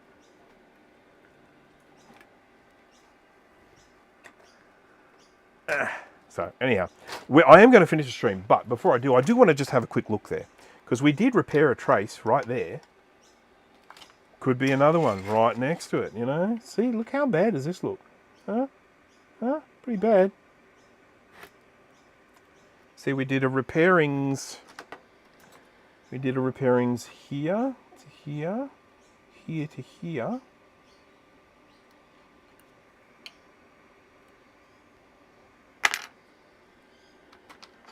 Oops, we're not looking at the microscope.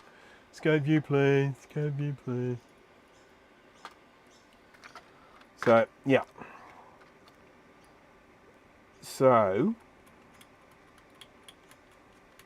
mote it be. Oh, that's a freaking break right there, isn't it? God. Look at it. Staring at me the whole freaking time. Break. Trace break. I mean, it's not like, oh, it may or may not be a trace break. It's a freaking trace break. It's a massive, massive break of a trace.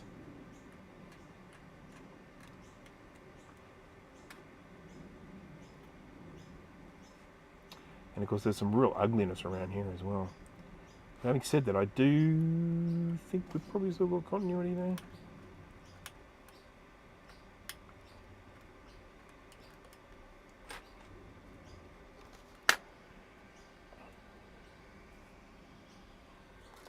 I know it's huge. Far out. What kind of idiot? What kind of idiot misses that?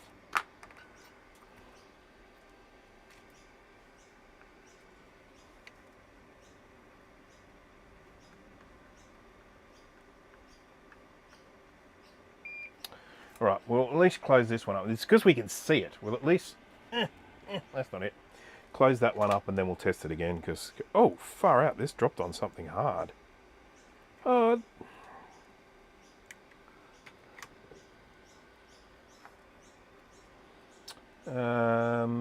Does Bruce own a pair of tweezers? Yes, he does.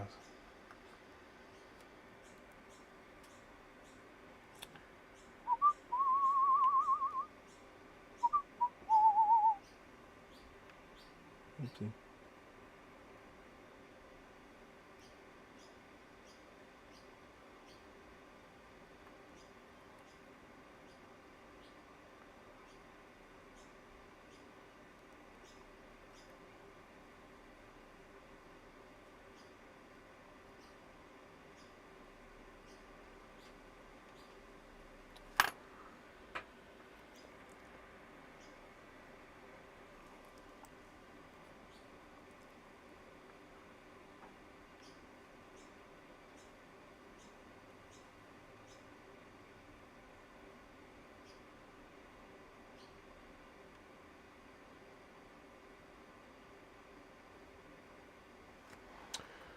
All right, here's another trace repair. Now, when I did a video on doing a trace repair, I had people saying to me in the video after watching it, don't you check the connection with a multimeter later on? And of course I write in the comments, of course I do. And the truth is I actually don't very often. It comes from, I guess, an air of arrogance that I am so sure that the connection I've done is okay. But I am going to test this one, just because.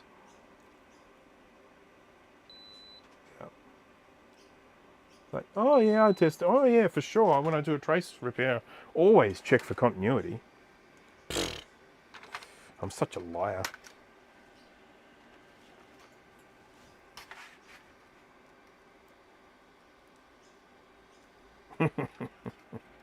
Oh yes, always the professional. You know me, Jay.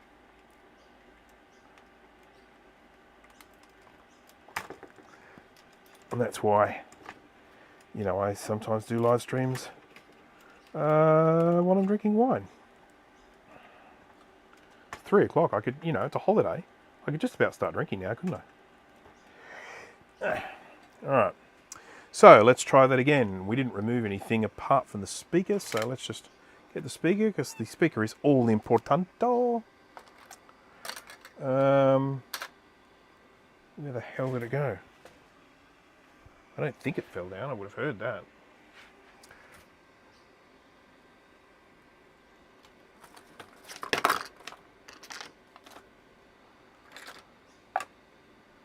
Come on. It was just here. Maybe it did fall down.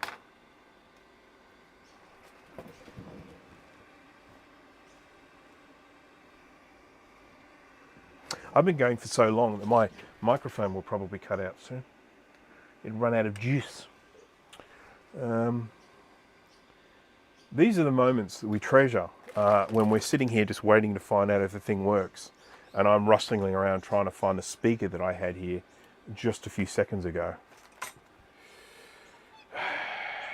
Anyhow, we'll use a different speaker. This one's stuffed, but it still makes noise. It's just really quiet. Live streaming your PJs, yeah. if you ultrasonic clean the board first. Yes, exactly what Jay said. That's a very, very good answer. A lot of the time when you are dealing with visible damage, problems, of a visible nature, if you have a trace that maybe has little bits of green powder on top of it, that green powder is a clear indication usually that there's been some corrosion there, and that you will remove that green powder and look underneath it to see what the state of the trace is. If you ultrasonically clean it, that kind of green powder, that corrosion is gone, and you lose those little clues that point you towards certain problems. So I generally, there are times where I will clean first, but depending on the problem, I will typically do the work and then clean afterwards.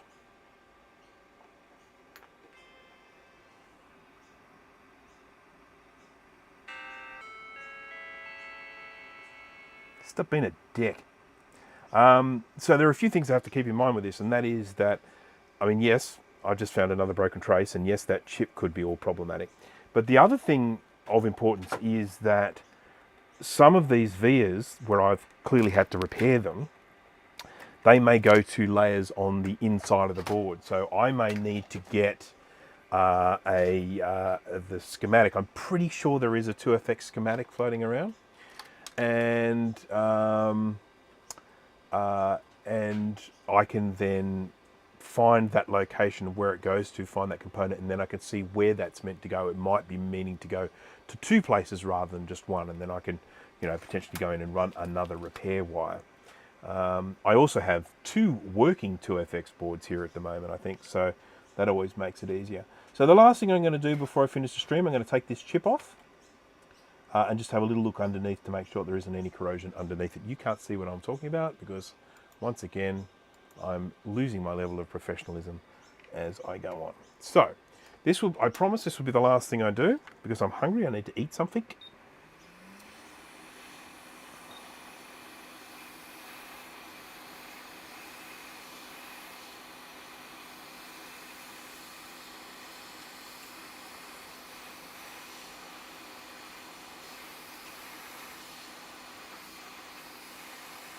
And let's face it, it's so quick and easy just to pull a component off. Just whip it off, have a look. This isn't like having to remove a frickin' RAM slot.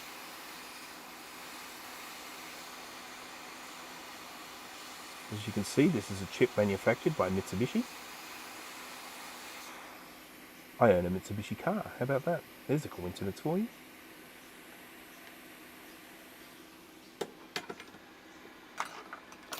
What are the odds?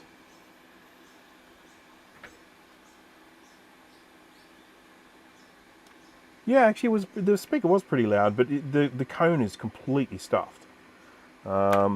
It's completely come apart from the edge of the thingy, so it's bad. It's a bad speaker.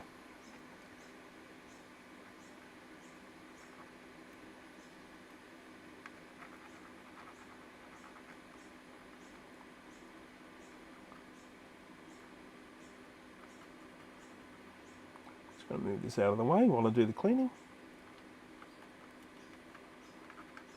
There we go.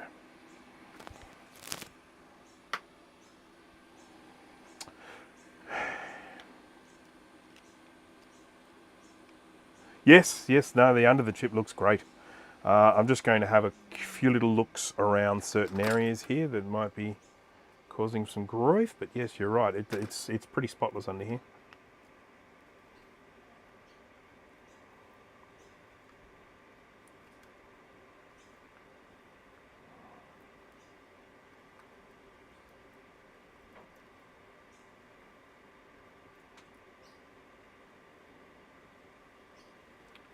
So the more I look at this, the more I'm thinking along the lines of it being a problem related to a damaged via, because we know we have several, probably at least 3, maybe 4 damaged vias, and those vias going to an inner layer. Now we do have these. Yeah, I'm just going to scrape away here and make sure that we don't have any of these not making contact, because some of them do look a little bit on the iffy side.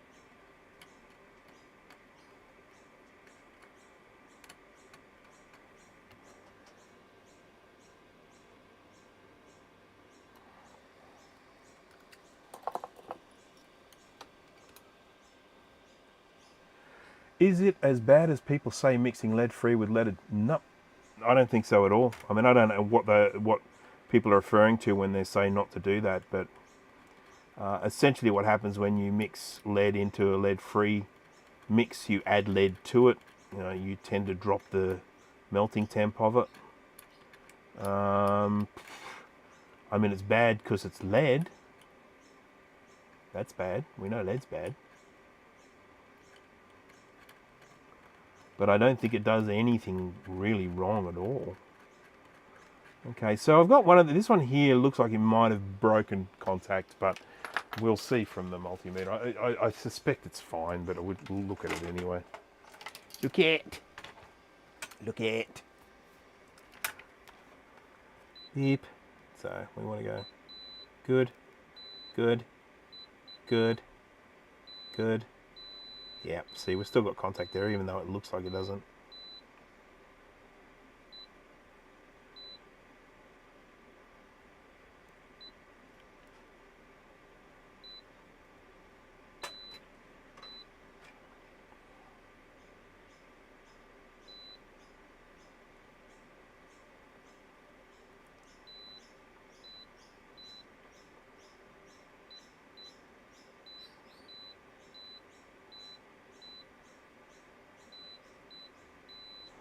Okay, well, we checked.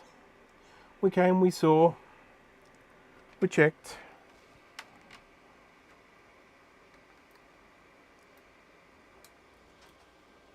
Yeah, no, we're not still going. I stopped ages ago, I'm telling you. Waste of time. No joy at this stage. What we have discovered, I guess, is that we've got some problems.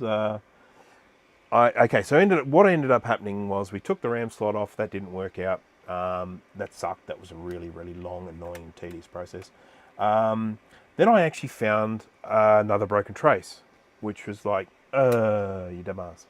And then I found, I think, another broken trace or something. I don't know. But yeah, it's still doing the same thing to us. It's just, it seems like it's okay. And then it just goes, it chimes, and then it makes us wait a long enough time to get our hopes up. And then it goes and gives us the sad Mac chime. And that hasn't changed. I am starting to think it is the sad Mac chime that means that there's a problem with the RAM in bank B. Now, there is no RAM in bank B, so that means it's probably more likely to be something connected to the RAM, a path from the RAM, a chip coming from the RAM, something like that. This is why I started looking at this guy, because this guy was right close to the battery corrosion.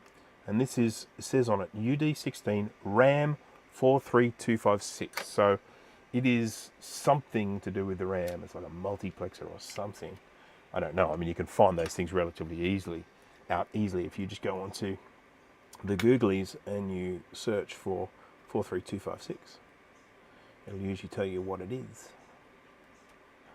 It'll say, it's a thing. Ghost RAM in bank B. It's not the first time. Happens on SE30s all the frickin' time. I'm very used to it nowadays.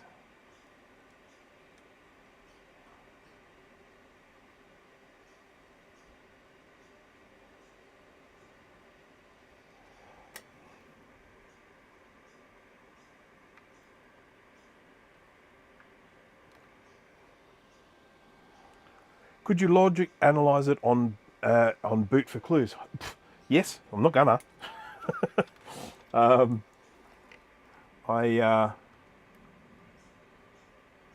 Here are a few things that we know. We know that the majority of things are working because you don't get a chime without it.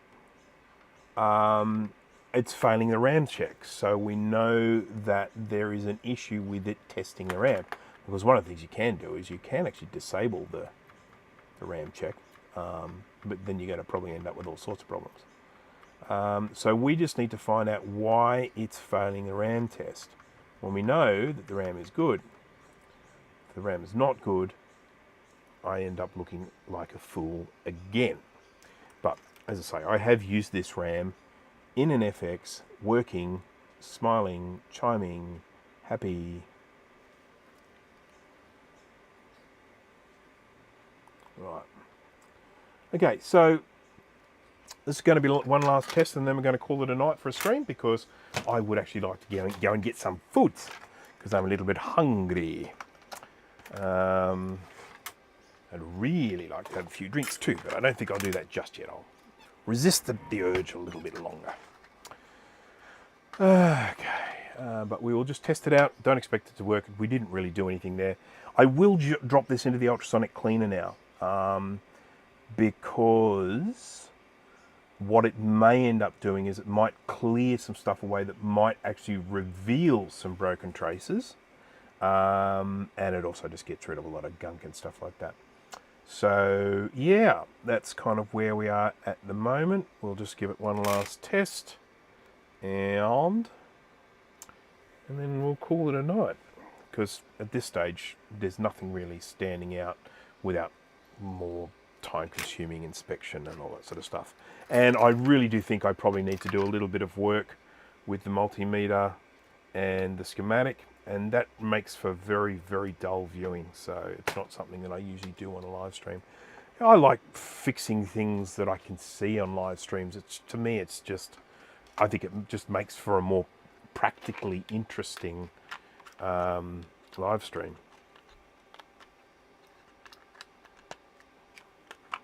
Thank you, Solder Needles, for saving my ass today.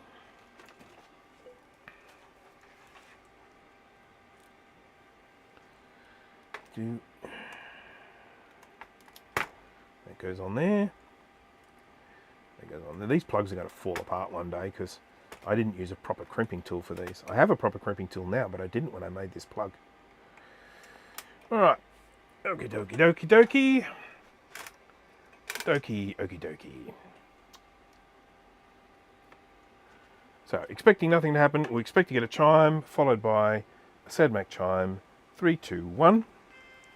There's a chime. 1. Yep. Sometimes faster and slower, doesn't it? Sometimes it seems like it's slower.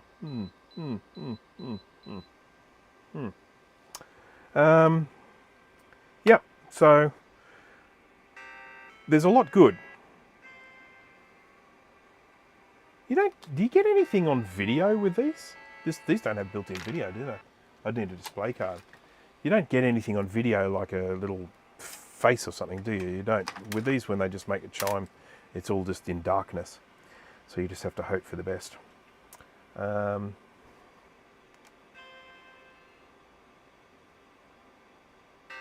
See, took longer that time, I reckon. Maybe.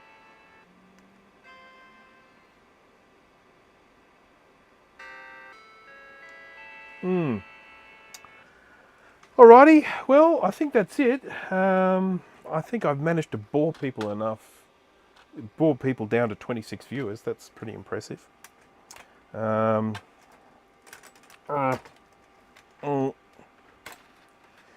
you swap, I've already swapped the RAM modules around. I had that one here before, so yeah, they've been in a slightly different order before. So yeah. But anyhow, look, it's a work in progress, as is often the case with these sort of things. It takes time, it takes trying lots of different things and stuff like that. And I have a pretty good feeling, of confidence that this is something that will get repaired. As I say, it could just be as simple as having to do one little line trace from one of these vias that's collapsed. So, oh, another one from I Love Scotch. Board never. It's the wrong board. B-O-R-E-D. Not bored, enjoyed it. Excellent. Thank you, VV. So anyhow, I'm going to start wrapping things up now. So I will just jump across here to this view here. Once again, thank you. I Love Scotch. Oh, geez, wow, look at the frame rate.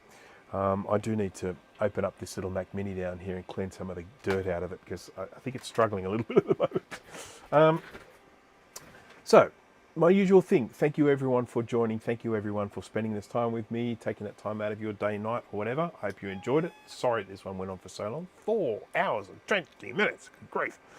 Thank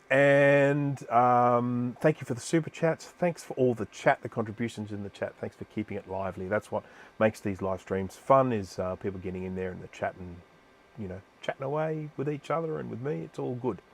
So have a very good time, and I will almost definitely be doing another stream during this long weekend because I have Friday, Saturday, Sunday and Monday off. So I will probably do another stream on one of those days. So I hope you can join me for that.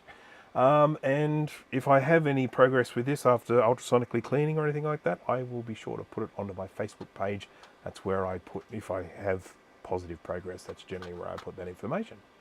So, once again, thank you very much. Have a good time and hopefully see you next time. Bye-bye.